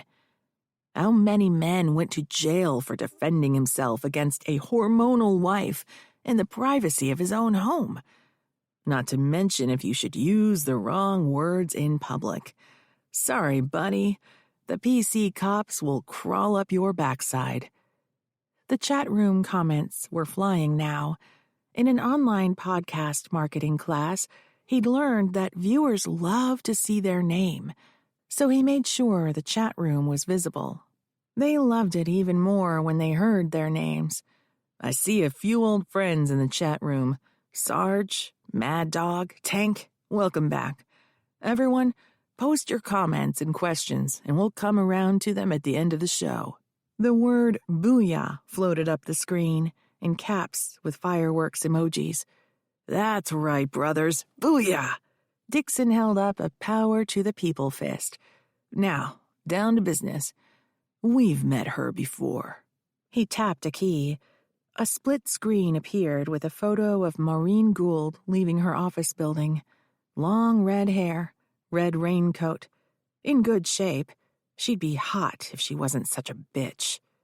That's right, we're talking about the extreme privilege of one of the queens of the femicult, Maureen Gould Kuhn. My bad, Ms. Gould only uses her maiden name. Another blow against the natural order. When did women become ashamed of their husbands? That's a topic for another day. Bow down, bros. Attorney Maureen Gould is a member of the San Francisco aristocracy. She comes from old money. Grew up in one of the biggest houses in Pacific Heights. A palace, really. Her grandfather was a justice on the California Supreme Court. Her father is the attorney Frank Gould, now serving time for money laundering. By the way, she had a hand in sending him to jail. Can you say patricide, anyone? Someone typed, man-hating bitch, in the comments. A flurry of thumbs-up emojis appeared on the screen. Dixon tapped a key again, this time posting a photo of Maureen standing next to her yellow BMW M5, holding her hair out of her face while she watched for traffic to pass before she crossed the street. A briefcase, traditionally a male symbol of authority, hung from her shoulder. Hot, dangerous. She knew it, and she loved it. Dixon gave the viewers a moment to take in the photo, then continued. In 2 recent cases, Attorney Gould struck heavy blows against the natural order. You should remember the trial in Navarre versus Clevel. It was all over the news.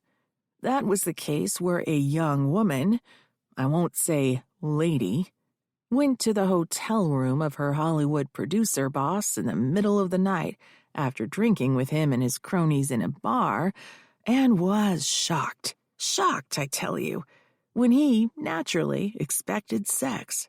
By the time Ms. Gould was done with him, his company was bankrupt, his brother went to jail, and he had to leave the country. Nice job, counselor. Another tap. Another photo. This on the courthouse steps during an impromptu press conference. Microphones aimed at her.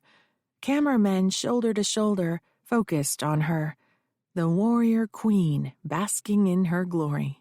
And who could forget Anthony Paredes? That was where she got her client off for murdering his alleged male lover. Only after they humiliated the dead man in a prior lawsuit. They got a multi-million-dollar verdict with a corrupt jury. Mind you, I'm not saying she tampered with that jury. I don't have any proof. So if I said she tampered with the jury, she could sue me for defamation. So let me be clear. I am not saying she tampered with the jury. I'm just saying the jury was tampered with, and the judge had the good sense to set aside the verdict.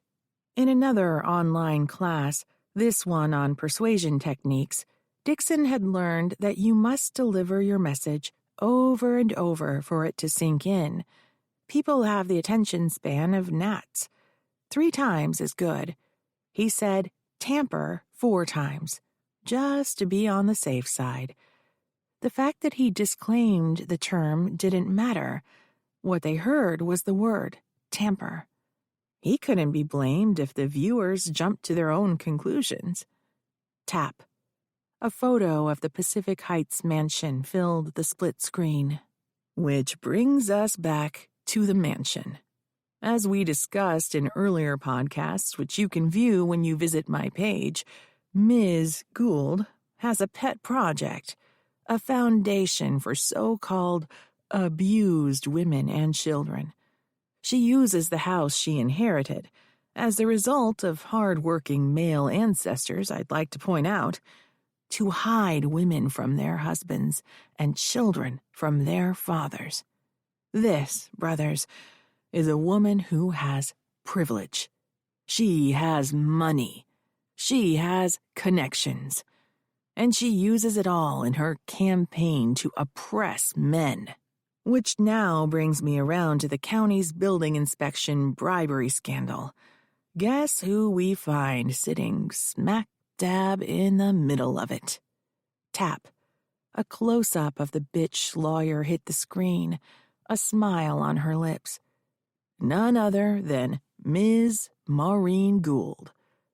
Turns out, brothers, she used her connections to slide through an inspection in a matter of months. Brothers, you and I both know, even if you want to build something as small as a deck, us peons would wait years to get the permit, if ever. The comments were flying even faster. Dixon couldn't keep up. Brothers, you are on fire. I can see you guys have a lot to say. I'll get to your comments in just a moment.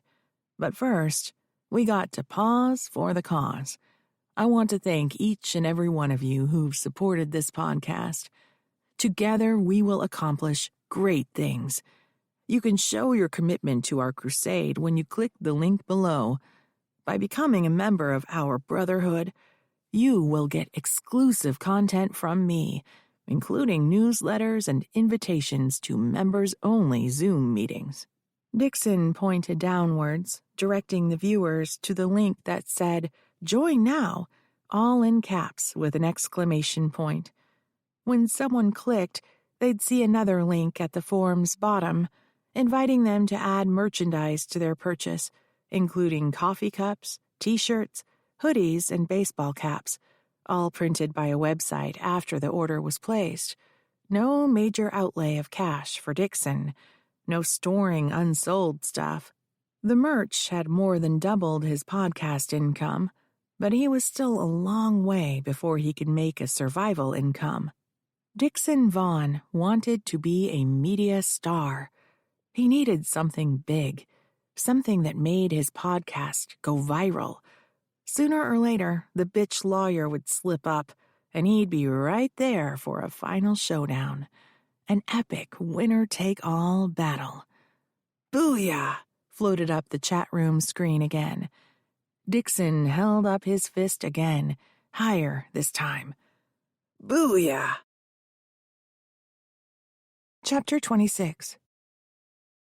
It was Jake's night to cook, but he was still working overtime at the DA's office, so I picked up pizzas on the way home.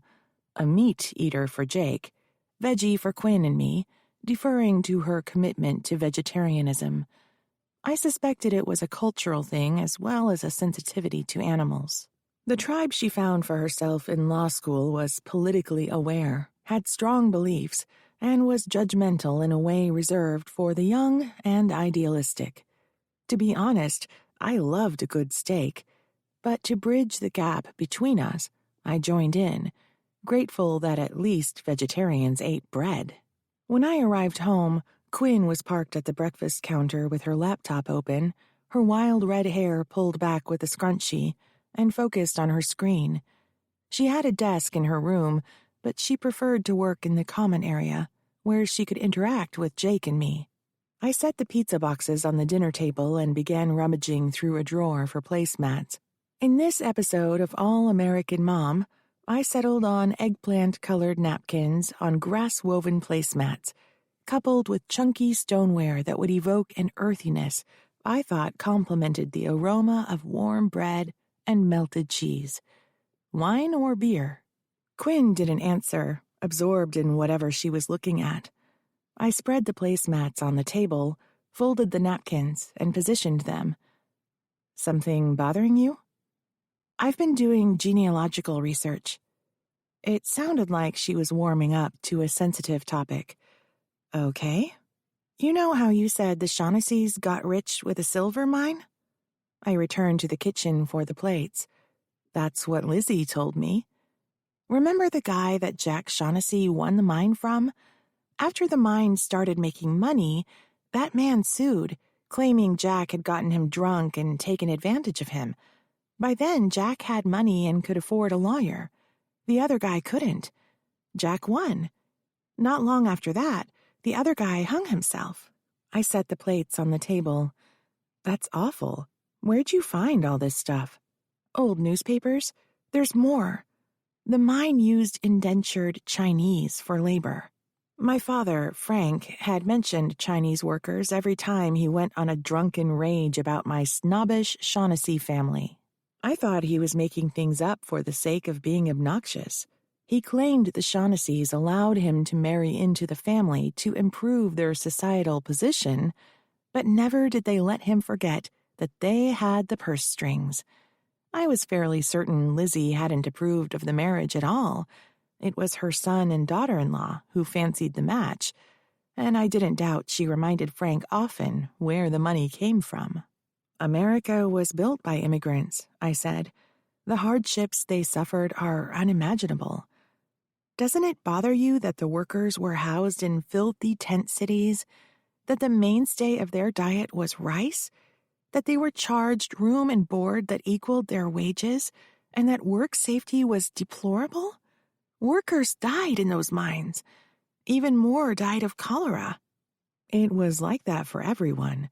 The Irish, the Italians, the Jews. African Americans had it even worse. But Jack Shaughnessy got rich exploiting the Chinese. That's the fortune that built the mansion and supported the family for generations. She looked around the room pointedly. I had bought the condo with the funds that Lizzie had left me in trust until I was 24 years old. It was also the money I used to buy my office condo. Frank squandered most of the family money. Except what you got. Doesn't it bother you that you grew up with all this privilege because your ancestor exploited vulnerable people? When I had driven home after a long day at work with her preferred veggie pizza to bond with my daughter, who was still a stranger to me, I hadn't expected to be hit with a demand for an apology for something I hadn't done. Sure, it bothers me. I am truly sorry for their difficulties. But what can I do about it? I'm a fixer. When there is a problem, I find a solution. What could I do to make up for my ancestors? Give away the money? It's already gone. Establish a nonprofit for charity? Done. Say a novena? I didn't even know where the rosary Lizzie gave me for my first Holy Communion was. Maybe my bedside table. Hoping to change the subject, I returned to the kitchen, grabbed a bottle of beer out of the fridge, and wagged it in Quinn's direction. She shook her head. I popped the cap and chugged a third of the bottle down. This might be a good night to get tipsy. Beer tonight. Novena tomorrow. Maybe, maybe not. I'll see how ashamed I felt in the morning. Manja, I commanded as I swept my arm towards the dinner table. Eat, eat. No thanks, I'm not hungry. Quinn dropped the lid on her laptop, tucked it under her arm, and shuffled to her bedroom. Chapter 27. Henry insisted on meeting with Assistant D.A. Kuhn that evening after hours. Whoever killed Tanzini could have seen Henry going in and out of 123 Baywater Street. They might target him next. He had to be careful. He had an idea, again from watching cop shows, that he was less likely to be seen if it was dark out. On the other hand, it'd be harder to detect someone following him. He recalled when he'd talked to Tanzini in front of his apartment building. Across the street was a big, beefy man who leaned his shoulder against a building and smoked a cigarette. He was dark, Spanish or Italian-looking, with wiry hair and wore a raincoat. Henry didn't think much of the man at the time, but now that Tanzini was dead, he thought about the stranger a lot. As Henry pulled the hood of his jacket over his head and started for the bus stop, he felt eyes on his back. When he boarded the bus, he turned to see if he was being followed. The sidewalk was nearly empty. The man was nowhere to be seen. Henry's imagination was playing tricks with him. At the DA's building, Henry had to give his name to a security guard, who then made a call, all the while watching Henry closely. He waited for his escort in the glass-walled foyer, scanning the streets for the scary man. He was reminded of the time when he was a child. His father had taken him to the pet shop where he watched in horror as a greasy, pimply-faced store clerk reached into a glass-enclosed cage, picked up a pink-eyed white mouse by his tail, and dropped it into an aquarium with a snake.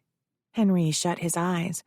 He could still see the clerk's shadow across the mouse's cage and the quivering little mouse inside. He could hear the latch click. He saw the big hand descend. "Mr. Watkins?" A woman's voice made him jump. "Sorry, didn't mean to frighten you." "I wasn't frightened," Henry protested in a high-pitched voice. He took a breath and lowered his tone with effort. "Just preoccupied. You know how it is."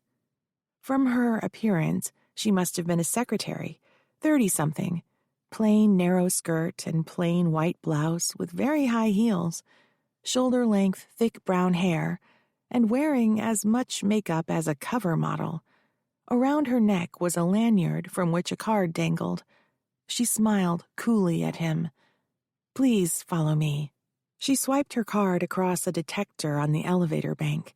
The doors hissed open, and they stepped onto the carriage. The elevator clunked, then shuddered, before it began its climb. They rode in silence as Henry fixed his eyes upwards to the floor numbers lighting up in turn. The carriage bumped to a halt. The doors squealed, opening to an empty reception area. A large black and gold State of California seal hung over an empty desk. The secretary led him to a secured entrance and swiped another detector. The lock clicked. She pushed her weight into the door, forcing it open. "This way." He followed her down a hallway, turned a corner, and walked several yards before she showed him into a conference room. "Have a seat. Mr. Kuhn will be with you in a few minutes." A long table was surrounded with cloth-covered rolling chairs, like the ones sold in office stores. On the far wall was a whiteboard, wiped but smudged with black marker tracks. The room had no windows. Henry felt trapped. If he left now, he could find his way back to the security door. But could he open it? Was he locked in this maze? He picked a chair near the head of the table. When he sat, the chair back fell away and he nearly tumbled out. Why would they keep a broken chair? Was this room hardly used? Henry moved around to the other side of the table, taking the seat one down from the end. He assumed Mr. Kuhn would sit at the table's head, the power position. Better to have some distance between them, but close enough to talk confidentially. The clock on the wall was broken. With every tick, tick, tick, the second hand lurched, then fell back again, pointing downward. He had no idea how much time had passed, but it was long enough for his insides to start shivering from the cold. He stood, rubbed his hands together for warmth, and began walking around the room, just as the little white mouse had circled around his cage in those last moments before the store clerk's shadow crossed over him. The lights flickered. Henry flinched. An earthquake? Lifting his arms for balance, he looked to the ceiling for signs of movement. Was this building earthquake-proof? Would it collapse into a pile of twisted metal and broken glass? A moment passed. The lights brightened. A power surge, that's all. What a scaredy cat. Henry laughed at himself, even though the thought of being crushed by a falling skyscraper wasn't funny. The little mouse had screamed when the snake attacked, and Henry jumped behind his father, who then hoisted him by the upper arm to his toes. "Boy, what kind of scaredy cat are you?" The pimply store clerk cackled. Henry rubbed his arm. He could still feel the bruises his father had left. The doorknob clicked and the air pressure dropped. Henry turned to find a man standing on the threshold. "Sorry to keep you waiting, Mr. Watkins. My name's Jake Kuhn. I'm an assistant district attorney." He was dark-haired, tall, and broad-shouldered. Women would say he was handsome. He wore dark slacks and a wrinkled white shirt with sleeves rolled up to reveal hairy, muscled forearms. His tie had been pulled loose and the top button of his shirt was undone. He scooted around the table and sat, not at the head, but along the side, facing the door, then dropped a file folder on the table. "Please take a seat, anywhere you like." It was a test. Henry was certain of that.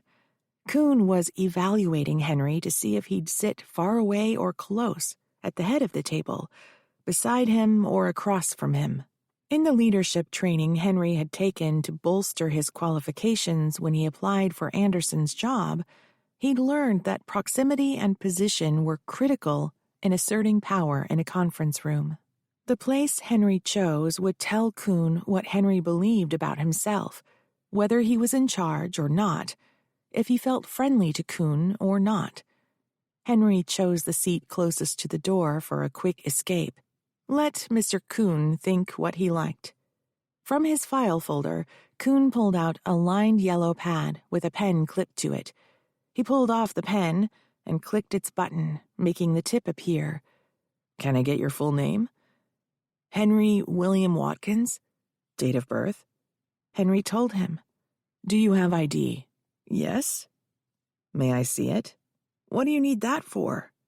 Kuhn looked up from his legal pad, taking Henry in, evaluating him, judging him. "To verify who you are, sir." The lights flickered again, making Henry wince. "Are you all right, Mr. Watkins?" Kuhn asked. Henry's necktie felt tight, and he tugged at the knot. "I don't know," he said truthfully. "Is there something I can get you? Coffee, tea, water?" "No, please, don't go to any trouble." "You sure?" Kuhn sounded genuinely concerned. Henry nodded. Kuhn made check marks on his notepad as if he was ticking off a list. His head lifted again. "Your identification. May I see it?" Henry couldn't be too careful. If he didn't strike a deal, he didn't want any evidence that he had been there. What if the mob had spies in the DA's office? Everyone was on the take. Why not the prosecutors? "I don't understand why you need that," Henry asked. "Just crossing the T's and dotting the I's, sir." Kuhn watched him with narrowed eyes. "Can't we just talk about why I'm here?" "After I verify who you are." Kuhn glanced at his expensive gold wristwatch. "Look, Mr. Watkins, it's late." Kuhn spun his gold wedding ring with his thumb. The man had a wife waiting for him, maybe even kids. And here Henry was, keeping Jake Kuhn away from his family. All because he was too chicken to come to the office during normal hours. Henry reached into his back pocket and pulled out his wallet. He flipped it open to his ID card and passed it to Kuhn. "No driver's license?" "No car," Henry said. "Is this your correct address?" "Yes." Kuhn compared the photo to Henry, copied some information from the card, closed the wallet, and handed it back. "I understand you're employed by the County Transportation Department." "In the airport division." "So, what brings you in today?" "I want immunity." Kuhn took a beat while his eyes appeared to glaze over. He massaged his forehead, then the bridge of his nose. When he redirected his gaze to Henry, spidery blood vessels stood out in the whites of Kuhn's eyes. "I need a little more information," Kuhn said. Henry wasn't going to give up his secrets without protection. Everywhere was danger. The contract he'd forged, he could go to prison just for that. The money he'd taken, more prison time. Someone killed Tanzini. They might want him dead, too. But he knew he had to give Kuhn something to prove he had important information to share, something the DA would want to know. How do I know I can trust you? The truth is, Mr. Watkins, you don't. You took a gamble when you called my office. I have no idea what your situation is, so I can't predict if my bosses will agree to immunity. Kuhn shrugged. It's up to you whether you want to go forward with this interview. Kuhn put his pen down, sat back, then rolled his neck, stretching the muscles. Henry said, I must have something you need to know. You arrested the chief of the department. The next day, Anderson and Sinclair went to see a lawyer. Anderson's my boss. Sinclair is another manager. No one's seen them since. They must have come back during the night and cleared out their offices. Okay. That building permit man got immunity in the corruption scandal. It was on the news. I can't comment on an ongoing investigation. The image of the man lurking outside Tanzini's apartment building was stuck in Henry's mind. I need immunity and witness protection before I talk. Kuhn took a deep breath and sighed. Here's my problem, Mr. Watkins. Immunity and witness protection are big asks. I don't have the authority to give that to you. I'd have to talk to my bosses. When I ask them, they're going to want to know what information you have. Think of it as a contract. You give us something, we give you something. The lights flickered again as Henry felt Kuhn's eyes look deeply into his soul. What did he see? A frightened little mouse quivering under the shadow of doom. Henry cleared his throat and opened his mouth to speak, not knowing what he would say. Kuhn leaned forward, raised his pen, clicked it twice, then pressed it to the legal pad. If I tell you what I know, how do I know you'll give me a deal? Henry asked. I'm sorry, sir. That's how it works. You give us a proffer, which means you tell us what you would testify to. It's not testimony, so we can't use it. If the information is useful, the DA may agree to immunity, but I can't make any promises. Kuhn wanted Henry to give up everything he knew without any guarantee. But he knew what happened to snitches in jail. Tanzini had told him. Henry's lungs suddenly felt they were filled with cotton. He pulled in air, but he couldn't get oxygen. He patted his pockets. No inhaler. He'd left it at home. The room's pressure dropped again as the door behind Henry opened. He jumped to his feet. It was the secretary. She glanced coolly at Henry. Sorry to interrupt. I wanted to let you know I'm leaving for the night, Mr. Kuhn. I'm sorry, Henry said. This was a big mistake. He pushed his way past her. The security door opened from the inside without a badge. The elevator opened too. Minutes later, Henry was out on the dark street, running to the bus stop. Chapter 28. When Henry returned home, he found his inhaler on the table next to the door where he kept his keys. He scooped it up and put it to his mouth, drawing deeply. Within seconds, his lungs filled with fresh air and his head had that happy, dizzy feeling. He fell into his old, cracked chair. Everything had gone wrong. His department was under investigation. The chief had already been arrested. Anderson and Sinclair had disappeared. It was only a matter of time before Henry was found out. He needed that contract. No one could ever see it. If the police got hold of it, they would figure out he'd taken a bribe. He Googled Esme's bakery and found a phone number listed for orders. He called and tried to ask the woman who answered about the contract without sounding suspicious. She didn't know what he was talking about. There was only one person he could talk to. He made the call and left a message on the voicemail. Chapter 29. Paul Lewis started the clock on his computer billing program, then touched the intercom button. The hag answered. "Show her back," he said. While he waited, he spun his chair around to take in the view from his 7th-floor office. On a nice day, Paul would walk down to the ferry building, pick up a roast beef sandwich from the deli, and sit on a bench by the pier as he ate his lunch, watching the boats bob in the water, listening to the seagulls caw overhead, feeling the cool breeze on his face and tasting the salt in the air, maybe tossing breadcrumbs to the birds who hopped along the concrete pad, begging for food. Ironically, it was Paul who discovered that Esme Castillo was operating a pop-up after she had been ousted from Esme Inc. He saw her booth in front of the ferry building on one of his lunchtime visits. He even bought a selection of cookies from her, but she didn't recognize him. They'd only met once when she came into his office to sign the papers. All guys in suits probably looked alike to her. When he had returned to the office, he called Mrs. Austin. He heard his door open. He spun around and leapt to his feet. The hag, ancient, bent, withered, and perpetually angry, stood before him. "Mrs. Austin," she said. The hag moved aside to allow the client to enter, then disappeared into the hall, pulling the door until the latch bolt snapped into place. When anyone else closed that door, you could barely hear it. But when she did it, the sound was like a gunshot. She held the doorknob open until the perfect moment to suddenly let go, shooting the bolt into place.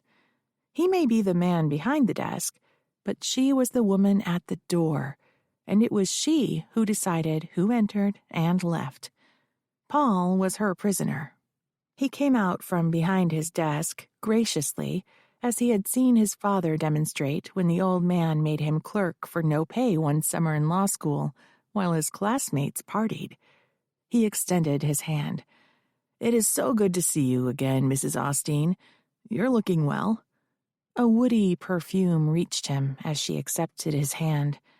She was elegant despite her age, which he knew from the file was 53 years old. Her face was a glossy mask, the neck smooth. He wondered if her skin was so tight she couldn't smile or frown, even if she wanted to. "I just returned from a holiday," she said. Her moss-green silk blazer matched her skirt. The lapels met between her breasts, and she wore no blouse, so that if one were so inclined, he, or she, would be able to see down into her bra and view its contents. She was coming on to him. Paul could feel it. But he wasn't interested. He'd sooner crawl into bed with a viper. Father, however, would have had her on top of the desk. For all Paul knew, he had. All the old man would say is that they were old friends. Paul gestured toward a visitor's chair. "Would you like to take a seat? We have some developments to review." Paul felt her energy withdraw from him. Job done. He sauntered back to his chair, dragging a fingertip along the desk edge as he did so. In no hurry because he was on the clock. Dad would be so proud. "We have a couple of issues in the Esme Inc. case." Paul handed Mrs. Austin a copy of a document, then held his copy in both hands. "If you look at request number 1, Maureen Gould is asking for copies of all contracts, agreements, invoices, proposals, and any other document relating to the existence of a lease in the San Francisco International Airport." Paul laid the papers down and folded his hands on top of them. He never understood this woman. Was she really going into the cafe business? Standing behind a counter and serving up lattes? No way. She had something else planned. Did it matter to Paul? His job was not to decide what the truth was or what was fair. His job was to advocate for and protect his client. If she wanted to keep secrets from him, that was her business. As long as she kept paying the bill, his father and the hag would be happy, and Paul would continue to draw his salary, live in his ultra-modern Castro neighborhood condo, and party with his friends. Let's look at the remaining requests. They want to know about several unexplained expenditures. You were the business treasurer, so you're the person best situated to answer the questions. Perhaps you should take this request home with you and review it. Then we can meet again in a week or two and draft some responses. How long do we have before we answer the questions? The rules say 30 days, but we can string that out.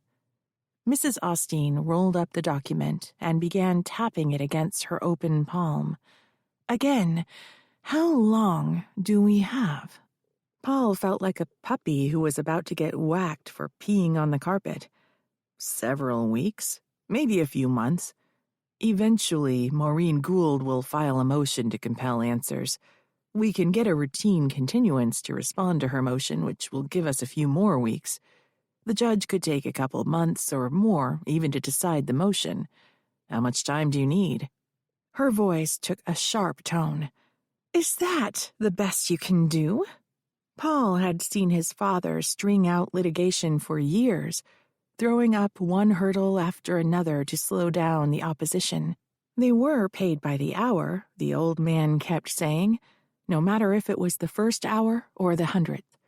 I could claim that the business plans are trade secrets and ask for a protective order against releasing that information. How much time would that buy? If the judge grants the motion, months, maybe even years. Do it. Mrs. Austin neatly folded the document in half and slipped it into her purse. She rose to her feet. Paul stood. There's something else. She had been reaching for the door. What? Esme Castillo filed a motion to take over the business. Mrs. Austin frowned. Can she do that? Here's the thing. When Tanzini died, his stock was split up pro rata in relation to your prior percentage of ownership, so she's the majority stockholder now. Unless we come up with some reason against it, the judge will grant her motion. She snorted in disgust. Pay attention. I'll go slowly for you. Remember that side deal with Al? His shares became mine if he couldn't pay back the loan on time. He's dead, so he can't repay the money. His shares are now mine, and I'm the majority shareholder. Tell that to the court. He wasn't sure the court would enforce the side deal, but like his father always said, the customer was always right. Yes, ma'am. After Paul escorted her through the office of Lewis and Lewis, past the hag's desk, and to the corridor, he opened his computer and recorded his notes of the meeting. He reviewed the entry to make sure it was complete and the grammar and spelling were correct. When he had spent as much time on it as he could, he hit save, then went into his billing program and stopped the clock. Chapter 30. A few weeks after Tanzini was murdered, we were in my conference room seated around the table. Myself, Yolanda, Esme, and Esme's aunt, Bebe, who had been her bookkeeper. I'd cranked the windows open to let in the warm sunshine and soft breeze. Bebe was an older version of Esme, but less intense. In her late 30s, her wild brown hair was cut shoulder length.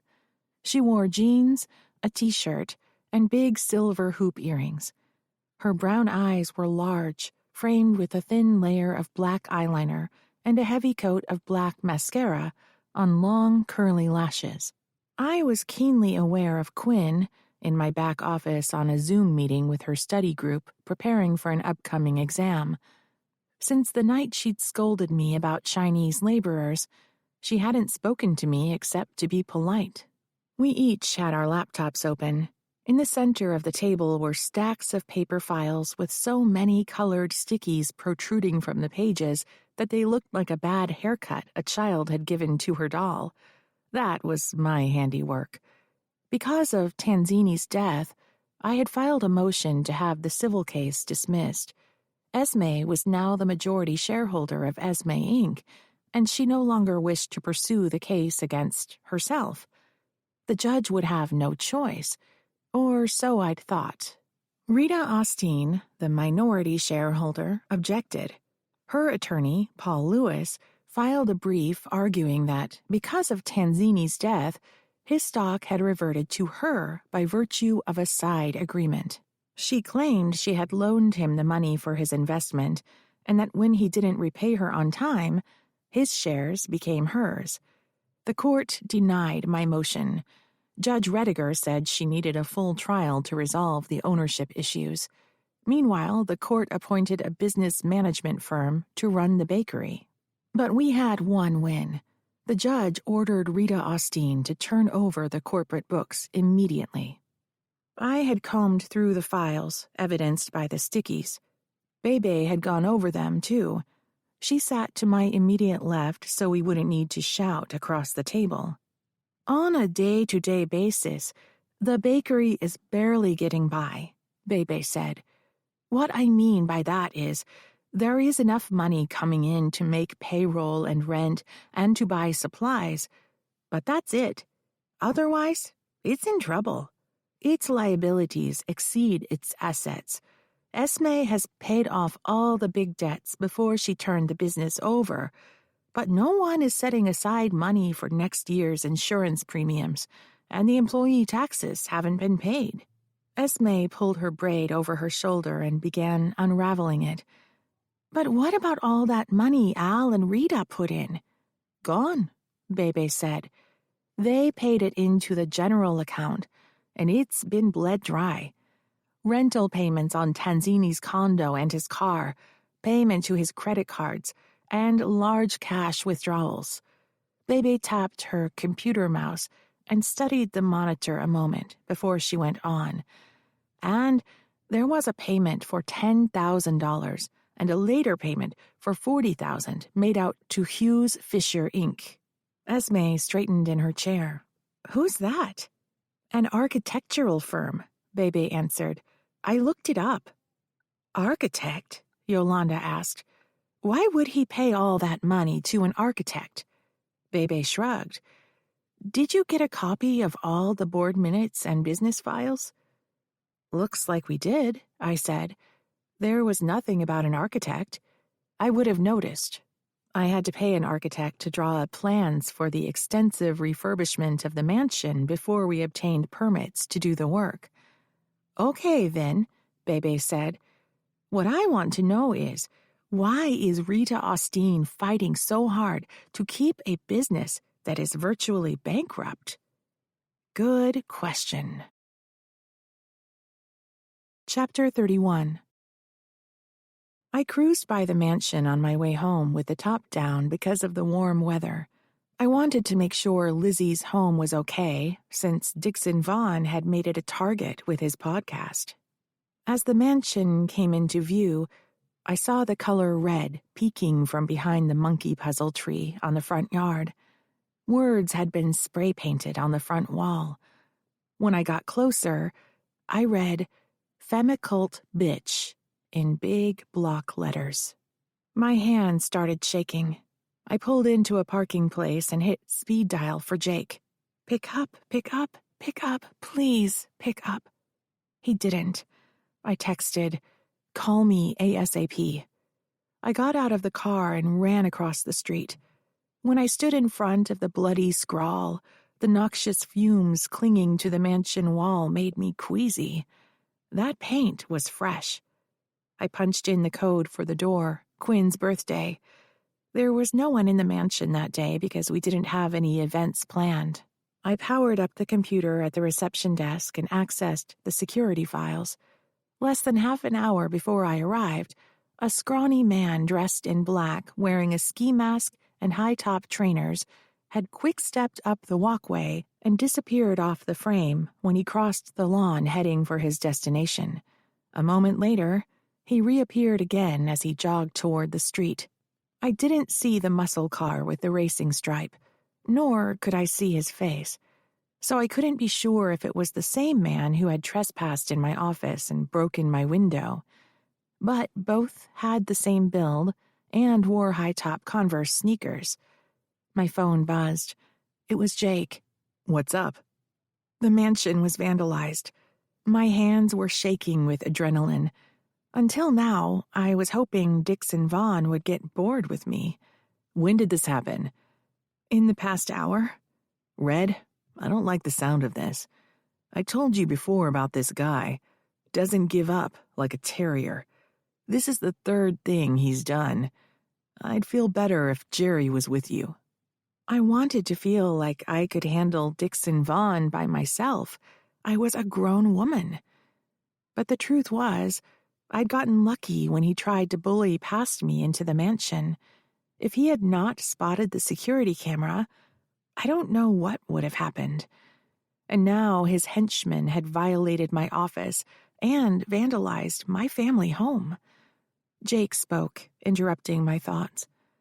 It's great you're taking self-defense classes, but you're not a black belt. Vaughn had a lot more training in the academy and on the force than you can pick up in a few afternoons. I didn't want to feel like I needed a man to protect me, but I knew Jake loved me enough to tell me what I didn't want to hear. Okay, fine, I said, echoing my daughter's juvenile adage.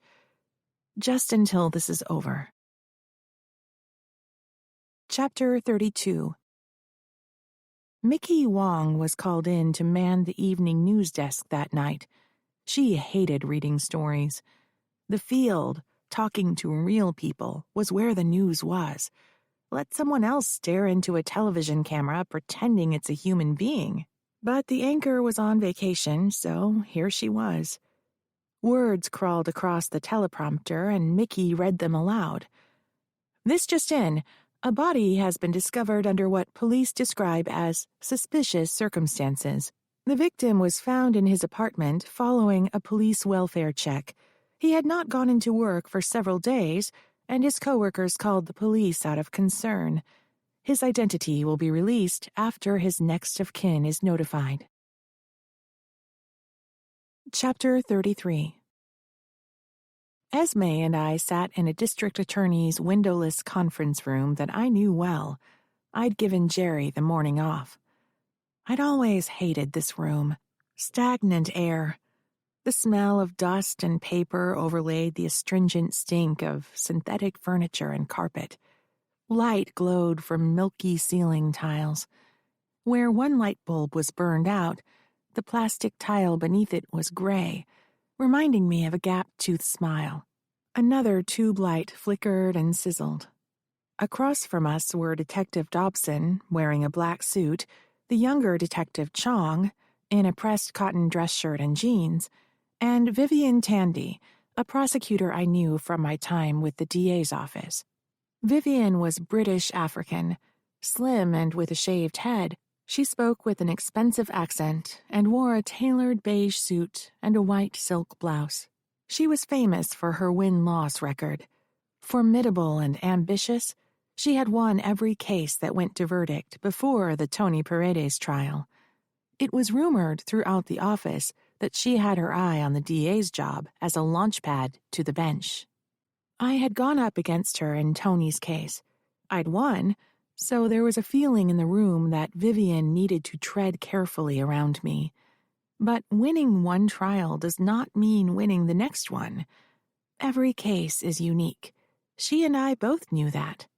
The reason I called you in is that there has been another homicide, Vivian said, matter-of-factly. We have reason to believe that it is connected to the murder of Alfred Tanzini. With the eyes of Detectives Chong and Dobson on Esme and me, I felt like a zoo animal. Everything that she and I said or didn't say or didn't do, would be noted with interest by them.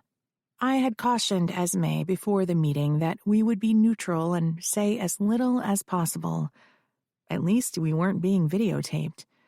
I knew from my time working at the DA's office that they didn't permit any recording in the office, just in case some wily defense attorney got their hands on it and made them look bad.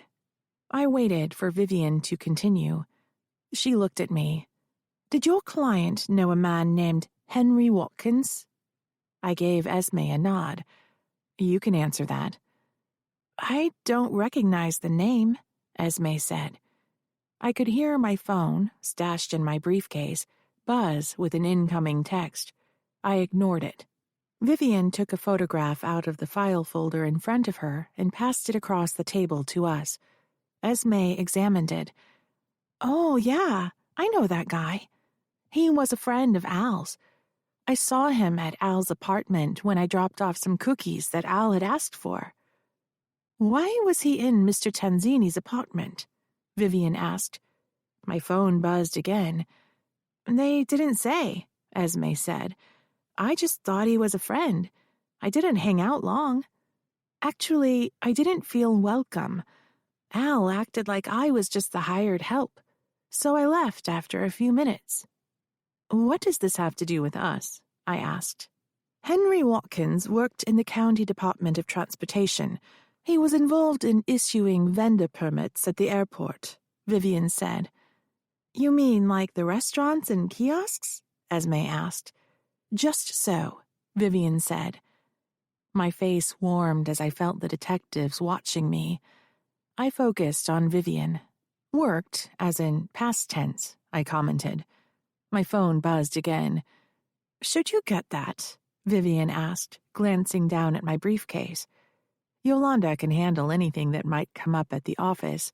Quinn was at the mansion babysitting while some mothers used a classroom and computers to take an online class in office software. Jake was at work. For all I knew, the texts were spam. I'm okay. Please continue. Vivian took a deep breath. Yes, to answer your question, worked as in the past tense. Mr. Watkins was discovered in his apartment this morning. The police were called for a welfare check by one of his co-workers. He had not been into the office for several days, and he had quit answering his phone. Esme's hands were in her lap, clasped so hard her knuckles were turning white. Why do you believe this murder is connected to that of Alfred Tanzini? I asked. For a couple of reasons. First, they had business dealings. Mr. Tanzini was in the process of obtaining a permit to open a cafe and bakery outlet at the airport. The enterprise was in the name of your client's business. He was working with Mr. Watkins towards that end. How do you know that? I asked. It was in Mr. Tanzini's text messages, Vivian answered. Did you find a contract? Unfortunately, we did not. Vivian addressed Esme directly. Perhaps you could help us with that. Esme's body stiffened as Vivian gazed at her. I interceded. I don't know anything about a contract. I looked at Esme, a cue she could respond. News to me, she said. I said, Vivian, you said there were 2 reasons why you believe these murders were connected. What's the second? The unusual modus operandi. Vivian paused for dramatic effect. The faces of the 2 detectives were blank. I couldn't tell if they were breathing. And that was? They both had their throats slit. Esme gave out a little cry, and her hand flew to cover her mouth. Vivian leaned across the table ever so slightly. I need to ask your client, where were you yesterday, Esme? The detectives still weren't breathing. Here we go again. Is my client a suspect? I asked. Not at present, Vivian said. We would like to rule her out so that we can focus our investigation. Not at present, Vivian said. We would like to rule her out so that we can focus our investigation. I was at home, Esme said, blurting out her answer despite my cautions before we had come to the DA's office. She might have told the truth, but if they caught her in a lie, they would zero in on her as the prime suspect. Is there anyone who can verify that? Vivian asked. I live with my grandmother, but I don't want you bothering her. She worries.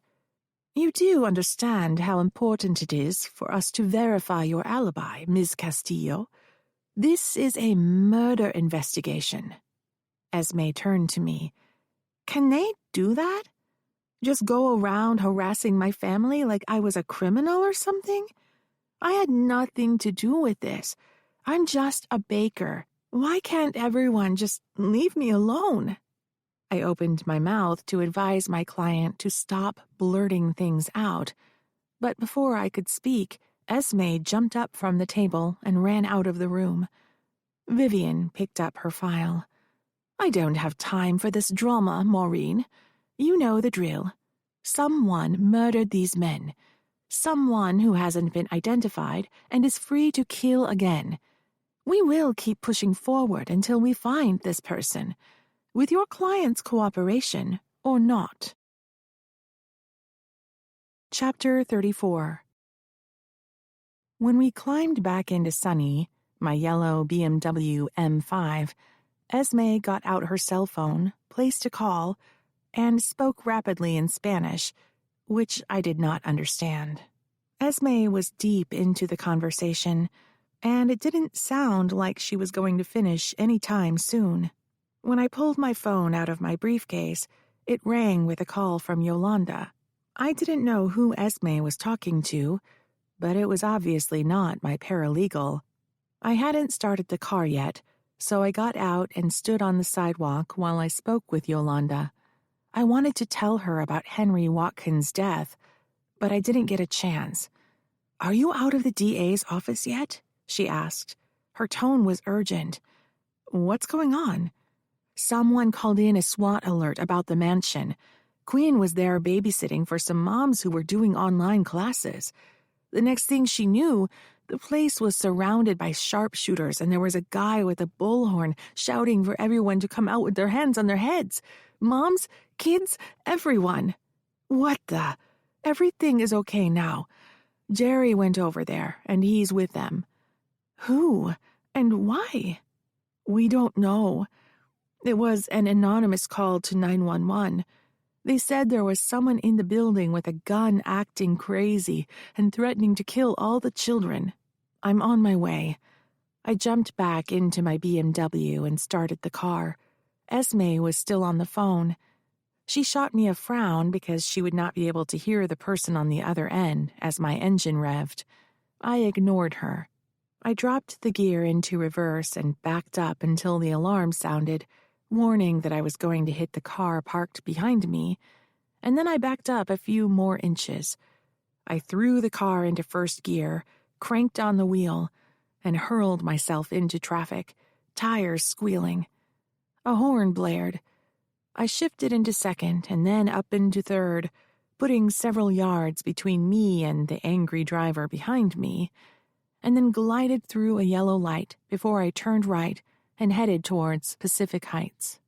When we arrived, a SWAT truck was double parked in front of the mansion. Jerry stood on the sidewalk talking to a guy wearing a bulletproof vest with a helmet tucked under one arm. I parked behind the truck, blocking in someone's SUV that had 2 children's car seats strapped into the second row. Across the street in the park, several young moms with babies in their arms and clutching toddlers' hands clustered together, watching the drama unfold. When we parked, Esme was still talking. I jumped out of my car and ran over to Jerry. He patted me on the shoulder. "Everything's okay. The house has been cleared for intruders and devices." "And Quinn?" "She's inside with them. She did great. Called me when the team got here. I came straight over." Jerry slapped the man next to him on the vest. "I know Bill from the old days. He worked the same shift with me and Jake when we were on patrol." To the SWAT guy, he said, "Bill, this is the good lady who rescued Jake Kuhn from his miserable bachelorhood, Maureen Gould." Bill stuck out his hand, and I shook. "It's nice to meet you, but I'd like to talk to my daughter right now." "Understood," Bill said. They stepped out of my way, and I jogged up to the mansion and began to input the security code when the newly repainted door swung open. Quinn stood in front of me, breathing so heavily I thought she was going to hyperventilate. "Where is everyone?" "In the kitchen, having milk and cookies." Quinn burst into tears and fell into my arms. shaking as she cried. It was a long time before she could speak again. "I was so afraid that something bad would happen to the kids," she said. "Can we do another self-defense lesson? If anyone came after the children, I'd hurt them." Chapter 35. My husband took the rest of the day off and met us at the condominium. When he arrived, he went straight to Quinn, who was sitting in her usual perch at the breakfast bar with a cup of tea. "Are you all right?" She slipped off her bar stool and buried her face in his chest, with a new surge of tears. Jerry took his beer over to the sliding glass window and looked out onto our little patio, giving them privacy. I stood by numbly. I didn't know what to do. Jake stroked Quinn's hair and whispered that everything was going to be okay. I wished I had his parenting skills, but he had grown up in a loving family, and I had the legacy of a pedophile father and a mother who was so emotionally remote, I had sometimes wondered if she was mentally ill. I regretted that Jake and I did not have children of our own, but it was a decision that we made together. When we married, I had just opened my own practice, and my workload varied erratically. There were days on end when I had nothing to do, but times when I slept in my suit on my office couch because I didn't have time to go home. His job was 60 to 80 hours a week. We couldn't take care of a baby. Instead, Jake bought the Siamese kitten for me, Germaine Greer, who was now yowling in front of her empty food dish. I might be a deficient mother, but I could feed a cat. I opened a can of cat food, filled the dish, and put it on the floor. Germaine sniffed, then turned her back and drifted out of the kitchen, settling in the hallway where she could watch the humans, her tail twitching. She was not accustomed to sharing Jake with others. Later, the four of us, Jake, Quinn, Jerry, and me, sat around the dinner table with a collection of empty beers as Quinn peeled off another label from a bottle. "This can't go on, Red," Jake said. "Someone's going to get hurt. This has got to be the work of Dixon Vaughn." "The police have the video of him the day he tried to blow past me into the mansion," I said. "They have the video of the graffiti artist. I sent them the links to Vaughn's podcast. What does that show? Unless they can figure out who called in the SWAT alert, we can't prove that all three things are connected. For the time being, it would be safer if no one was at the mansion," Jake said. "You mean I should just give up and quit?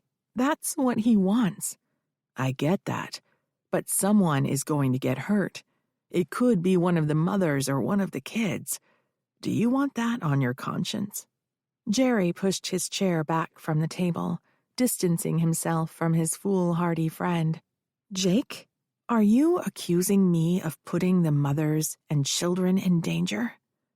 Quinn's hands froze, a paper petal between the tips of her fingers about to be dropped onto the growing mound of moist shards. I had not been this angry with my husband for a couple of years. Shortly after we were married, we fought all the time. He left me for what he said was a cooling-off period. I was so furious that I filed for divorce. Eventually, I came to understand that when Jake was critical, he was trying to support me. We made up and renewed our vows. Since then, when he said something that offended me, I tried to interpret his comments as loving concern, even if they were awkwardly phrased.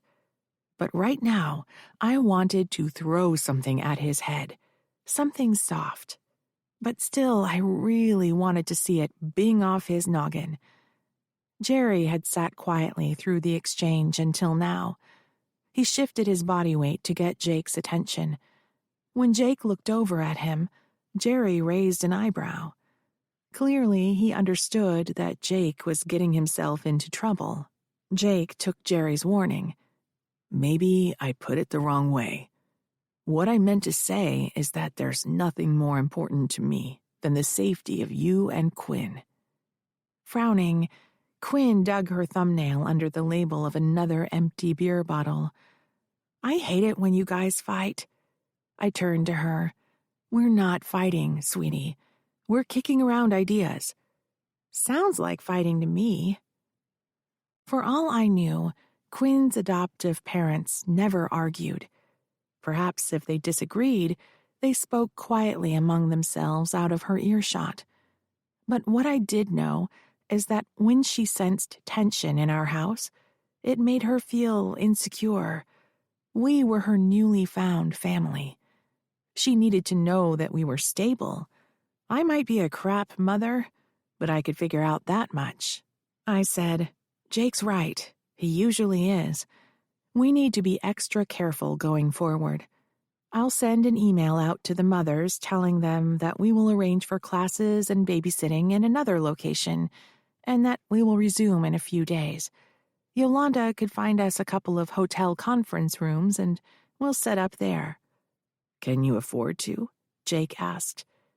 The foundation had some money left, not enough to finance our long-term goals, but if we didn't get a grant soon, I didn't know how we could go on operating anyway. Jake didn't know how bad it was. He was too busy with his job lately for me to bother him about it. I patted his hand. "We're okay." "Meanwhile, back to business," I said briskly, signaling a topic change. "Esme and I met with Vivian Tandy today. There's been another murder." Chapter 36. I was at my desk at the office, reviewing the judge's order, while Yolanda watched me from a visitor's chair. Out in the reception room, Jerry was reading a Detective Byron paperback. "You have got to be kidding me," I said to myself. "What?" she demanded. I held up my hand. I needed a moment to make sure I had read it correctly. I had. "You have got to be kidding me," I repeated. "Remember that discovery request we sent over to Paul Lewis about an airport contract?" "Sure. You thought that because Vivian Tandy had questioned Esme about that airport guy's murder, and Esme Inc. had paid some architect a lot of money, Tanzini might be planning to open a location at the airport." "Right. And Rita Osteen's response to my discovery request was to file a petition for a protective order to block me from asking those questions. She did not admit there was a contract or proposal for the airport, but she claimed that if there was, that information would be a trade secret, and she should not be required to release it to Esme, given Esme's recent history of opening a competing business. Yolanda scoffed.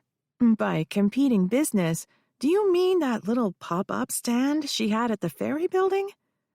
"That's the one." "That's ridiculous. How is she going to go from a little pop-up to a multi-million-dollar shop at the airport? She doesn't have any money. They made sure of it." "I get that." And I answered their petition stating that she had no such intention. I also pointed out that she was still one of the owners of the business and, in fact, the majority shareholder, so she was entitled to know how the business was being conducted. Yolanda crossed her arms over her chest. "And the judge said what?" Our old friend, Judge Rediger, ruled that the information we were seeking was a trade secret, and that given the hostile relationship between Esme and the remaining shareholder, she would not be entitled to that information until there was a trial to determine who was entitled to run the business. "But Esme is the majority shareholder now, right? What's there to decide?" "Not until the trial, she isn't. The judge needs to decide whether that side deal was legal, and get this, Lewis claimed that even if Esme is the majority shareholder, which he refused to concede, that she violated her good faith duty to the remaining shareholders when she urged the bakers to quit, so she shouldn't be allowed to run the bakery. Yolanda was now perched on the edge of her chair. And the judge bought that? The judge already ruled, twice if you'll recall, that Esme opened a competing business and urged the bakers to quit. And as to the alleged side deal, the judge ruled that there are so many factual issues that need to be resolved, she wants a trial before she decides who will ultimately gain control of Esme Inc. Yolanda's voice was loud enough to carry to the nosebleed seats. Meanwhile, the business management company she appointed to run the bakery will be paid from the proceeds, which, if Bebe is right, means what little profits there are will be eaten up. Yelling at me won't fix anything. Sorry, she said, then pushed herself back into the chair, her arms crossed again. There's more bad news. The trial date is set for a year from now. What is Esme supposed to do between now and then? How is she going to earn a living? Right now, she's helping out with my sister's janitorial service and living with my mother. But she is an ambitious girl. She needs to have a goal, to be building something. She'd hoped the business would provide for the family. It was her contribution to our heritage. She has a job, sure, but she has no purpose, and she needs that. She needs to feel like she's giving back. I understood Yolanda's concern, but I was worried about a more pressing matter. It had been days since Vivian called us in to talk about the murder of Henry Watkins, and it had been even longer since Al Tanzini was murdered. There had been no news about an arrest. Until there was, I had to assume that Esme was a suspect. I was right. Chapter 37. Later that morning, I got another call from Vivian Tandy. I will come to the point, she said. I charged Esmeralda Castillo with the homicide of Alfred Tanzini based upon new evidence. If you bring your client in for processing and arraignment this afternoon, I will agree to bail. I suddenly felt cold. What new evidence? I will be happy to release that to you after the arraignment. Yolanda insisted on going along to pick up Esme. Jerry said he'd go too.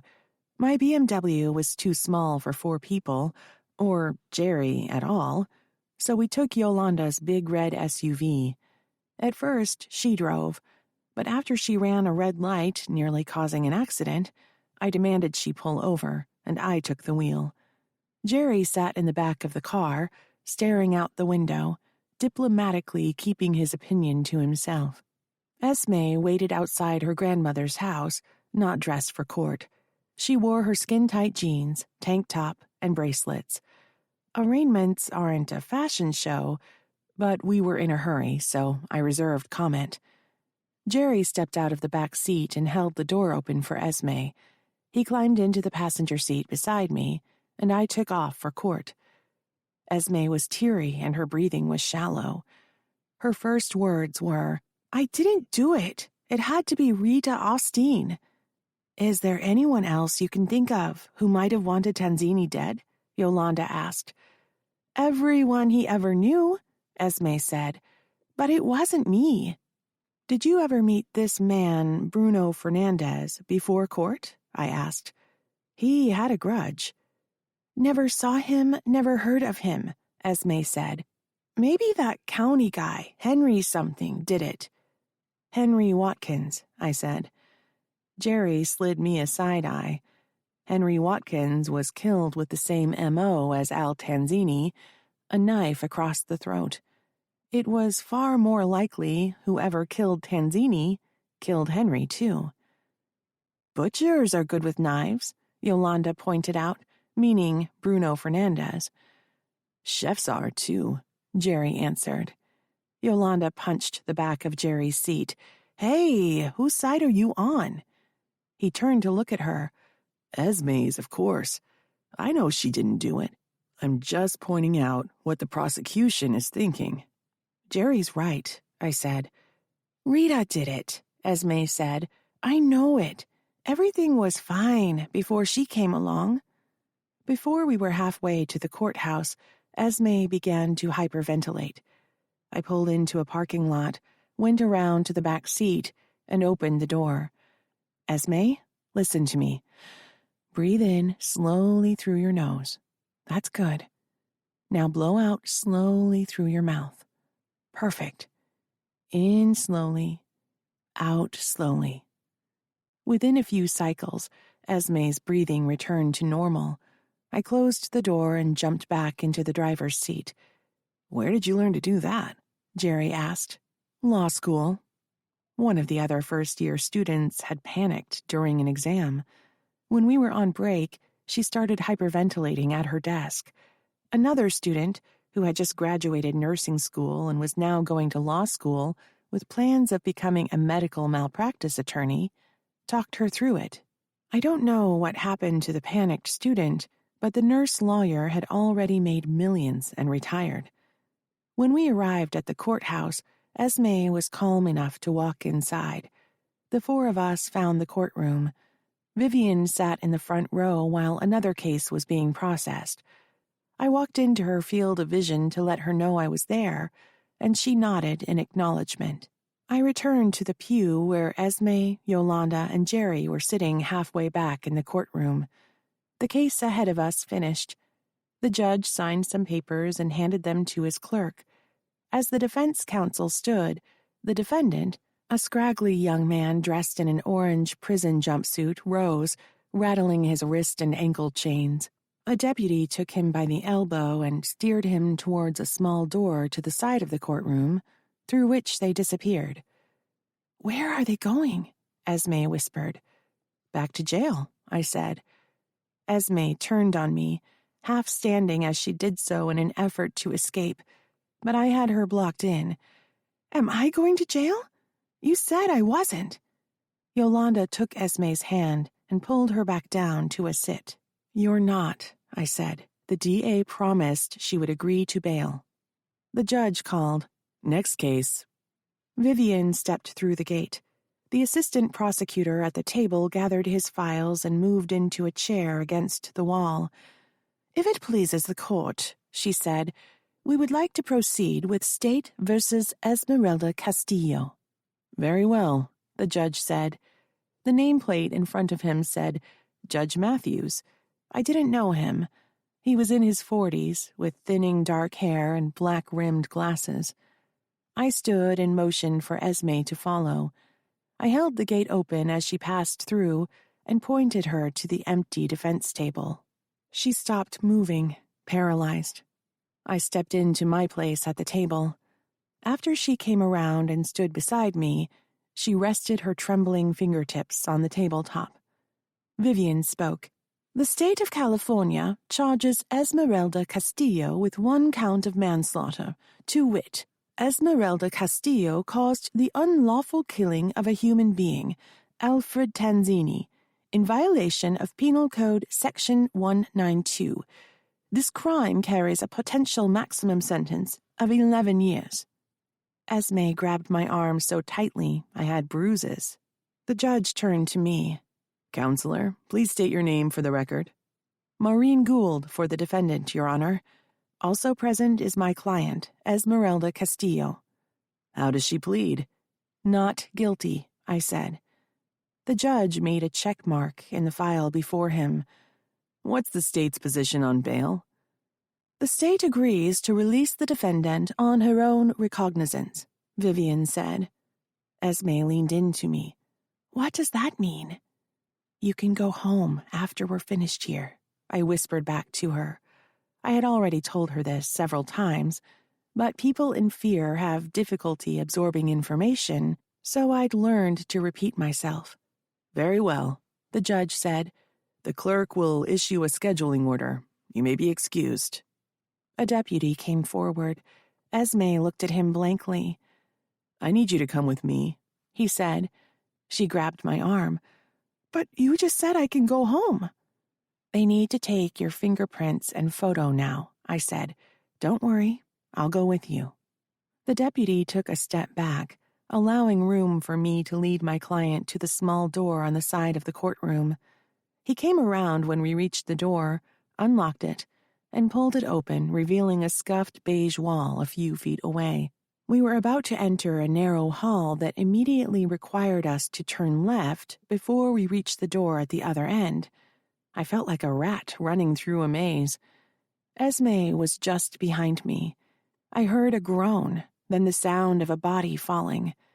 When I turned around, she was on the floor, having fainted, as she had at my office when we first learned Tanzini was dead. Instead of catching her, the deputy had stepped out of the way. "What is wrong with you?" It was Yolanda as she pushed her way forward through the gate. The deputy turned to face her, reaching for his sidearm. I held up my hand, signaling Yolanda to stop. She did. For a moment, we all froze. "Yolanda, would you please get my briefcase and meet me downstairs in the lobby in half an hour?" "But—" Jerry came through the gate and gently placed one hand on Yolanda's arm. "I've got this," I said. Esme was coming too. "What happened?" She pushed her hair out of her face. When she saw me and the deputy standing over her, she tried to scramble backwards. I knelt beside her. "It's okay. I'm with you." I helped her to her feet, and together we went through the door. Chapter 38. By the time Yolanda, Jerry, and I had returned to the office, after dropping Esme off at her grandmother's house, an email from Vivian Tandy was waiting for me. Attached to it were several documents and photos. I called Yolanda into my office. Jerry followed her in. They stood behind me while we looked at the attachments on my monitor. Photographs from the crime scene. Alfred Tanzini in a pool of blood that had soaked into the white carpet beneath him. Evidence markers scattered about the apartment. Fingerprint-dusted surfaces. A disheveled bed with another evidence marker identifying stains on the sheets. The bathroom and more fingerprint dust. Close-ups of a shower drain that had been pried off. The documents included a list of evidence taken from the crime scene. One entry was vaguely identified as business files. "Look, did they find the airport contract?" Yolanda said, bending over my shoulder. If there was a contract for an airport shop space, and Tanzini had kept the files in his apartment, it should have been found by the police. I opened another PDF labeled Business Files Taken from Scene and scanned for the contract. I don't see it. Did you? "Go through it again," Yolanda said, more slowly this time. I started from the top and clicked through 97 pages. It wasn't there. "Maybe there never was a contract," Jerry said. Yolanda jumped in. "If there wasn't a contract, then why'd they pay that architect all that money?" "Are you sure they did?" Jerry answered. "Did you trace the funds, or are you just relying on an entry in a banking app? I could say I wrote a check to Humpty Dumpty. That doesn't mean it's true." Jerry had a point. "Do you mean like a money laundering scheme?" I asked. "Could be," he said. "Maybe," I said. "I'll keep it in mind. But that doesn't fit with what we know. Tanzini said he was going to turn Esme Inc. into a national brand. According to Viv, there were texts between him and Henry Watkins about an airport lease. It's much more likely that the person who murdered Tanzini took it. Let's look at the rest." I clicked and scrolled. Yolanda stepped around my chair to look directly at me. "But if it was Bruno Fernandez, why would he take the contract?" "No idea. But why would Rita Austin? Wouldn't she have a copy already?" Yolanda muttered, "Maybe there's someone else we haven't thought of. Someone who doesn't want that contract seeing the light of day." I opened the forensic reports. It identified fingerprints from Alfred Tanzini, Rita Austin, and my client, as well as 3 unknown persons. They could belong to maids or room service waiters, or they could belong to the killer. The DNA results from the shower drain identified only 2 different individuals, Alfred Tanzini and one other, a person who had a familial match with Esmeralda Castillo. They had accessed an ancestry website to match the DNA.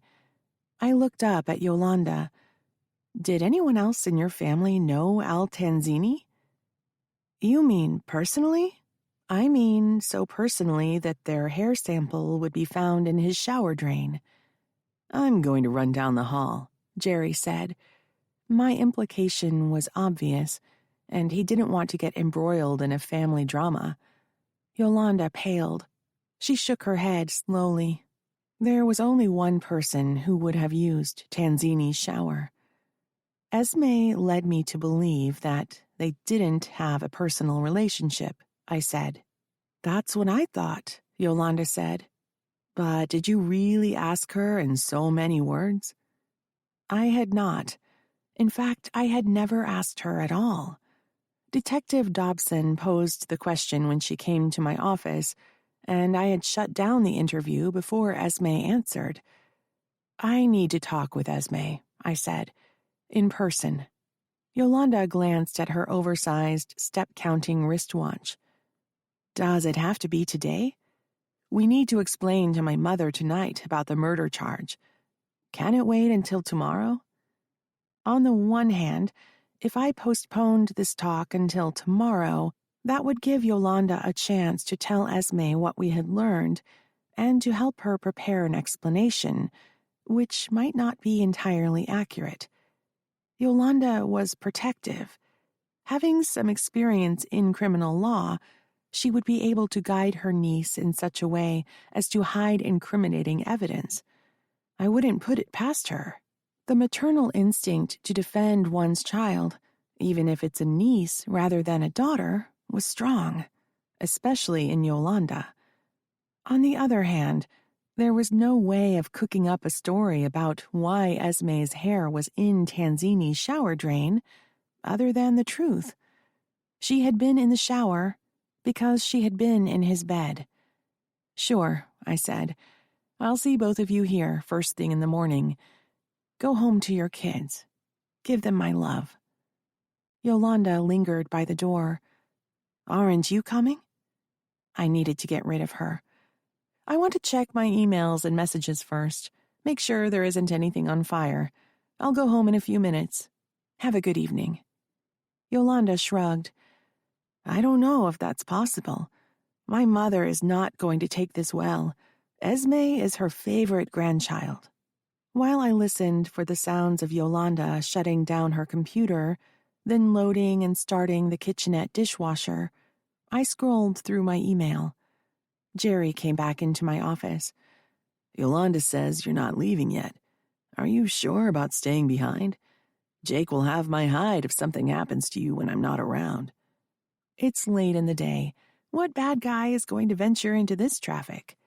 Got a point, but don't make a night of it. I'll lock up on my way out.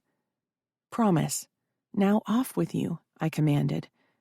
He gave me a 2-finger Boy Scout salute and left. I scrolled through my emails while I listened for them to leave. Yolanda and Jerry called good night from the reception room. The door finally clicked shut, and I pulled up the DA's evidence. I was certain that Esme had not murdered Tanzini or anyone else. Jake thinks I am being fanciful when I say that when someone commits murder, it leaves a mark on their soul, unless they're a psychopath. The eyes of most murderers look inward, even as they watch your reactions. Like chess players, they are always thinking 2 moves ahead and trying to steer the conversation away from themselves. Esme wasn't like that. If anything, she blurted out too much when she spoke at all. Fear motivated her, not guilt. And she wasn't a psychopath. She was a hard-working, kind, loving young woman who endeavored to support her family and her community. TV mysteries ask the question, Who had the most motive to kill? That's the wrong approach. There are plenty of people who have been wronged to a degree that could inspire murderous rage, but they choose to walk away. Some even forgive. The real question was, of the people who had motive to kill, who was most willing? Certain that Yolanda was gone, I opened the forensic report again. The lab had identified the DNA in the shower, but whose DNA was on those bed sheets? 2 individuals were listed, Alfred Tanzini and an unknown woman, not Esme. So Tanzini had another lover, while he deceived Esme into believing they were going to become the next power couple of baking. Was he calling the tunes, or was he dancing to someone's music? Chapter 39. The next morning, I arrived at the office to find Yolanda behind her desk and my client sitting on the couch next to Jerry, who was back in his favorite spot. He was a good and faithful man. Yolanda could do worse. I printed off the discovery, Yolanda said. It's in the conference room. On the other side of the glass wall, 3 stacks of paper were neatly positioned, one before each chair. After I had dropped my briefcase in my office and picked up a cup of coffee in the kitchenette, I took my chair at the head of the table. Let's get to it, shall we? Yolanda and Esme sat on either side. Jerry was on the couch in the reception room, head buried in his Detective Byron mystery. Maureen, what's going to happen to me? Esme asked. It's too soon to tell. I would love to say something encouraging and dispel your fears, but the truth is you're in a lot of trouble. I didn't do it, Esme said. That's the funny thing about the truth and evidence. You can't prove a negative. I don't get what you mean. The justice system depends on evidence. Evidence is something that was left behind after an event. If there was no event, there is no evidence. So you can't really prove you didn't do something. Your best defense is that you didn't have the opportunity. You mean like an alibi? Fine, I have an alibi. I wasn't even there. That's a great place to start. Where were you the evening that Al Tanzini was murdered? Asleep in my bed at my grandmother's house. Can your grandmother verify that? She went to bed before I did. When I got up the next morning, she was already making coffee. Let's look at this from the prosecution's point of view. How old is your grandmother? 83 years old. I don't see how that has anything to do with it. Would she have heard you leave the house? Her hearing's fine. Yolanda's face gathered in a frown. Her hearing isn't what it used to be.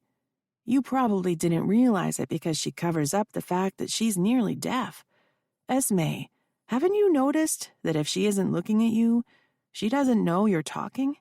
She started losing her hearing when I was in school. I had no idea, Esme said. She hates wearing hearing aids. She says they're uncomfortable. I looked at Yolanda. So, if we put Esme's grandmother on the stand, she will have to admit that she couldn't hear Esme leaving or returning that night. True, Yolanda said.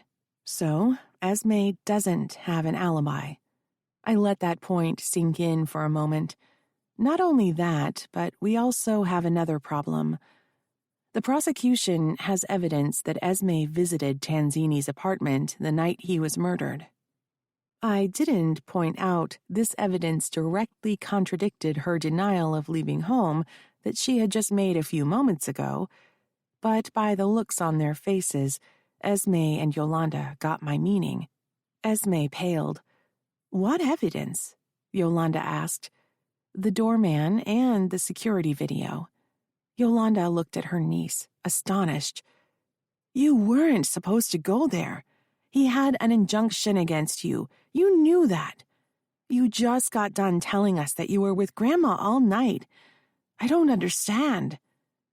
What I said was that I was in bed when he was murdered.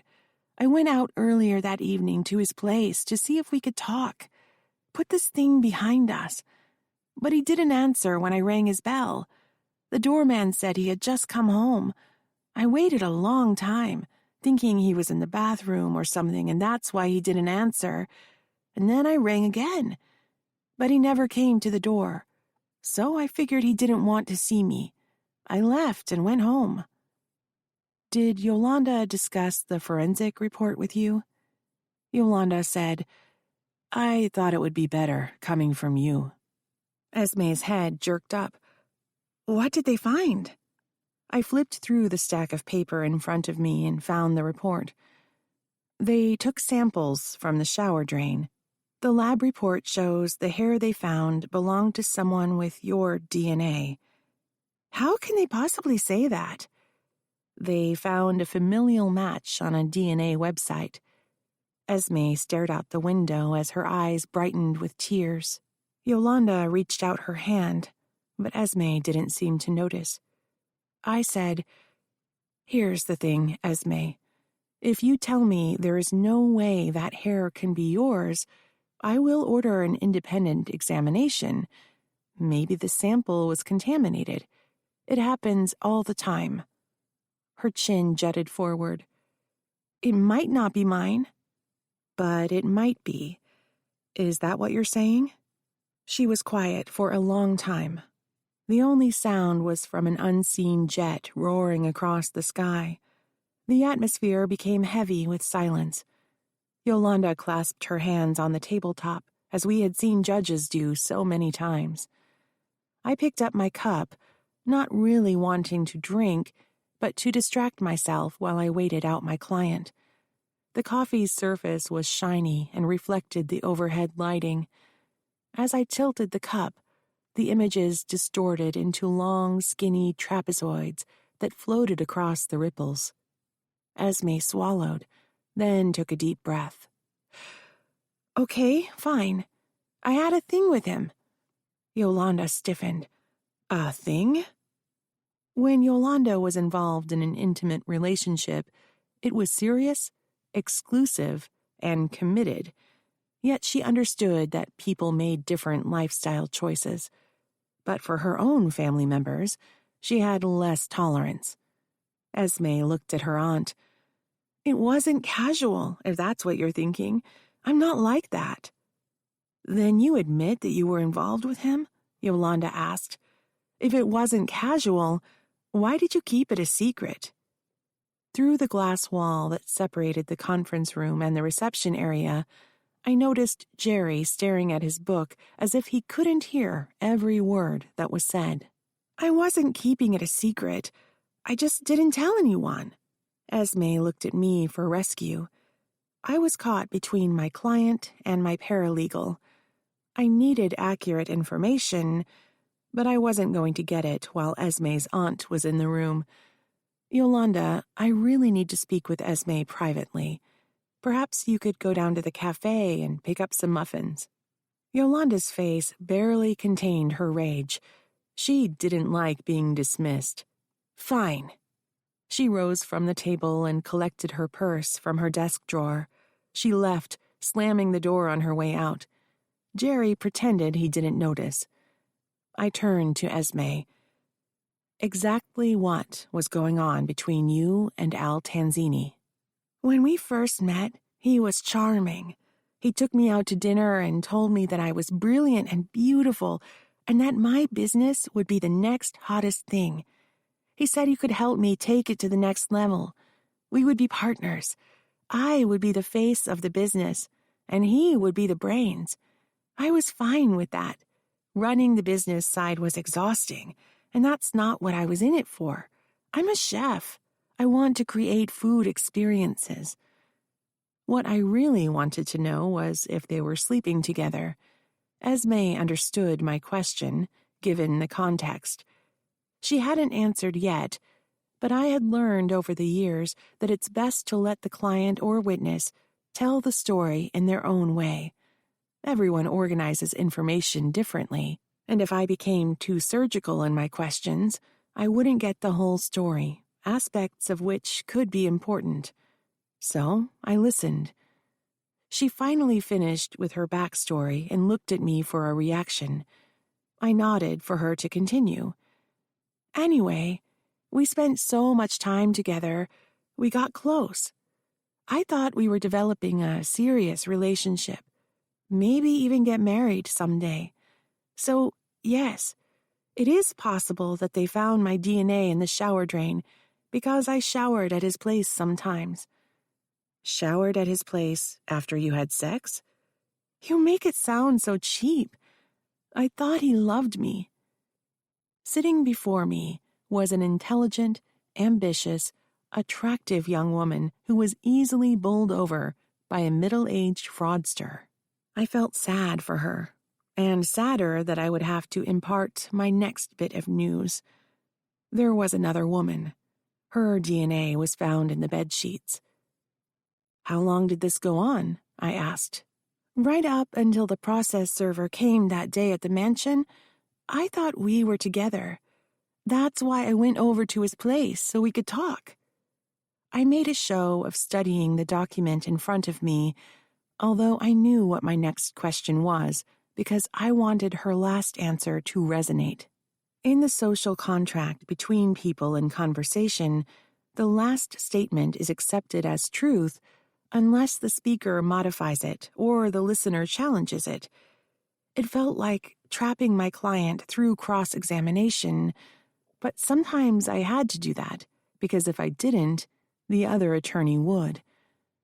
Prior to that day, when was the last time you had sex with him? It had been a few weeks. I didn't think anything of it at first. I was busy hustling new accounts, and he always seemed to be unavailable. He said he was meeting people, that he was exploring new opportunities for the business, and he didn't want to tell me about his plans because he didn't want to get my hopes up. Now that I think about it, he began to change right after we signed the paperwork. I have a difficult question for you. Could he have been involved with another woman? In the pause that followed, the air between us was electric with hurt, humiliation, and anger. I don't know if it was hers or mine or both. When she responded to my news, Esme spoke quietly. Are you saying that he slept with someone else just before he was murdered? How can they know that? I'm sorry. There was DNA from another woman in the bedsheets. I was hoping you might know who she was. The maid? She came every day. For all I knew, Tanzini slept with whoever was available. There are some people who engage in sex with strangers as casually as they would exchange small talk. Could be. The photos showed his body sprawled across the living room floor, wearing a suit. If his lover murdered him, she didn't do it in the aftermath of a liaison. He had dressed again for some reason. Perhaps he planned to go out. Then she killed him. Or maybe the other woman didn't have anything to do with his death. Maybe after she left, someone else came to his apartment. I needed to watch the security footage from the foyer and building's back door to see who else had entered 123 Baywater Street. The expression on Esme's face went from confused to shattered. I can't take any more of this. She stood and walked out of the conference room, just as Yolanda returned from the cafe.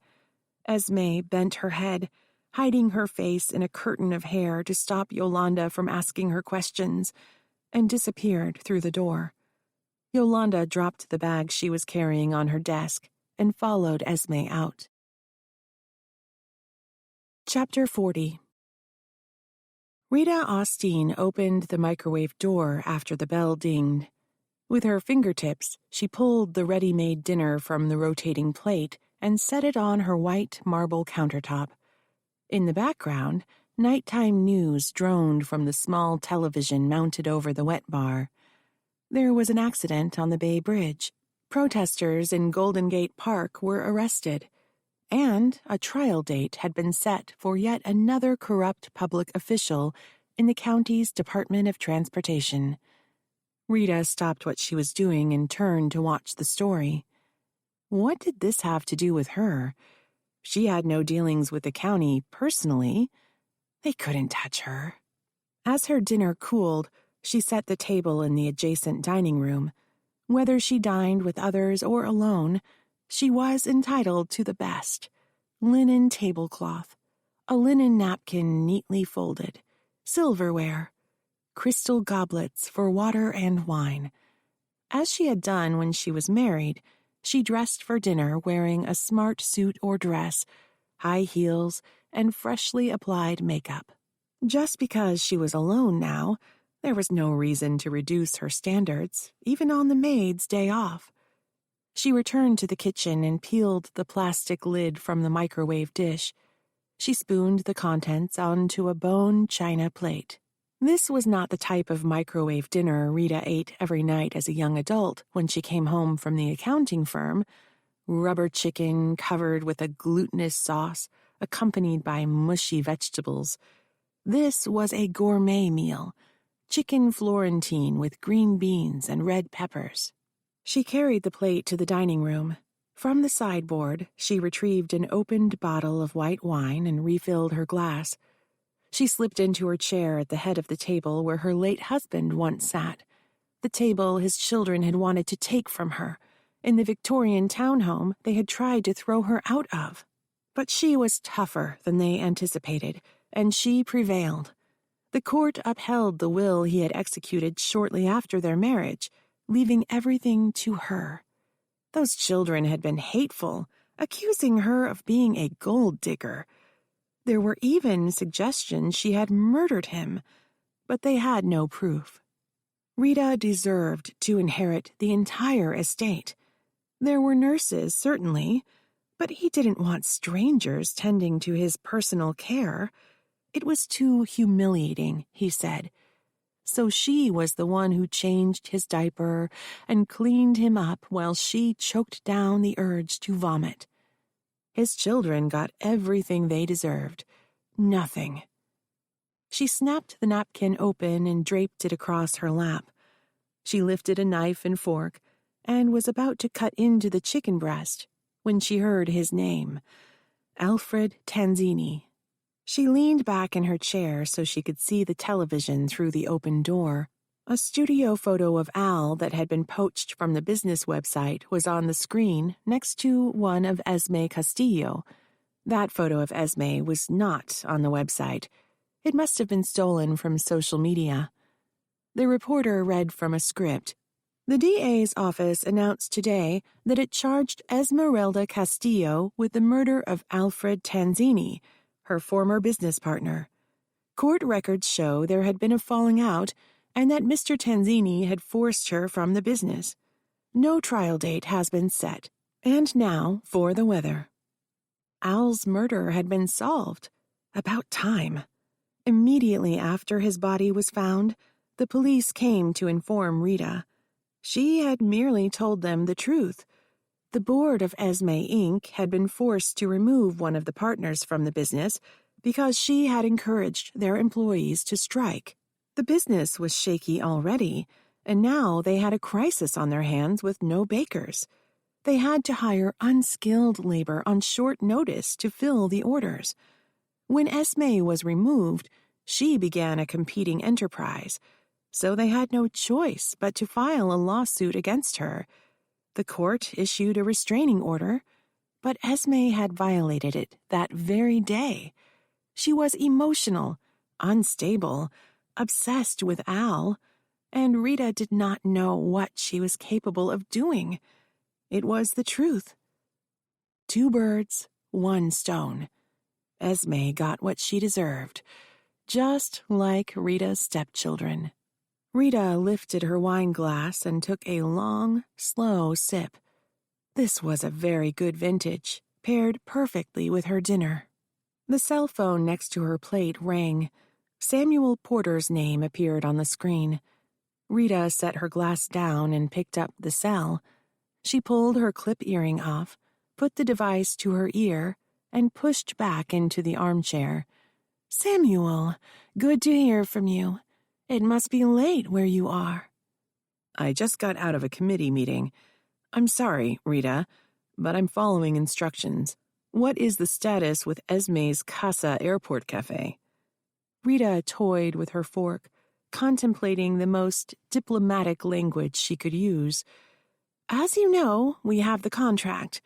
However, Ms. Castillo has caused problems for us in court, as a result of which the judge appointed a professional business manager to supervise the bakery until there is a trial to determine who will ultimately gain control of the company.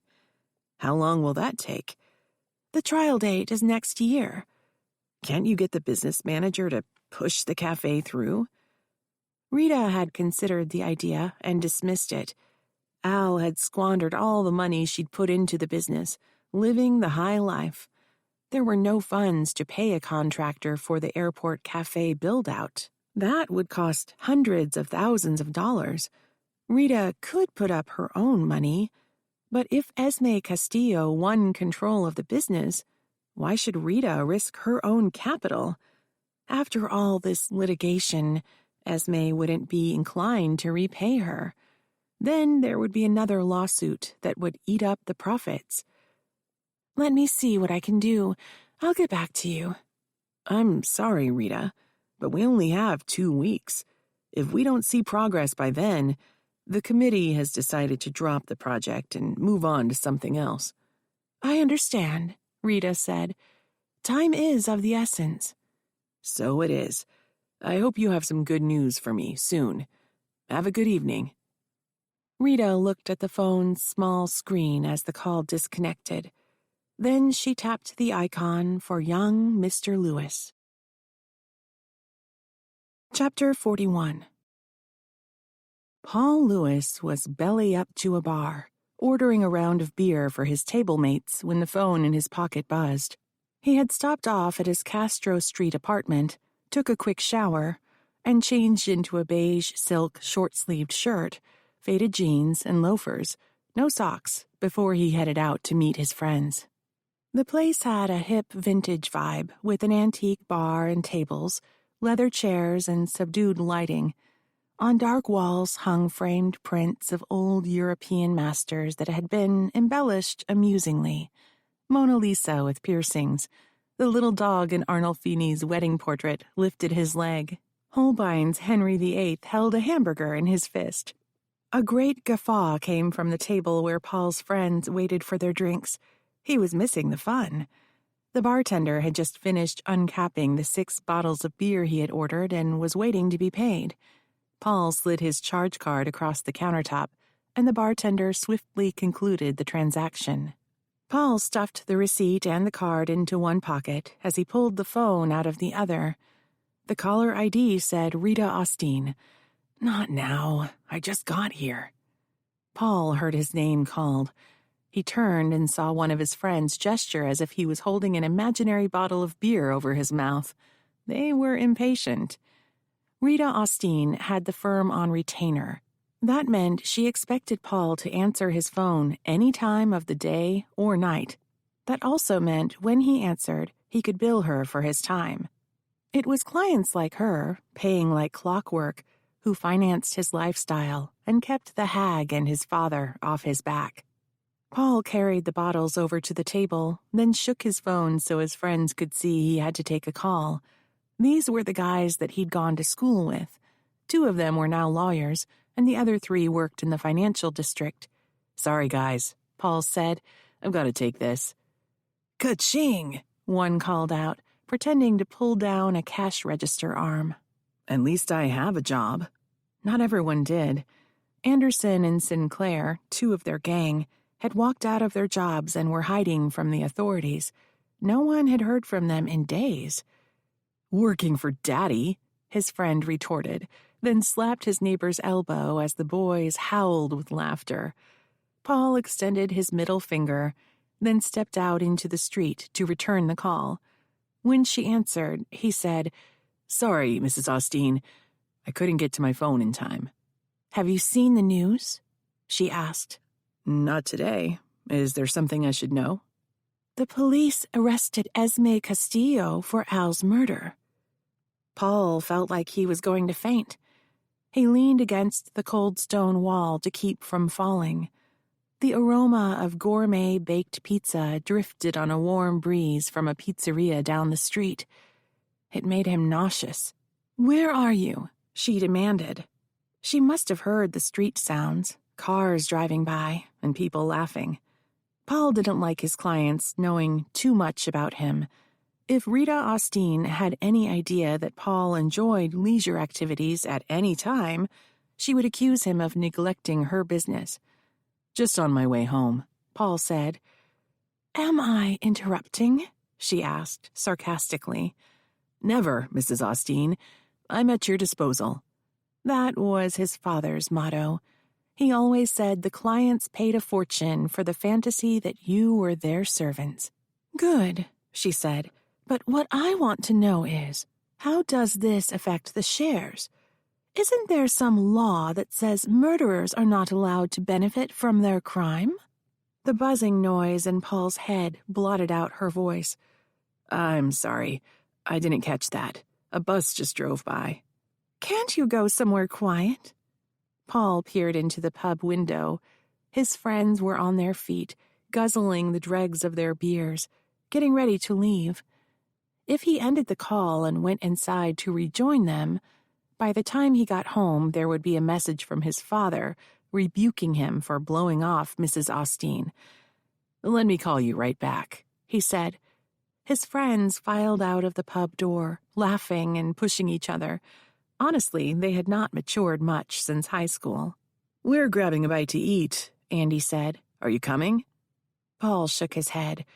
He didn't know if it was ethical to tell Andy about the charges. Rita was his client, so technically anything she said to him would be covered by attorney-client privilege. He couldn't even imply that a client had told him publicly known information. Since the charges were on the news, Andy would find out anyway. "There's been a development," Paul said. "Look at the news and give me a ring if you want to talk later." Paul had approached Andy on behalf of Rita Austin about stalling the contract. Andy agreed, for a price. So the contract sat in the bottom of Andy's inbox, ignored until he got the word that it was time to let it go through. But then the district attorney's office came snooping around, and Andy got cold feet. He'd quit his job. Andy was worried he would get busted for bribery, but Paul told him that because nothing had been done, he couldn't get into trouble. A lie. Paul was worn out with Andy's whining and told him the lie to shut him up. "Have fun," Paul said. He walked back to his apartment. When he was inside, he lit a joint, flopped into a chair, took a hit, and held his breath. The phone in his pocket rang again.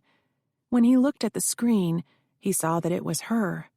He needed to get into the right frame of mind before he answered, so he tossed the phone onto a side table, unanswered. The smoke held in his lungs made him choke. He exhaled slowly, trying to capture every molecule of THC nirvana before allowing it to escape, then got a beer from the refrigerator. He called Rita Austin back. "Just got home. Run that past me again?" Her voice was sharp. Mrs. Austin did not like to be kept waiting. "Remember the problems with my husband's estate? How his kids accused me of murder? They said that because I murdered their father, I couldn't inherit. There's some law, what did you call it? The Slayer's Rule?" He remembered. The late Mr. Austin's children had claimed she overdosed their father with his pain medication so that he couldn't change his will back after he disinherited her. Accusations are not evidence, and they had no proof. No proof of a new will. No proof that she killed him. The post-mortem said the drugs in his system were not excessive. The old man died of cancer. But because of the accusation, Paul had billed Rita Austin for several hours for researching the Slayer Rule. The bill was heavily padded. He'd only needed 30 minutes to verify that what he'd learned in law school was still the state of the law. She read her bills carefully. so she had reason to believe he would be able to answer her question. So you want to know whether Esmeralda Castillo forfeits her shares in the corporation because she was charged with Al's murder? Paul asked. I always knew you were a bright boy. Rita Austin was a skank. She had married that old man for his money and convinced him that his children were conspiring against him. Shortly after their wedding, she got him to leave everything to her. It doesn't apply in this case, Paul said. The Slayer rule only applies to probate law, when someone inherits money because of a death. It doesn't apply to corporate law. But Esme inherited Al's shares. It's the same thing. It isn't. I'm sorry, Mrs. Austin. Esme wasn't Al Tanzini's heir, either under a will or because of kinship. It's a business deal. She received the shares because of the language in the corporation agreement. And who's to blame for that? He closed his eyes and took a deep, slow breath. He had drafted the corporation agreement, using boilerplate clauses that are included in every corporate agreement. The joint in Paul's hand had gone cold. He really wanted another hit, but he'd have to wait until he got her off the phone. She would certainly overhear him sparking a lighter and sucking on the doobie. You read the agreement before you signed it, Mrs. Austin. How was I to know that Al would get himself murdered? Paul stared at the ceiling. Could he convince Judge Rediger to set aside that clause in the agreement because of changed circumstances? Could he convincingly argue that Rita Austin only agreed to the stock redistribution in the event of a shareholder's death because she didn't anticipate a shareholder's death? Yeah, sure, he could argue it. But even Judge Rediger, who had ruled for him at every opportunity, making Paul wonder whether she was another of his father's so-called friends, would laugh out loud. However, let each note be a step inward toward calm. Enjoy this musical break before we continue. Thank you for your time and presence.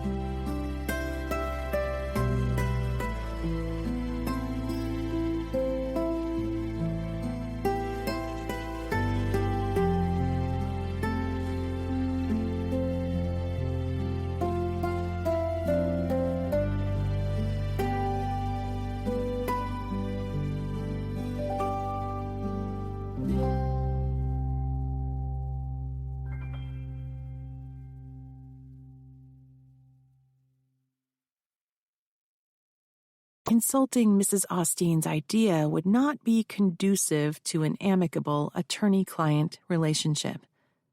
Paul said, "My feeling is that Judge Rediger has spent all the time on this case that she intends to before the trial. She's already ruled that there are issues of fact that need to be resolved. Besides, we can argue that Esme murdered Al, but it has not been established as a matter of law." "What do you need to establish that?" "She needs to be convicted." "How long is that going to take?"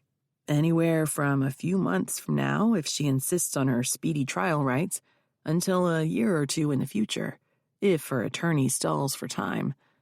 "Do you mean that I need to litigate who owns this company with the woman who killed my business partner? What exactly do I have to do to get rid of her?" "Make her an offer," Paul suggested. "She turned down the last one. What's the point?" "People wear down over time. They get tired of litigation, the disruption to their lives, the hassle of lawyers calling them, the endless paperwork, and going to court. Sooner or later, they just want to get it over. She might be ready now." All of Paul's friends were out partying, but here he was, alone in his apartment, straining his diplomatic skills to keep this woman happy, while the joint he kept staring at sat in an ashtray, luring him to a pleasant, alternate universe where clients and cases did not exist. "Mrs. Austein, you made a very shrewd investment when you bought into Esme Inc., and that is because you're an experienced businesswoman and you understand how money works. If you want a quick resolution, I imagine that Esme could use cash right now. She's going to need to hire a criminal defense attorney. Or you could play the long game, continue to litigate this case, and see what happens."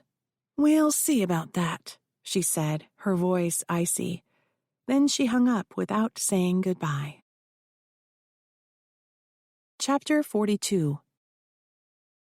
Bruno Fernandez was back in New Jersey, sitting at the small kitchen table he once shared with his wife. It was their first purchase after they were married, a simple wooden table, now scarred from years of use.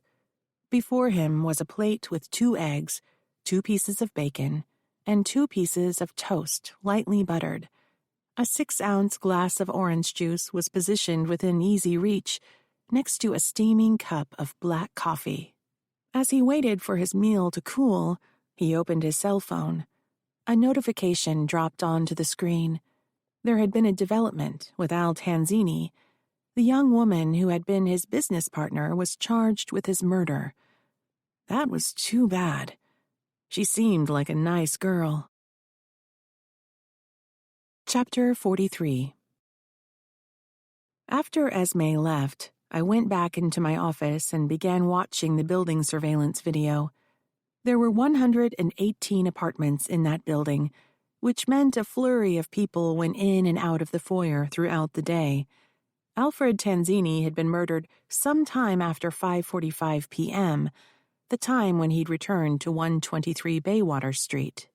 The most likely candidate for the other woman and potential suspect was Rita Austein. I found the video showing Tanzini coming into the building, stopping for a friendly word at the concierge desk, and then disappearing out of frame as he headed to the elevator bank. A woman with a small dog came in shortly after him, and she chatted cheerfully with the doorman. It appeared that she was one of the residents in the building. Although I noted her arrival, I needed to focus now on the most likely suspects. It would be someone who knew him from his business dealings in San Francisco or from his earlier life. I was looking for Rita Austein and Bruno Fernandez, the only suspects I had at this time. Esme appeared about 5 minutes later. As she walked across the foyer to the elevators, a small, balding man with glasses strode past her on his way out. She appeared again approximately 20 minutes later when she left. During the next couple of hours, No one entered the building through the front doors, except for the small balding man who had been escorted by the concierge into the elevator and who left again soon thereafter. Several more people departed, some alone, some in pairs. It appeared they were going out for the evening. It was possible that the murderer had hidden in the building during the day and left in the evening, falling into step with a resident as if they were on a date. But I didn't see anyone that looked like Rita Austin or Bruno Fernandez. I fast-forwarded through the video from the service door entrance in the back of the building. Throughout the day, maids, cooks, waiters, concierge, and maintenance men came to work through that entrance. The employees got in with a key card. When deliveries were made, the driver would buzz the doorbell, and someone would let them in. One thing struck me as odd. At approximately 6:35 p.m., a large man wearing a ball cap and coveralls, like a handyman or plumber or electrician, left through the back door. That was late in the day for a repairman to be leaving. He was the same size and shape as Bruno Fernandez. Got a minute? It was Quinn standing in my office threshold, clutching a stack of paper to her chest. She had arrived at the office shortly after Esme left, following an early morning class, and set up in the conference room to review the evidence the DA had sent over the day before. I tensed at first, the reaction that I'd adopted since the night she took umbrage with my family history. After a short moment of reflection, I realized she didn't have the tone in her voice that suggested an agenda. Hopeful for a détente, I answered, "Sure, what's up?"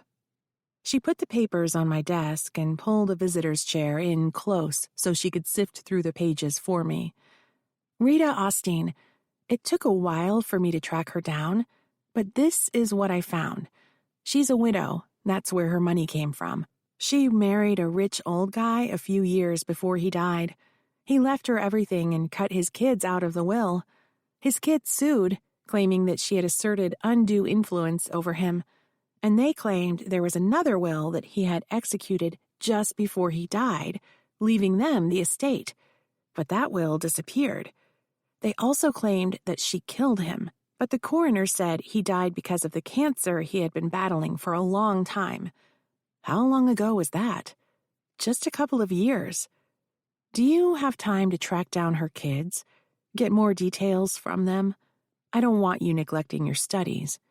Quinn perked up. "I'd love to." Chapter 44. Quinn drove to Fisherman's Wharf in Maureen's bright yellow BMW with the top down. It was a gorgeous summer day, a rare thing in San Francisco if the prior summer, her first year in the city, was any indication. In a few weeks, fog would roll in and remain until fall. As she drove through the streets, she traveled through the sounds and smells of San Francisco, cable car bells clanging, teenagers laughing on their school lunch break, seagulls cawing, hot dogs broiling in corner stands, salt air, fish, lots and lots of fish. This was her first solo witness interview. She wore jeans so as not to appear intimidating, and carried the backpack Maureen and Jake had given her. Not that she needed to bring paper or pens. She had a photographic memory and would recall every detail of the interview, but carrying a prop made her feel more authoritative. Finding Rita Austin's stepchildren was easier than Quinn thought it would be. Maureen Gould Austin, the oldest daughter, worked as a host in a high-end restaurant near Fisherman's Wharf. When Quinn arrived at the restaurant and introduced herself, Maureen Gould asked her to wait a few minutes until she could take a break. It was the end of the lunch hour.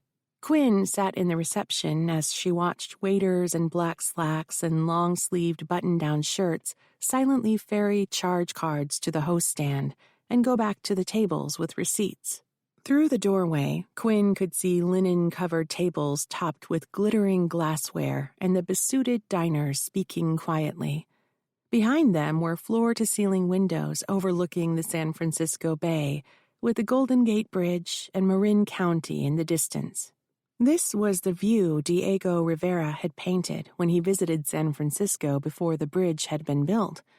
Elizabeth Shaughnessy, Quinn's great-great-grandmother, had taken him out for the day in her chauffeur-driven open-air Rolls-Royce. The story goes that when they reached this spot, he shouted for the driver to stop, climbed out of the car, and set up his easel. While he and Lizzie dined on a picnic of champagne and freshly caught crab, he painted the scene. When the picture was done, he gave it to Lizzie, saying, "A small picture per una bella dama, for a beautiful lady." The painting was Lizzie's most prized possession. It hung beside her bed long after Lizzie died. When Maureen inherited the mansion, she sold the painting, the antiques, and the art to fund the foundation she named after Lizzie. If Maureen hadn't sold the painting, Quinn supposed she would have inherited it someday. She wasn't sure she wanted it. She felt like a pirate, like she didn't belong to this family, no matter what the DNA and the bathroom mirror said. She didn't feel entitled to claim them as her own, and she wasn't sure she wanted to. She hadn't really made a decision to join Maureen's family. When her adopted parents died, she wanted to know more about her birth family, but gaining knowledge about them was a very different thing than being dragged into the fold. Yet that is exactly what happened. She came to San Francisco for a visit, ended up living in Maureen's condo, going to law school, and working in Maureen's office, volunteering for Maureen's nonprofit, without having made the conscious decision that this was what she wanted. There were times when the glamour and the money and the privilege of the Shaughnessy family dazzled her. She would have loved to have known Lizzie. But there were things she just couldn't accept, like the exploitation of Chinese laborers, like the fact she was born from an incestuous rape. Marigold appeared in front of Quinn. In stark contrast to her name, which suggested a cheerful, bright yellow person, Marigold, dressed all in black, was tall, model-thin, heavily made up, with long, thick chestnut hair expertly cut to frame her heart-shaped face. "Things are slowing down," Marigold said. "Let's go for a walk. I need to get out of here." Out on the streets, they stopped at a coffee stand, where Marigold ordered a skinny latte, which she said was her lunch, and Quinn got an herbal tea. They walked beyond Ghirardelli Square and found benches facing the beach. The breeze lifted silvery waves on the bay, and bright white sails flashed as they floated across the water's surface. "This is my favorite place to go when I need some time to myself," Marigold said. She took a sip of her coffee. "You want to know about my family, is that right? Spoiler alert, we're really screwed up. You have no idea." "Try me," Quinn said. She still couldn't get her head around the fact that Frank, the father of her biological mother, Maureen, was her father too. Most days she didn't think about it. It was too big to comprehend. "Did you have a question, or should I just start talking?" Maureen always said to let the witness tell their story. Don't interrupt. They know best what is important. "Just start talking," Quinn said. "I'll ask questions later if I need to." Marigold brushed away a wisp of chestnut hair that had fallen into her mouth. "Okay, try this on. Our mother died years ago. Suicide. She couldn't handle my father's womanizing, and she was afraid that he'd dump her for a younger woman. Why didn't she just divorce him? She was a society lady, raised by rich parents for one purpose, and that was to marry well. When they died, they left all their money to their sons because they reasoned that the daughters had made good marriages and didn't need it. So any money we had belonged to my dad. He'd earned it. He was brilliant in finance. She was afraid that she'd lose badly in a divorce because she didn't have money for high-powered lawyers, but he did. And she drank a lot, so she was depressed. They both drank. But she was strung out on diet pills, too. Between the booze and the pills, she was crazy. Marigold recited these facts clinically, as if she had read them from a textbook. When she fell silent, Quinn said, "That must have been hard. How old were you when she died?" 16. Shuttled off to boarding school, preparing for that good marriage, too. Within a year, my father married the witch. Rita? Marigold laughed. Yeah, his personal assistant. What a cliché. She had wormed her way in a couple years before my mother died, when my parents were pretty much living apart. After he married Rita, things changed. He cashed out our trust accounts, gave my sisters and me enough money for each of us to buy a condo, and promised that we'd get the rest when he passed away. He said he had found better investments for the funds. Rita was his financial advisor before she became his personal assistant, so we knew that she had her hands on his money. Were you still in contact with him? Less and less. A few days before he died, a nurse called and said he wanted to see me. I had no idea he was so sick that he had a full-time nurse. Rita had left for a few days, checked herself into a spa for a facelift. When I arrived, I was horrified to see how sick he was, with tubes coming out of him everywhere. He said he was sorry. He even cried. Can you believe that? He said that she had got him to change his will, cutting my sisters and me out, and that he was going to fix it. The nurse was there. She heard everything. Did he change his will? Marigold crushed her emptied paper cup. He did, the night before he died. The lawyer came to the house, and the nurse saw him sign it. But the will disappeared, and his lawyer lied about it. The nurse thinks Rita killed my dad and got rid of the new will. Was that just suspicion, or did she have any evidence?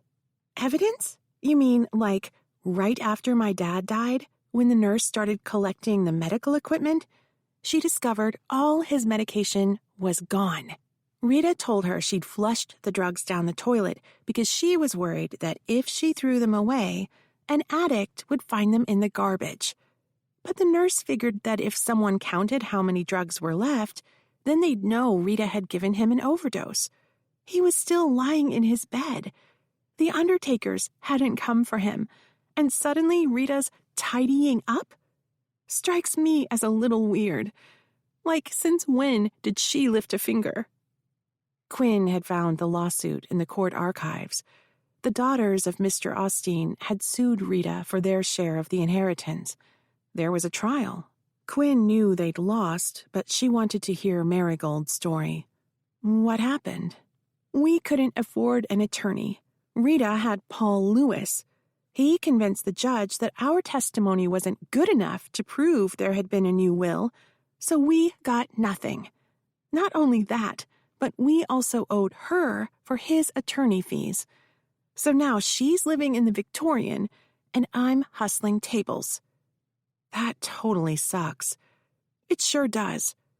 Marigold glanced at her watch. She stood. I hope the witch gets what she deserves. Chapter 45. The next morning, Yolanda, Quinn, and I were sitting around the table in the conference room with coffee and muffins before us as Quinn gave her report about the Marigold Austin interview. Jerry was back on the couch with his own plate of muffins, mug of coffee, and paperback. I got up and moved to the whiteboard, uncapped a marker, and wrote Suspects at the top. Rita Austin is a gold digger, Yolanda said. She might have killed Tanzini thinking she would get his shares. She's all about the money. I wrote Rita Austin's name at the top of the list. Bruno Fernandez, Quinn said. Didn't you guys say he threatened Tanzini at court, pretending to shoot him with a finger gun? We saw it, Yolanda said. He hates Tanzini. When he came into the office and talked to us, he didn't seem happy we couldn't give him quick satisfaction. I wrote his name on the board, too. What about Henry Watkins? Quinn asked. Something fishy was going on between him and Tanzini. I wagged my head. Unlikely, I thought, but now was not the time to eliminate suspects. Now was the time to broaden the search. I wrote his name on the board, too. Yeah, but Henry Watkins was murdered, Yolanda said. Same M.O. Maybe there was a third guy involved in whatever Henry and Tanzini were up to. Someone we don't know about. I chewed on the marker cap absent-mindedly while considering Yolanda's theory. Don't do that, she said. One of these days, you're going to stick the wrong end in your mouth and get ink all over. I quit chewing and wrote Mr. X on the board. Jerry was now leaning in the conference room doorway. Aren't you forgetting about someone, counselor? We exchanged looks. Just because some guy went to law school doesn't mean he's harmless. Paul Lewis, I said. If what Quinn learned is true, he defrauded the court. He could lose his license, maybe go to jail. I don't see that guy getting his hands dirty, Yolanda said. Blood washes off, Jerry said. I wrote Paul Lewis's name on the board. Let's take a deeper dive into this. On the right side of the board, I began writing questions, reading them aloud as I went along. Number 1. Did Paul Lewis write a new will cutting out Austen's daughters? Number 2. The new will, if there was one, disappeared. Who destroyed it? Number 3. Paul Lewis testified there was not a new will for Rita Austen's benefit. How do you figure? Yolanda asked. When Lewis testified there wasn't a new will, the old will, leaving everything to Rita Austen, remained in effect. She got everything. Number 4. A few years later, Paul Lewis drafted the corporation papers for Esme Inc. Rita must have chosen him because she was the only person he knew before Esme Inc. was formed. Number 5. Paul Lewis represented Alfred Tanzini, Rita Austen, and Esme Inc. against Esme Castillo. Is Paul Lewis conflicted because he had been involved in drafting the corporate papers, just like he would have been conflicted if he lied about Austen's will? Quinn, having recently taken a legal ethics class, posed the next question. Who does Paul Lewis owe a duty of loyalty to? Rita Austen, Yolanda said. I drew an arrow from Lewis's name to Rita's. And himself, I said, drawing a star by his name. Chapter 46. Yolanda buzzed me on the intercom. Vivian Tandy on line 1. Thanks. I took a deep breath before picking up the handset. Good morning, Vivian. Quick question, she said. What was your client's relationship with Henry Watkins? I guffawed. That's not how this works, Viv. You know that. I don't aid the prosecution's case, and I don't divulge my client's confidences. I take it you haven't spoken to her yet about him. She was right about that. I had no reason to. Vivian went on. Henry Watkins was murdered in his apartment with the same M.O. as Alfred Tanzini. So you said in our last meeting. Mr. Watkins was an assistant contracts administrator for the San Francisco County Department of Transportation. I knew all this. Okay. He placed a call to your client on what we believe is the night of his death. They spoke for approximately 8 minutes. After that, he spoke to someone else with a private number for approximately 12 minutes. That was the last phone call he made. I'm giving this information to you because it's potentially exculpatory material. If the person he spoke to last killed him, your client may be in the clear for Tanzini's murder because of the similar M.O. And if your client has any idea who he spoke to after her, that would greatly assist in our investigation. I'm emailing you the data. Hope to hear back from you soon. Then she disconnected. This was news. Generally, the DA's office dumps potentially exculpatory material, that which tended to show the defendant was not guilty, on the defense just before the trial. The late disclosure is usually blamed on getting lost in the paperwork. A jaundiced defense attorney might believe that there was a philosophy of sandbagging the defendant until the last moment, hoping they'd take a plea deal. But as a former DA who was a stooge of police corruption that resulted in hiding exculpatory evidence, I knew that it wasn't always an evil ulterior motive at work, at least not in the DA's office. Vivian and I had gone the distance in the Tony Paredes trial, and I had won, which meant that she wasted a big chunk of her time. Maybe this early disclosure was Vivian's attempt to cut her losses. If we went to trial, and I vindicated Esme as I had Tony, Vivian would have wasted another great chunk of her time. And her win-loss record would be damaged again. Before the Tony Paredes trial, she had won 72 trials and lost one. The one case she'd lost was actually a mistrial because the defendant committed suicide during jury deliberations. Tony's acquittal was her first real loss. Maybe she didn't want another one. I whirled around in my chair to face my computer screen. The inbox dinged and Vivian's email appeared. The attached cell phone analysis showed the call to Esme, and then another to a private number. I hit the intercom button. "Yolanda, how quick can you get Esme in here?" 28 minutes later, Esme and Yolanda were sitting on the oxblood leather couch in my office. I printed the news site stories about the discovery of Henry Watkins' body. The first report did not identify him, but a few days later, after his family had been notified, he was named. The stories said he was found when the police made a welfare check. His coworkers had grown concerned after he failed to come into the office. I handed Esme and Yolanda each a copy of the news stories. After they read them and looked up at me, I then gave them the cell phone data with the call from Henry Watkins to Esme Castillo highlighted. "It looks like you talked to him the night he died." Esme slumped into the couch. My office was so quiet I could hear people talking and laughing on the street below. The sidewalks were full of office workers going to or coming back from lunch. I suddenly realized I was hungry.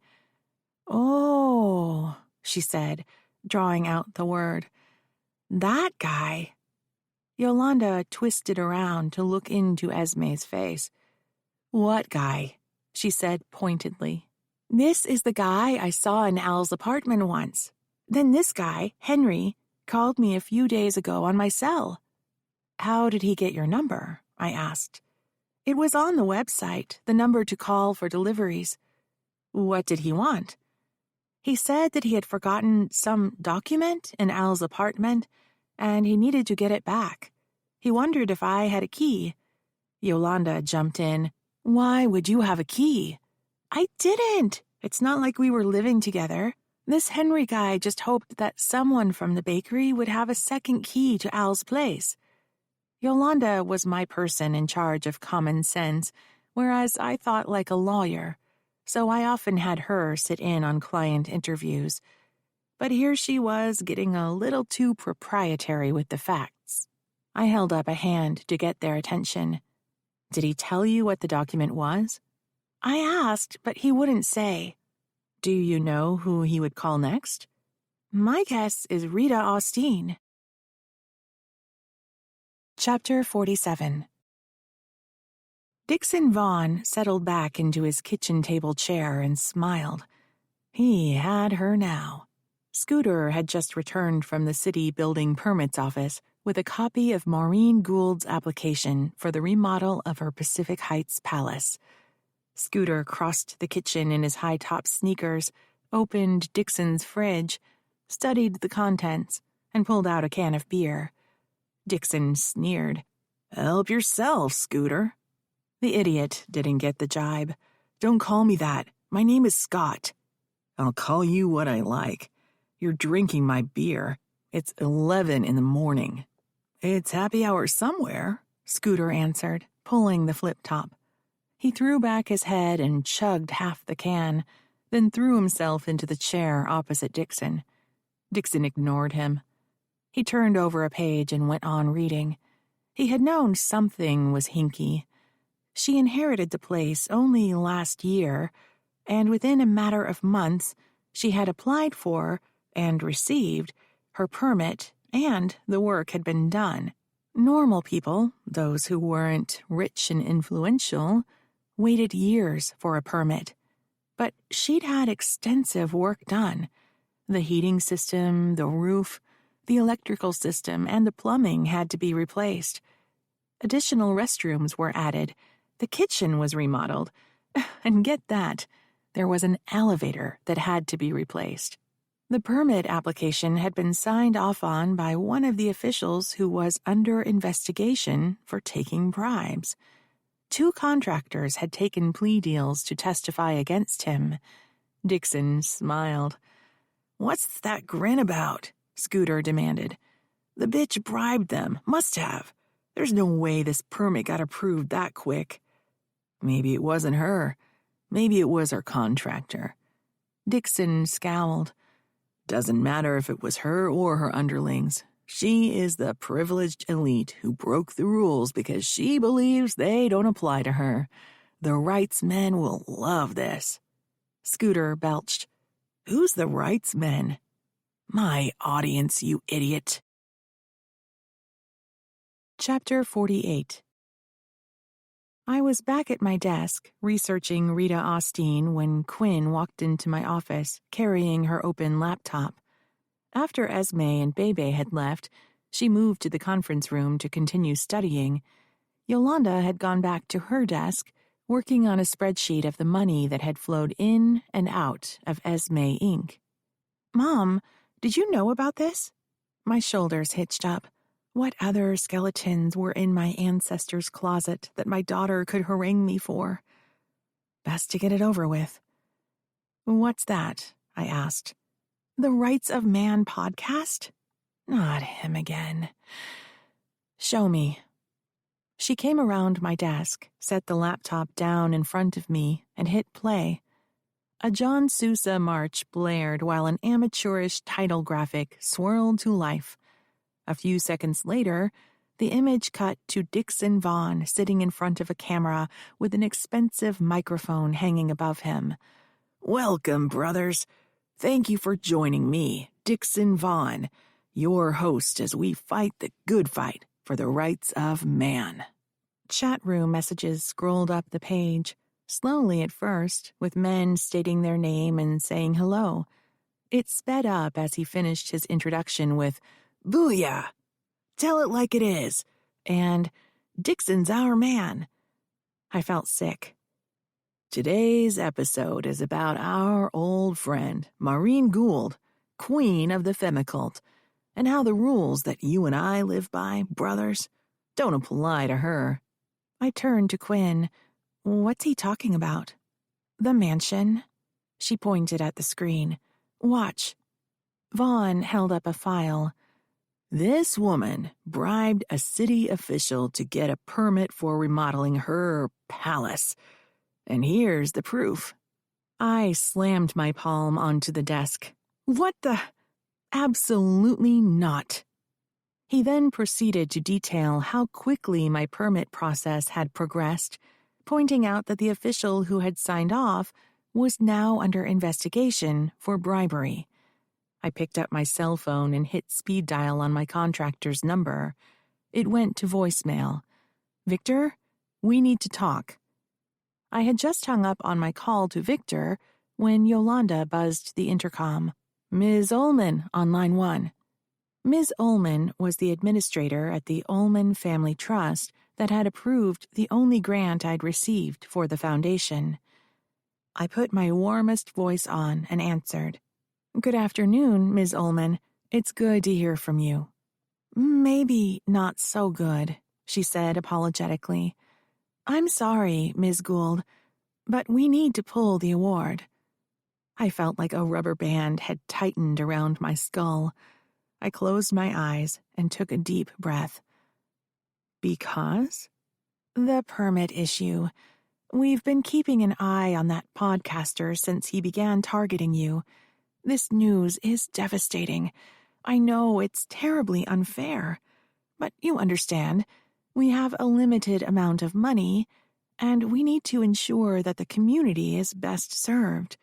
If we distribute the funds to you, and you're caught up in some kind of scheme, I know you didn't do anything wrong, let me assure you, but if you're caught up anyway, our donors would be furious with us. Our sources could dry up.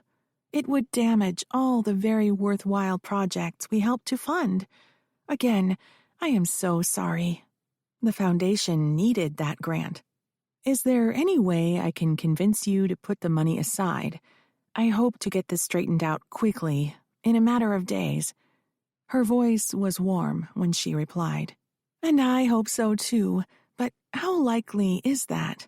Those corruption investigations can linger for years. Look, do your best, and I hope to see your application for the next funding cycle. I realized too late that promising a result with a few quick calls implied that I had an inside road, which meant influence and was probably the wrong defense in a corruption allegation. It was far more likely that because of my family's prominence, my pet project was going to be shoved to the bottom of the pile, if only so government officials could prove that they weren't playing favorites. I wanted to cry, but it wasn't scheduled on my calendar. Chapter 49. Victor never returned my message. I called him twice more that afternoon, and he didn't pick up. I didn't leave additional messages. He would have seen my number turn up on his caller ID, and, if he checked, he would have heard the one message I'd left. The circumstantial evidence suggested he didn't want to talk to me. It was Quinn's night to cook. She prepared several vegetarian Indian dishes that filled the condo with exotic, spicy aromas while I took a long bath. The atmosphere between Quinn and me was stilted since the evening when she confronted me with the source of the family's wealth. I found myself watching my words, lest I give her an excuse to attack. Not that Quinn made a habit of it, but my mother was hypercritical, which had made me into a closet overeater. As I got fatter, she harangued me about that. The overeating went away when my mother dumped me into the girls' home, 14 and pregnant. The nuns were strict about food. There was no chance to sneak into the pantry and steal a bag of cookies or chips. But I still needed the release. When I overate, the act of putting something into my mouth transported me, if only for a moment, from reality, and I'd felt like I was wrapped in a gauzy white light. In place of overeating, I started cutting my arms. The sharp pain sent me to another place, darker than overeating, but away from the reality that I couldn't bear. Ironically, the few times I saw my mother during a brief home visit, she was pleased with my weight loss, having no idea what I did to myself. Scars now crossed my arms. I hadn't cut in years, but when I was stressed, the scars would burn, and I would rub them raw. After my bath, I changed into a soft fleece sweatshirt and yoga pants. I emerged from my bathroom just before I expected Jake to come home.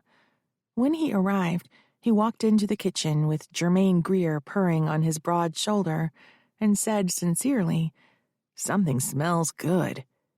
Quinn stirred a pot of something colorful and blushed. At least there was someone she liked in the family. Was that how healthy families worked? Alliances changing as shared experiences affected each member differently? I'd ask Yolanda when I got a chance. I grabbed a bottle of white wine from the fridge, then took it to the table, snagging a corkscrew on the way. "Business slowing down?" He shrugged. "I wish, but I got off early tonight. How was your day?" Dixon Vaughn did another podcast. He claims I bribed someone to speed up the foundation's building permit process.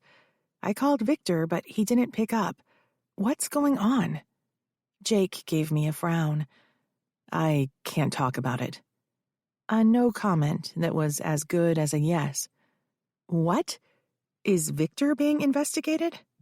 If Victor is being investigated, I would have disclosed that I have a conflict of interest, so the file would have been assigned to another assistant. You know the drill. So Victor is being investigated. I didn't say that. You didn't have to. What does that mean for my permit? All the work is done. The city signed off on the inspection. I'm in the clear, right? This can't come back on me.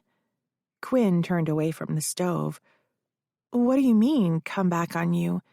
Could you get into trouble? It was the first time she had looked me in the face in days. My heart fluttered with joy. We both turned to Jake. He took a deep breath, eased Germaine off his shoulder, and set her on the floor, something he never did. He usually let her walk on the counter because it bothered me. This night, he was affording me kindness, because he knew something that was going to upset me. I said, I didn't bribe anyone, so there is no evidence to support criminal charges against me. I'm worried about the foundation. Can they rescind our occupancy certificate? Jake looked into my eyes meaningfully. Theoretically, I said. Theoretically, he said. If the permit comes under review, they can rescind the occupancy certificate, and there would have to be another inspection before you could start the programs. I muttered a profanity. We had moved the classes and daycare to other facilities at the Foundation's expense because of the security threat caused by Vaughn's podcasts. But this arrangement was unsustainable. Money was running out quickly. Is that a big deal? Quinn asked. Jake said, if there was a review and another inspection, the mansion would go to the bottom of the pile so that the city offices couldn't be accused of giving your mom preferential treatment. The inspection would be extremely thorough.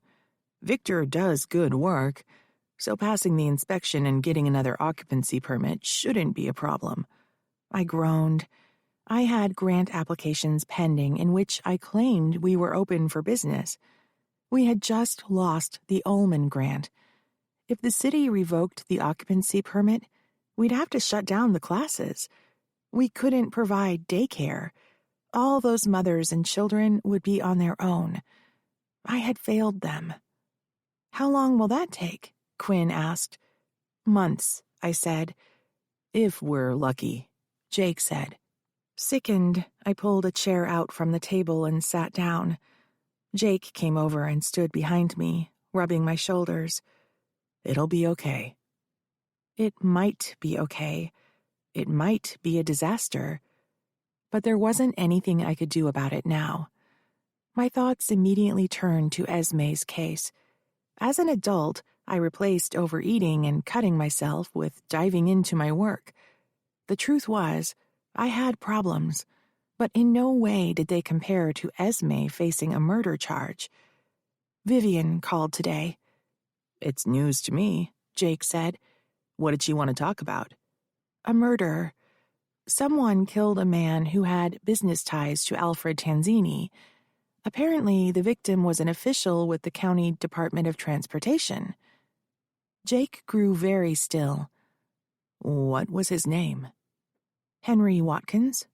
Jake gave my shoulders one last squeeze, grabbed his cell phone that he had left on the bar counter, and stalked to our bedroom. What was that about? Quinn asked. I don't know, I said. He'll tell me when he's ready.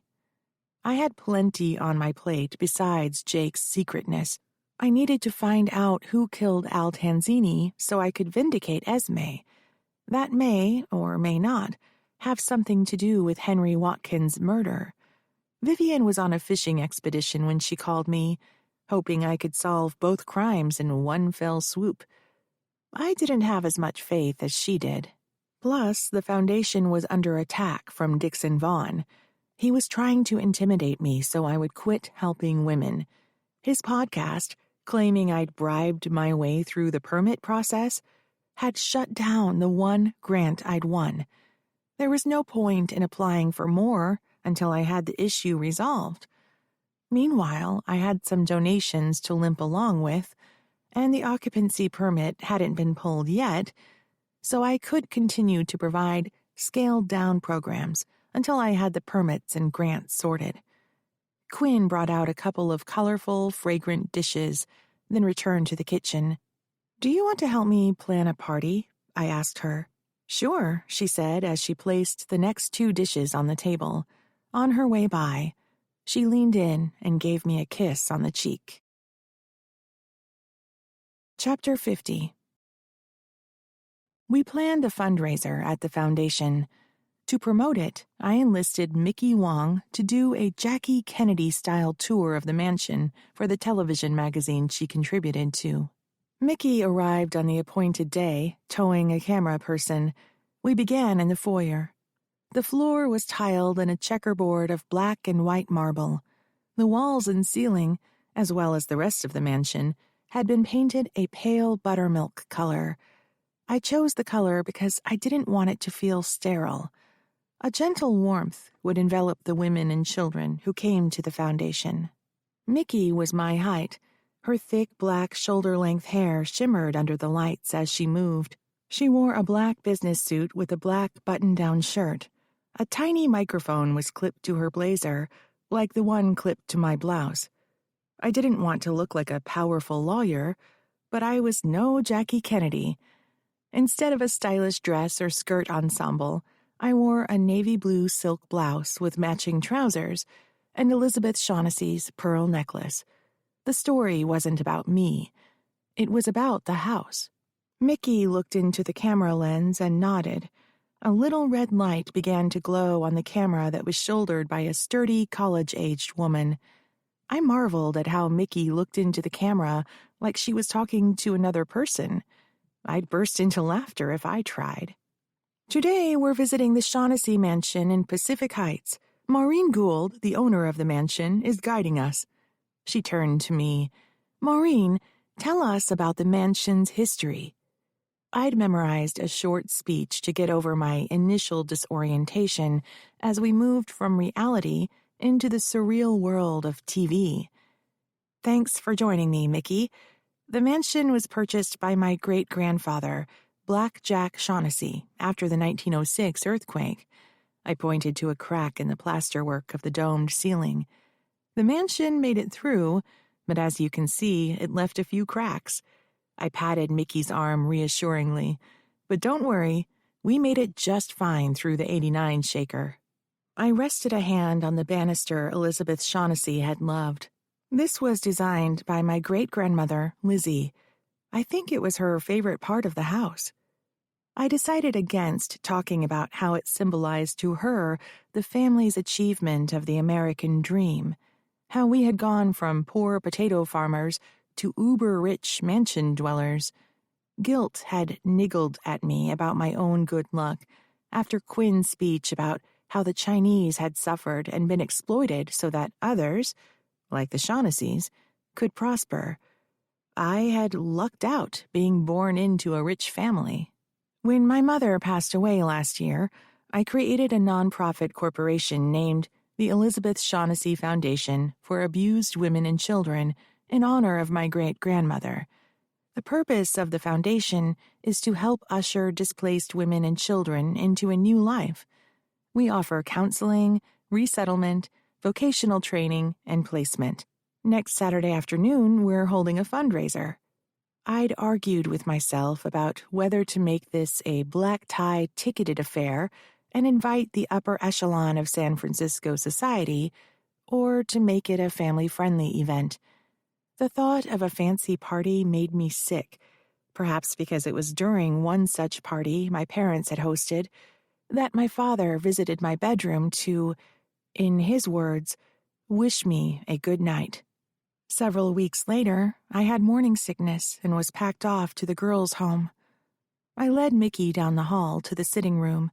The ornate Edwardian furniture that had once filled the room was now gone, sold at auction to raise the money to refurbish the building. In their place were comfortable sofas and chairs, upholstered in a royal blue fabric that could withstand any assault or accident. The drapes were a matching color. The gloomy landscape paintings had been sold and were replaced with cheerful images of San Francisco landmarks donated by local artists. The back windows overlooked what had once been my mother's cherished rose garden. It was beautiful, but no place for children to run around. When I was young, I was forbidden to wander into it without supervision, lest I damage one of the bushes. When I took over, the roses were transferred to beds in the side yard, and grass was sown. This is where folks can hang out and relax. Let's go see the kitchen. I was feeling more comfortable now, talking to Mickey and ignoring the camera person. The kitchen had been gutted. When I was growing up, it was a mishmash of cabinetry and appliances spanning from when the mansion was built through the decades. Now it was a gleaming industrial kitchen, stainless steel cabinets and countertops, 2 ranges, a large fridge and freezer. The former pantry room door was closed. It was now where the security office, as we called it, had been placed. After the SWAT incident, I had more security cameras installed. We had 3 views of every possible port of entry, doors and ground floor windows. The front and back gardens were covered. Cameras were discreetly tucked into every room of the mansion, except the restrooms. When the house was occupied, someone was in the old pantry, watching the wall of monitors, each connected to a different surveillance camera, discreetly hidden in and outside of the house, flickering 24 hours a day. Today, Yolanda's nephew, Jojo, an easygoing, lanky college student and former employee of Esme Inc., was on duty behind the door. I led Mickey into the classroom area, separated from the kitchen by an island. A whiteboard hung on the wall. "Wow," Mickey said. "Thanks. This is where we hold nutrition and culinary arts classes." We left the kitchen and went down a hall to my father's former den. When I was little, it was paneled in dark wood and reeked of cigar smoke. A large partner's desk had been stationed in front of a smoke-stained fireplace, and the room was filled with leather furniture. Even with the stench gone, my stomach turned as we entered. This was the room where my father groomed me. While he worked at his desk, I colored or read books on the couch.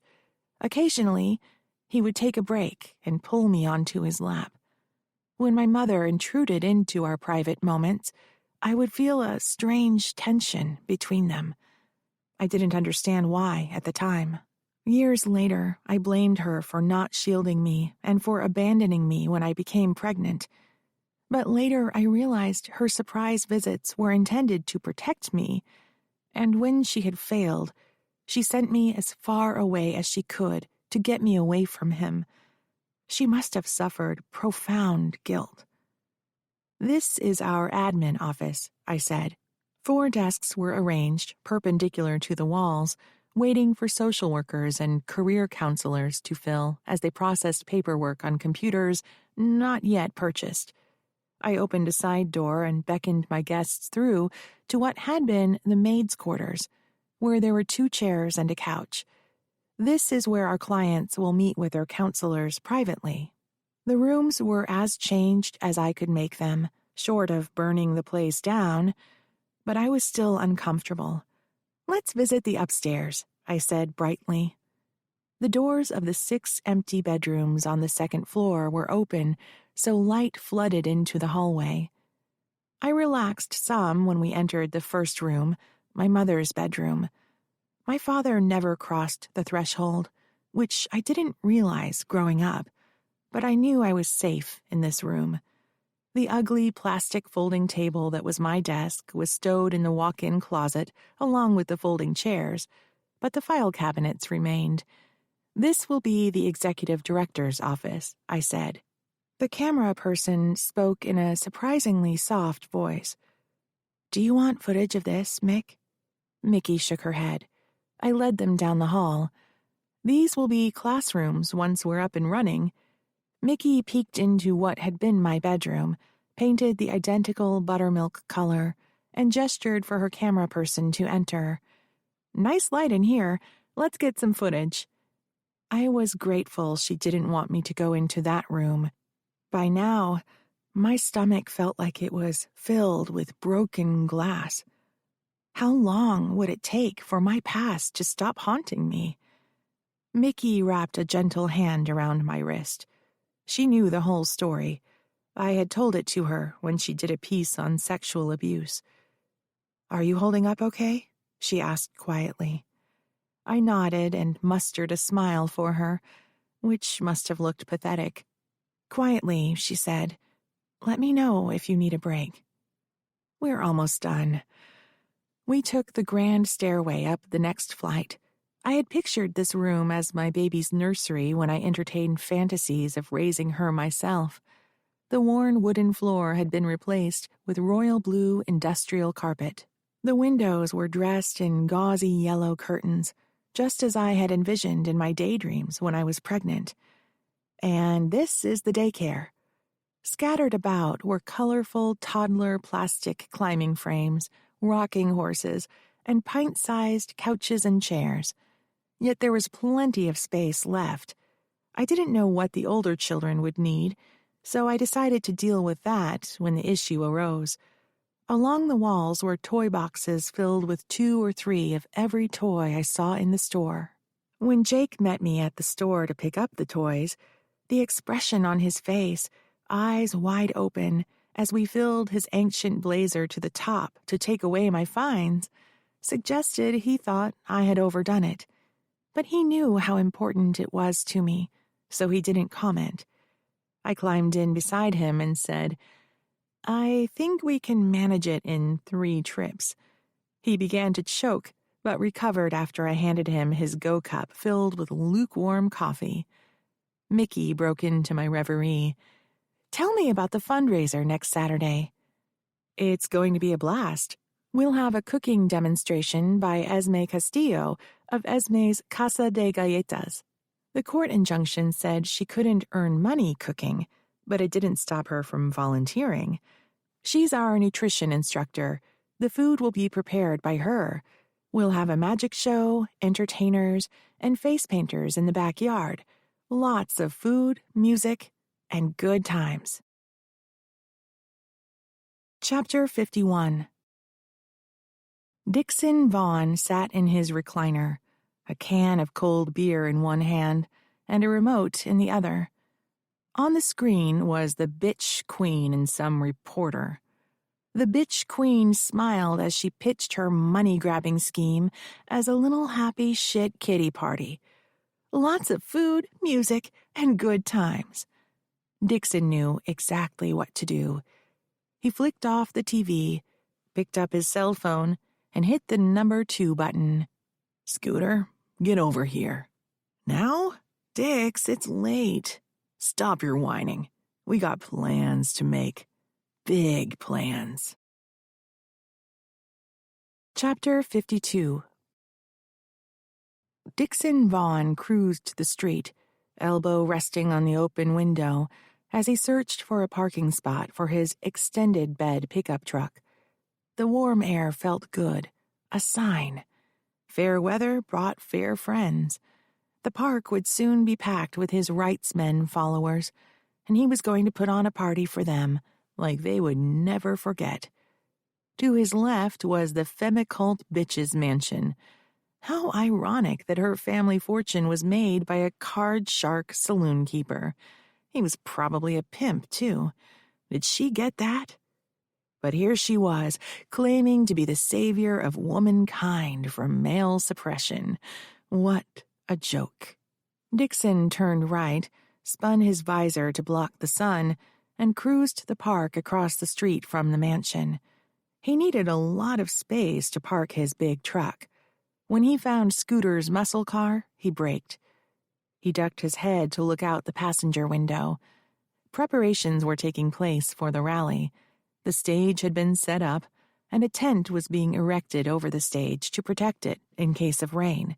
Unlikely, since the only clouds slowly sailing across the sky were thin and white, but the band, with all the electrical equipment that could become a death trap if exposed to water, insisted on a tent. Some guy snaked electrical cords across the stage, hooking them up to gigantic speakers. Another man fiddled with a hi-hat cymbal next to a drum kit. On the grass, still glistening from dew, Scooter talked to a small clutch of men who Dixon recognized as his most stalwart supporters from the occasional in-person meetings he'd hosted in a sports bar. This rally would be glorious. Vaughn had sent a press release to all the local news sites promising a 1,000-man crowd fed up with being victimized. When the rally story hit the net, it was bound to go viral. His podcast patronage would explode, and their membership dues would flood into his bank account. Dixon Vaughn was on his way to becoming a nationally recognized champion for men's rights. While Maureen Gould was putting on her little kiddie party at the mansion, Dixon would blast his message to his followers. Anyone who showed up to her fundraiser would be put off because he and his audience would be raising hell. So much for drumming up donations to help women escape from their husbands. A car pulled up behind Dixon's truck and honked its horn. Dixon rolled down his window and held his hand up high so the other driver could see his raised middle finger. He thought about getting out of his truck to have a discussion with that other driver about courtesy, but the other guy gunned his engine, swerved around the truck, almost clipped it, and raced up the street. Dixon found a spot near a corner and swooped in.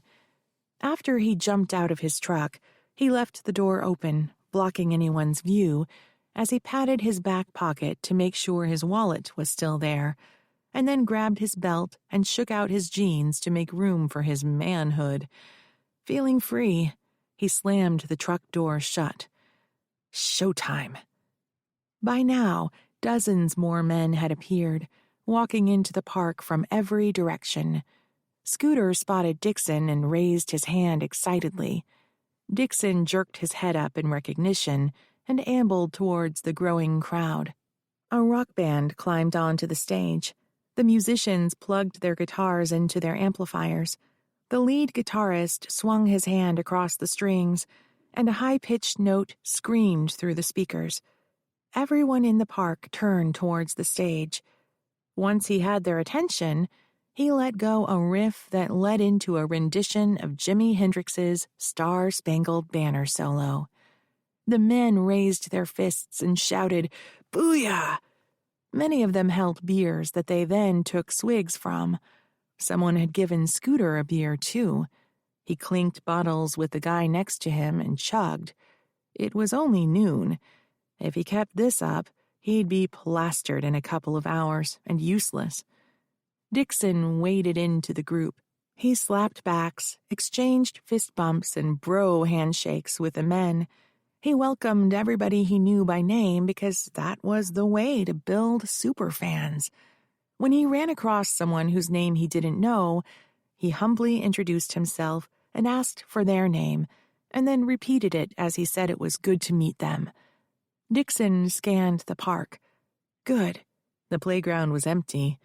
On the sidewalk, scowling women with strollers or towing small children by the hand walked past quickly. They wanted no part of him. Likewise, bitches. At the same time, men were hauling coolers from their double-parked vehicles to the grass.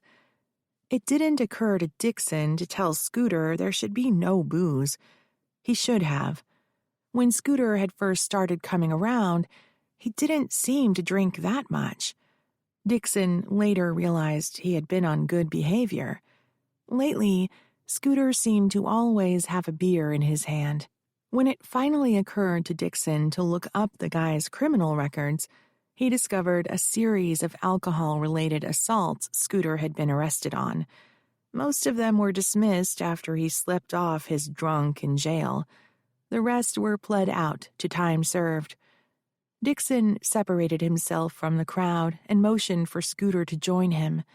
Scooter loped to him with a beer in each hand. When he came to a halt, he offered a bottle to Dixon. "No, man," Dixon said. "I need to keep a clear head. And so do you. Lay off that stuff." Lighten up, Dix. It's a party. How do you think I got all these guys out here? We even got a taco truck." Scooter pointed to the street where a food truck man was setting up his awning. "Who's paying for that?" Dixon asked. Scooter swung his arm in the direction of the crowd as he took a small stumble.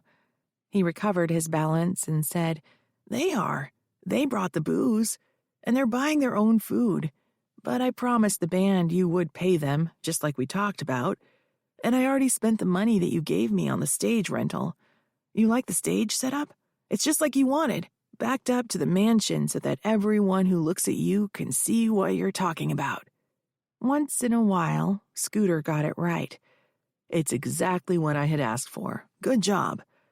Dixon craned his neck in the direction of the mansion. "Are things picking up over there yet?" Scooter poured the dregs out of a bottle down his neck and wiped his face with the back of his hand. "People have been dribbling in for the last hour or so. That party is supposed to start at 1. By then, we will be rocking and rolling." "Perfect. And how does the schedule look?"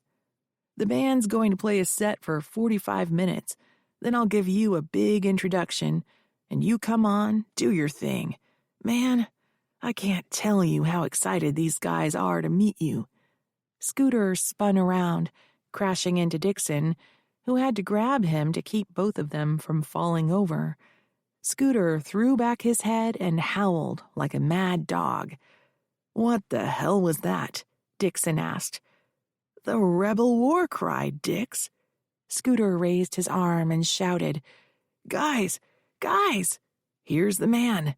Come over and meet him." The crowd swarmed Dixon. He spent the next 2 hours going from man to man, learning their names, asking about their jobs, and thanking them for their support. Chapter 53. Yolanda and I stood in front of the mansion's open front doors, greeting guests as they came up from the street. A soft, warm breeze carried in the smell of freshly cut grass from the park across the street. The city landscapers had been out early that morning, driving their lawnmowers up and down the lawn. As soon as they left, a semi pulled up and began unloading building materials, which were then assembled into a stage. Someone was planning a big do. I hoped the competition for parking wouldn't impact my fundraiser's attendance. Yolanda, Quinn, Esme, and I spent the morning setting up the party. In the back garden, there were booths for face painters and kids' games. I had originally planned to have a clown come to entertain the children, but Yolanda explained that some little kids are terrified of clowns. If I had raised Quinn, I would have known this. I would have taken her to fairs. I would have been a parent helper in the classrooms. I might have even joined the PTA. But that's not what happened, so I had no choice but to rely on Yolanda's advice. So instead of clowns, we had a couple of young women dressed up like fairies who would roam through the party and allow their pictures to be taken with the kids. Esme had been at the mansion since before dawn, baking cookies and assembling finger sandwiches. Originally, I had thought some of the foundation clients would like to help in the kitchen, but Yolanda pointed out that they should be able to enjoy the party with their children, just like the ticket holders did. Besides, Quinn would help out. Yolanda was a wise woman. I was lucky to know her. That morning, when Quinn and I left the condo, Jake gave me a kiss on the cheek. "The weatherman says it's going to be a spectacular day. Warm, blue skies. You're going to do great." "Aren't you coming?" Quinn asked him. "Sorry, got stuff to do. When you come home, you can tell me all about it." He gave Quinn a peck, too. As I drove to the mansion, Quinn said, "It's weird Jake isn't worried about security." "We have cameras all over the place, inside and out. Jojo's in the old pantry watching the video feeds. We'll be fine." "Jerry's not coming either?" "Mountain Man Jerry Waldron at a garden party?" Quinn laughed. "Yeah, no." Standing on the portico with Yolanda, I was smiling to myself. I could still feel the soft touch of Jake's lips on my cheek. How lucky was I to find a good man like him? A troop of Girl Scouts approached from the street, escorted by 2 women. "Is there something wrong with that tree?" One girl in a green vest asked the woman closest to her. I stepped off the porch to join their conversation. "It's a monkey puzzle tree. My great-grandmother planted it." The woman and girl stood for a moment, pretending to admire it. I had to admit the tree was odd-looking, especially for San Francisco, and not to everyone's taste. My father, Frank, hated it. My mother had been lukewarm towards it, but I think she kept it to goad him. I loved the tree because I loved everything that reminded me of Lizzie. "They can live to 1,000 years old," I said. "Wow," the girl said, not impressed. The woman smiled at me politely. "So glad you could join us," I said. "There's plenty of food and entertainment in the backyard." As the last girl passed over the threshold, a guitar screamed a high note and began playing the Star-Spangled Banner. "What's going on over there?" Yolanda asked. "I don't know, but whoever it is has as much a right to have a party as we do, so we're just going to live with it. The music won't be so loud inside the mansion or the back garden." Senator Foster Hakey came up the walkway, escorting his elegant wife, who was turned out in a beige-on-beige sweater ensemble and slacks, beige loafers, discreet gold earrings, and a thin but expensive gold watch. He wore dress slacks, a white button-down shirt, and his signature retro half-rim eyeglasses. A girl who appeared to be about 9 years old, wearing capris and a sparkly top, walked between them, holding their hands. Hakey had been elected this past November to the state senate, representing one of the San Francisco districts. He defeated a man named Rick Stevens, who I had once suspected in a murder for which one of my clients was charged. Hakey was a surprise upset. Stevens had led in the polls, but just before the election, compromising photographs of Stevens had been published. I couldn't remember where, but I had met Foster Hakey years before. "Good afternoon, Senator," I said as I held out my hand. "So glad you could join us this afternoon." "It's a worthy cause," the senator said. "We wouldn't miss it for the world. Have you met my wife, Jennifer? Jennifer, this is Maureen Gould." "So nice to meet you, Maureen. I'm a great admirer of your work." Jennifer Hakey was an attorney, but she worked for one of the large charitable organizations that collects donations and redirects the funds to needy causes. It was one of the organizations I hoped to obtain a grant from once I ironed out the permit issue. I had called Ms. Hakey's office, hoping they'd buy tickets for the fundraiser. They bought 100 tickets, including those that were donated to the Girl Scout troop that had just gone inside. "We have a carnival in the backyard," I said. "Help yourself to food and drinks. Later, if you like, I'd love to show you around." "Sounds terrific," Jennifer Hakey said. As the family strolled into the house, Quinn came down the hall. "We're out of ice already. I need to make a run to the store." "Want to take Sunny?" I asked as I reached into my pocket for my keys. Quinn loved driving my zippy yellow sports car, and I loved having someone around who enjoyed running errands. "Well, yeah," Quinn answered. She held her palm out, and I dropped the keys into it. As she bounced out the door towards the street where I'd parked my car earlier that day, she pulled off the scrunchie holding her hair up and shook out her red mane. I watched as she climbed into the sports car. A moment passed, and then the convertible's roof retracted and folded into the trunk.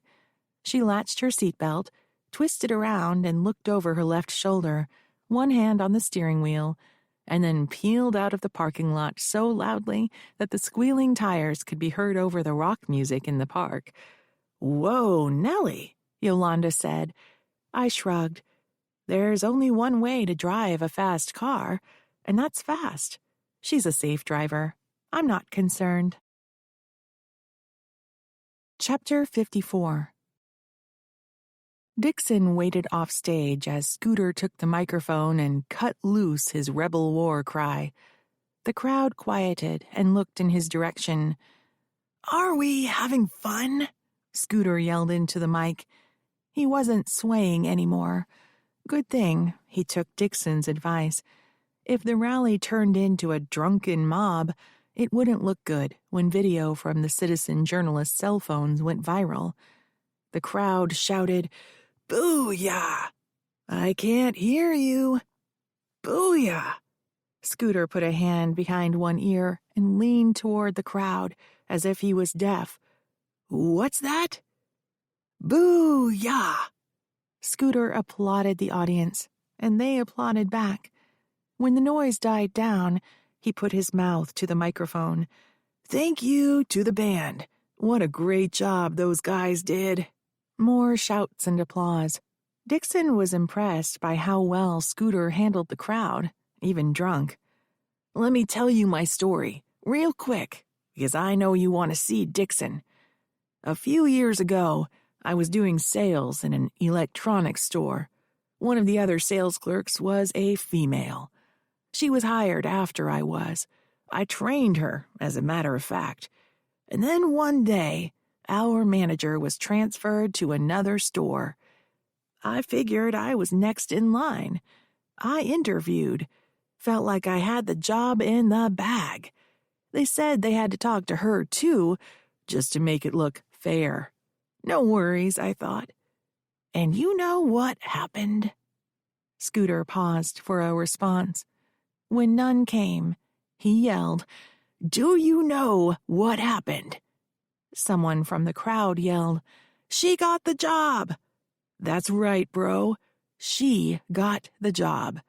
And you know why?" Another man yelled, "Because she's a woman." "That's right, bro. She's a woman, and I'm a man. Explain it to me. I had more experience and more time with the company, but I got passed over because I was a man. So, who's the minority now? I tell you, brothers, it's me and you." Dixon had never heard this story, even though that guy was at his house almost every day. If it was true, Scooter would have told him sooner. But he wasn't bright enough to make it up. Chances are someone told him a similar story and he'd changed the details, so it didn't look like he was stealing. The crowd was dead quiet. And then Dixon Vaughn came along. Dixon Vaughn, retired police officer and host of the Rights of Man podcast. Let me tell you, Dixon is the real deal. He speaks the truth. Do you want to hear some truth? Applause. Scooter yelled, "Do you want to hear the truth?" "Booyah!" the crowd yelled. "Booyah!" Scooter answered. "Let me introduce the man himself, Dixon Vaughn." Dixon ran up the stairs and strode across the stage. He took Scooter's hand in a bro shake, pulled him in, and slapped him on the back. When Dixon let him go, he could see a gleam of sweat on Scooter's face, even though the day wasn't that warm. The stink of beer was strong. His eyes were glazed over. It looked like he was crying. Dixon felt himself frown briefly. "You're the man, Dix. Knock 'em dead."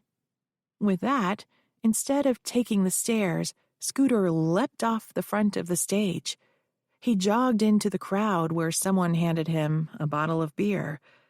Dixon pulled the mic off the stand and paced back and forth across the stage, pointing into the crowd as if he was greeting old friends. He'd read somewhere that Bill Clinton would do that, even if he didn't know a single face. It got him elected. Who knows what the future could hold for Dixon Vaughn? "Friends, I am sick and tired of women claiming they're victims." "Tell it, man," Scooter shouted from the depths of the crowd. "Anymore, the government, our government, bends over backwards for anyone except the lowly male. Can you believe it? This is the country that we fought and died for. Our blood was the price of their freedom. And now we're getting shoved to the bottom of the pile. And why's that? Why? The crowd shouted. Dixon scanned the crowd, building the men's excitement before he answered. 2 or 3 faces were especially familiar. They had that cop look to them, standing apart, observing, ready to pounce. If they were friends, they would be hanging out together. Were they on the job? Was Dixon Vaughn under surveillance? Let the cops watch him. Maybe they'll see something they like. Because we let them. We bend over and take it. With that, Dixon waved his rear end, simulated being assaulted from behind, and put on a surprised face. The crowd hooted. He replaced the mic in the stand and struck a spread-foot stance behind it. Men, I have a question for you. He waited for the noise to die down. My question for you is this. Are you ready to take back your rights? Hell yes, Scooter shouted from the crowd. Then he began chanting, Hell yes, hell yes, hell yes. The crowd joined him. Soon Dixon could hear their voices thundering in his chest. Shall I name the enemy? Boo-yah! The crowd shouted. But it wasn't loud enough. The decibels should increase with every response. Shall I name the enemy? Dixon yelled. He pointed the mic at the audience. Boo-yah! The crowd was frantic. The Femicult. Satan, thy name is Femicult. That's who we're fighting. Jeers and hoots from the crowd. And the queen of the Femicult is Maureen Gould, rich, entitled attorney Maureen Gould. She lives in that palace just behind us. Dixon thrusted his arm in the mansion's direction. Over the noise of the crowd, Dixon heard the approach of a BMW engine, screaming as it downshifted. There was no mistaking that sound. A flash of yellow caught Dixon's eye. Then Scooter ran past the stage towards the street, whooping a rebel war cry. Quinn loved driving Sunny too, the powerful sports car Jake had bought Maureen to replace her first BMW, which had been blown up by thugs in front of the mansion. The sidewalk still bore scorch marks where the car had been parked. Quinn was inside the mansion when Sunny exploded. Not long after she came to San Francisco, Frank had called to invite her to dinner. Maureen was in the middle of a trial, and Frank was her opponent. Maureen had gone across the bay to find a missing witness, but Frank was at loose ends. Even though they opposed each other in the case, they were still family, Quinn figured. There was no reason not to talk to him, as long as they didn't talk about the case. When she came to San Francisco to meet Maureen, she didn't know the truth of her paternity. She only knew that Maureen was her mother, her grandmother had passed away, and Frank, Maureen's father, was still living in the mansion. Maureen had refused to talk about Quinn's birth father, which made Quinn even more curious. So when Frank invited her to dinner with a promise to tell her about her father, Quinn jumped at the chance. They ended up at the mansion. The excuse was to have cocktails before they went out to eat, but they never went to dinner. Frank plopped himself into a chair in the sitting room and poured himself drink after drink until he was so sloppy drunk he didn't make sense. Quinn didn't know what to do. She didn't have a car, and she'd left her phone at Maureen's condo. She'd inched her way halfway out of the room, thinking when she got a chance she would start walking back to the condo, although it was on the opposite side of town. That's when she heard Maureen's BMW roar. Maureen busted in and began yelling at Frank. The next thing Quinn knew, there was an explosion on the street. As it turned out, Frank had lured Maureen to the house using Quinn as a hostage on orders from his client. The client's thugs blew up Maureen's car as a warning to drop the case. But no one told Maureen Gould what to do. She won the trial. One man went to jail, and another skipped the country. Quinn loved driving the new BMW Jake had bought to replace Sonny. Most of the time, she only got from one red light to another quickly, but when she had an excuse, she'd open it up on the freeway. As it happened, today she needed to buy ice for the fundraiser. The gas station she went to had run out. It was the first nice day in San Francisco in months, and people were loading up on supplies for their picnics and barbecues. Quinn texted Maureen that she had to run down the road to look for ice before she pulled out onto the highway. Eventually, she found a grocery store where she loaded bags and bags into the back seat. She raced back to the mansion, hoping to return before it melted. She was gone longer than she'd planned. A crowd had filled the park across the street from the mansion, and traffic was backed up for as far as she could see. Once she got to the corner, she could turn down the street and go into the alley behind the mansion. She downshifted and stopped behind another car. Seconds later, a sedan came up behind her and blocked her in. Movement caught her eye. A man in high-top Converse shoes ran out of the crowd. It was the guy they'd seen on the surveillance video, the one who'd graffitied the house. She was sure of it. He hurtled over the BMW's hood, bracing himself with one hand, causing the car's nose to dip. Then he was by her side. His hand wrapped around her hair. He jerked her up hard, trying to pull her out, but she was belted in. "You're coming with me, bitch." He jerked again, really hard. A sharp, knife-like pain shot through her neck. "Like hell I am." She batted at his hands, but he wound her hair tighter, so tight that his fist was on top of her skull. Her scalp burned. He was wedged between her and the steering wheel, trying to get at her belt latch and making the horn blare. His shoulder dug into her chest, pinning her arms. She couldn't move. Esme loaded the last of the plastic cups filled with water, and a young woman dressed in black pants and a polo top took the tray and left the kitchen. Another server came in, her tray clamped to her side. "We need more water."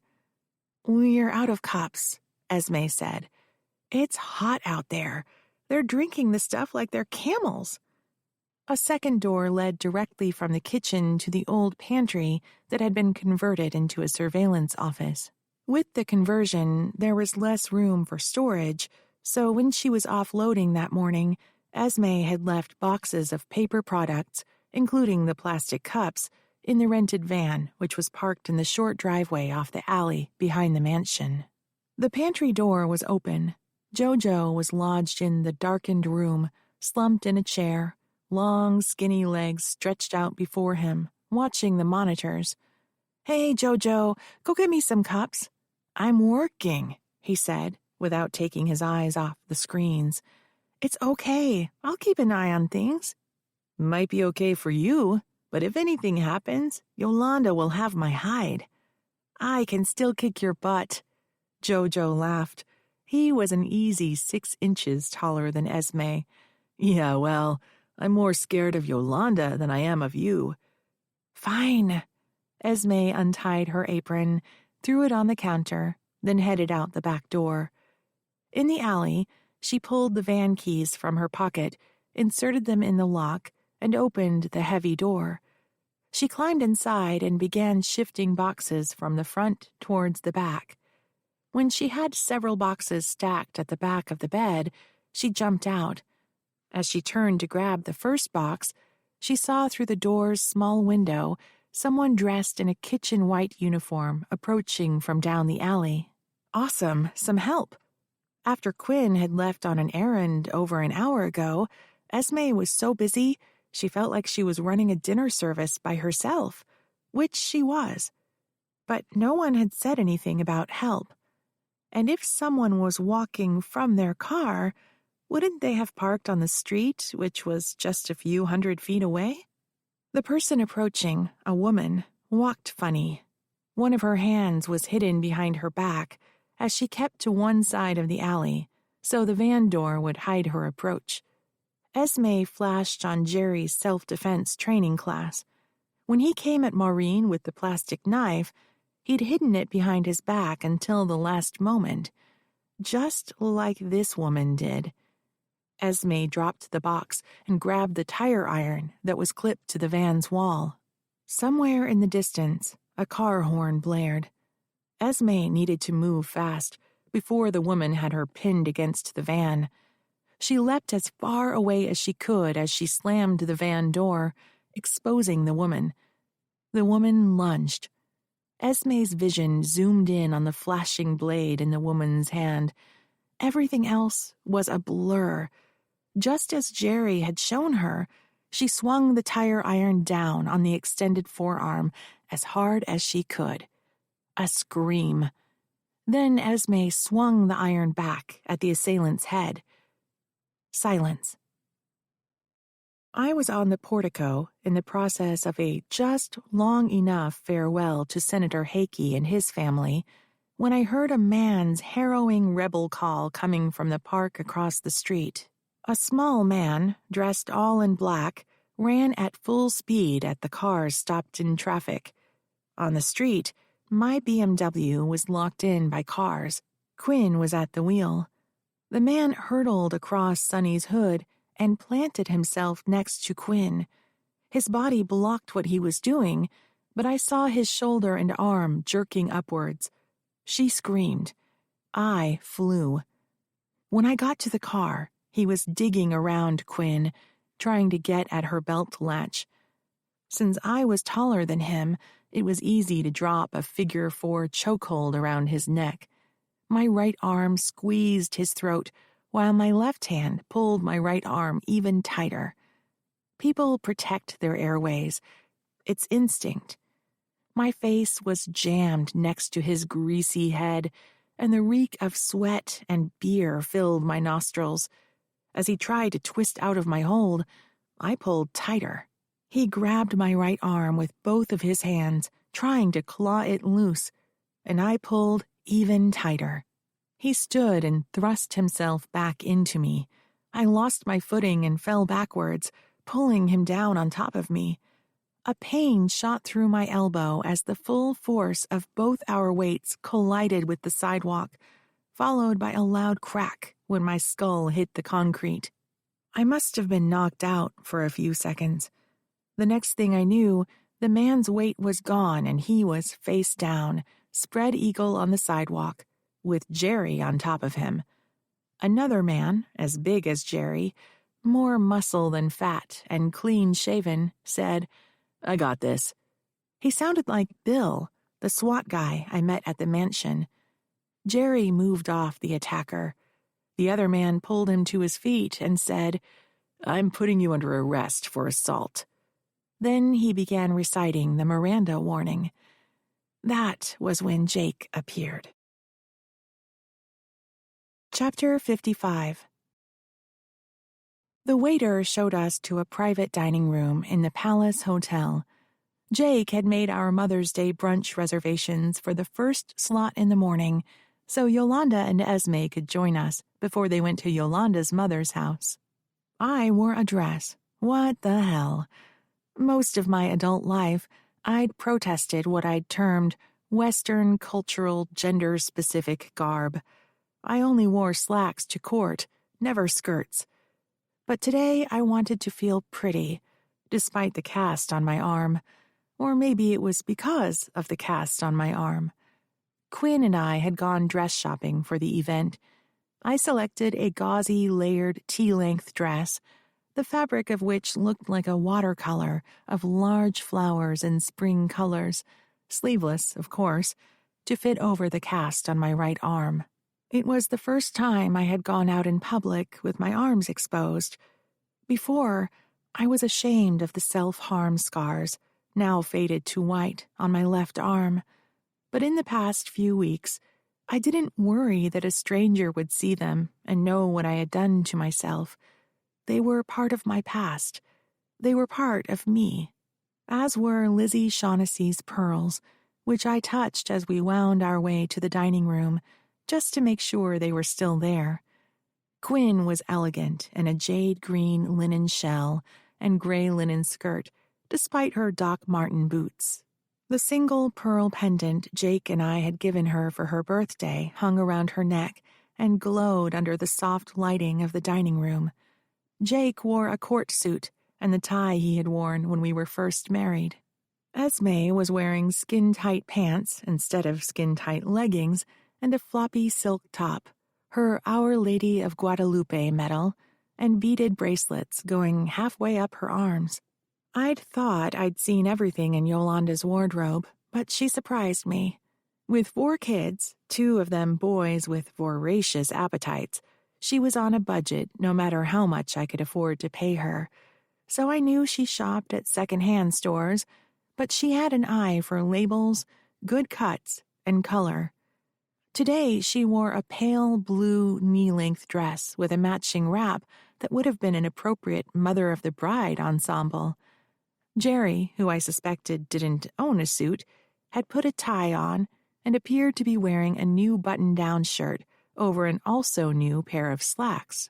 Jake pulled out a chair for me, then one for Quinn. As we gathered our skirts and slid into place, Yolanda waited patiently for Jerry to get the hint. Jake nodded in her direction, and Jerry finally got it.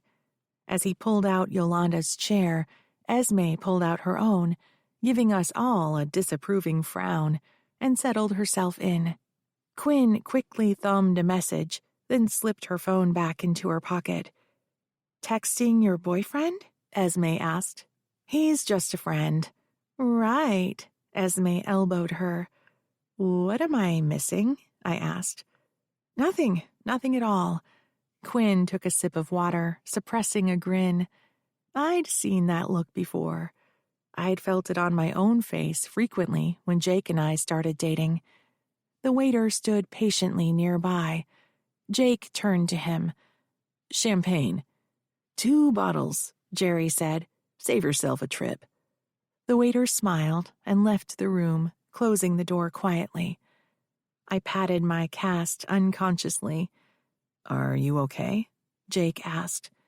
I gave a dismissive shake of the head. "Just aching a little." "What's the doctor say?" Jerry asked. It had been a month since the mansion fundraiser. I suppose Yolanda filled Jerry in with every detail on a day-to-day basis, but I figured asking a question he already knew the answer to was his way of showing concern. Not broken, but cracked. 6 weeks in the cast, then physical therapy. "That's good news." "I want to thank you for rescuing us, Jerry," I said. "You already did, and just stop. I wasn't rescuing you. I was saving that guy from getting killed." Jake snorted down a laugh, and I felt the blood rush to my face. I couldn't argue. If someone hadn't stopped me, I would have kept attacking that man until he quit moving. Our conversation died down as the waiter appeared, poured champagne for each of us, then left the bottles cradled in ice-filled buckets on the table. Before the group resumed chatting, Esme spoke. "I need to say something." She waited for our attention. Yolanda took her hand and nodded for her to continue. "If it weren't for you, Maureen, and my tia Yolanda and Quinn, I would be on my way to jail. I can't thank you enough." She raised her glass. "To the Maureen Gould Law Office." During the fundraiser, Jojo had been watching the monitors from his small office in the pantry. He had seen Rita Austin attack Esme. By the time he arrived in the alley, she was on the ground unconscious, with Esme standing over her. He called Jake on his cell phone, who had just witnessed Bill arrest the man who'd attacked Quinn. Jake stayed with me, while Jerry ran around the corner to the alley to find Rita alive but unconscious.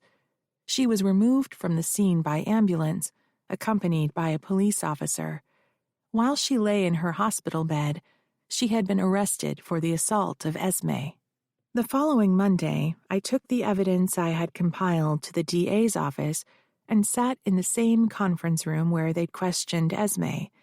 This time, I explained to Vivian and Detectives Dobson and Chong what we had discovered. As a result, Rita Austin was charged with the murders of Alfred Tanzini and Henry Watkins and the attempted murder of Esme. The murder charges against Esme were dropped. I get she killed those two men, Jerry said. But why? I answered, Rita Austin murdered Al Tanzini because she thought she would get his shares if he couldn't make his loan payment.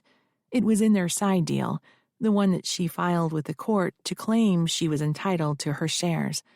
When she killed him, she thought she would automatically become the majority shareholder and had plans for making millions by franchising the business. Then she murdered Henry Watkins because he was making trouble for her about a cafe contract in the San Francisco airport, which was part of her plan for the franchise. Quinn interjected, but she didn't get Tanzini's shares when he died because the corporation agreement said otherwise.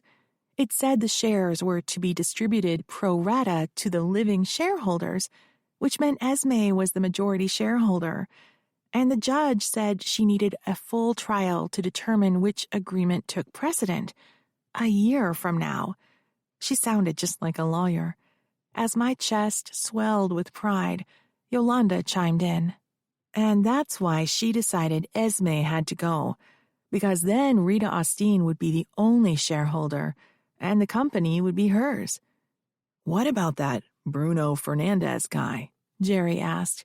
Is he still asking for a piece of the business? The mailman had delivered a letter from Mr. Fernandez earlier that week. He wrote me, saying that his only reason to come to San Francisco was to track down Al Tanzini and get justice. It wasn't about the money.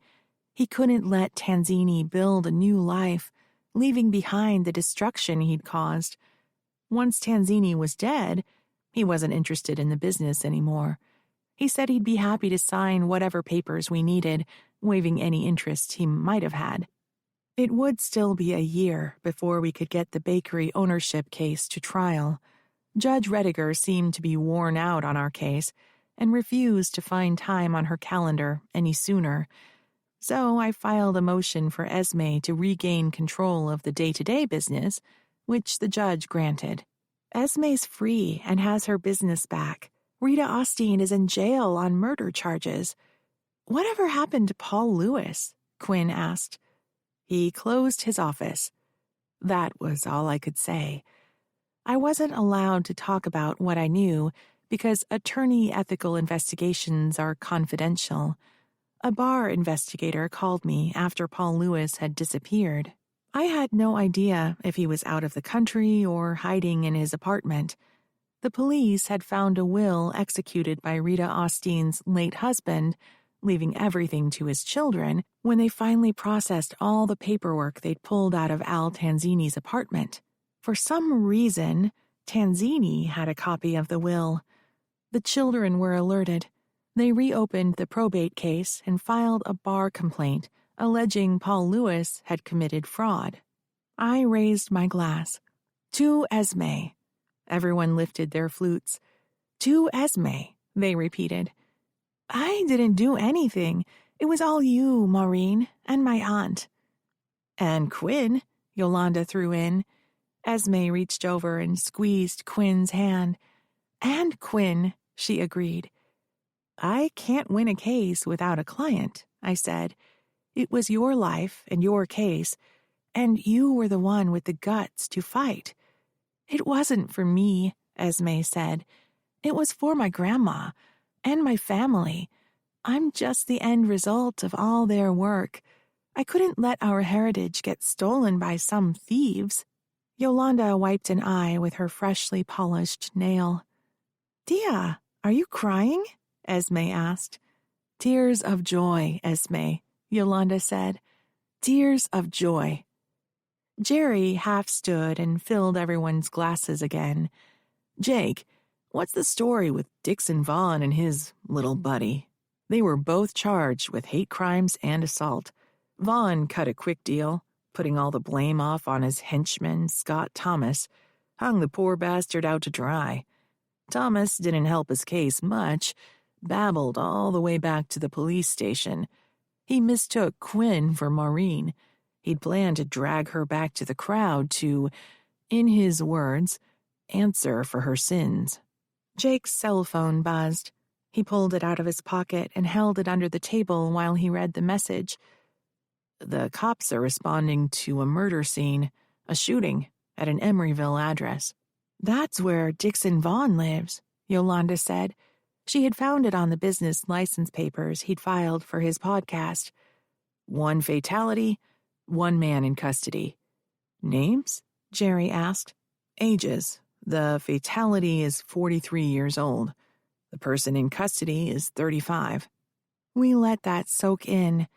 No one needed to explain that Scott Thomas had shot Dixon Vaughn to death. The waiter arrived for our orders. After I asked for Eggs Benedict, the others did too. The atmosphere was leaden with the news of another death. To change the mood, Jake turned to Quinn with a knowing look on his face. How did finals go? Quinn had been checking her phone for her grades every hour since her last exam.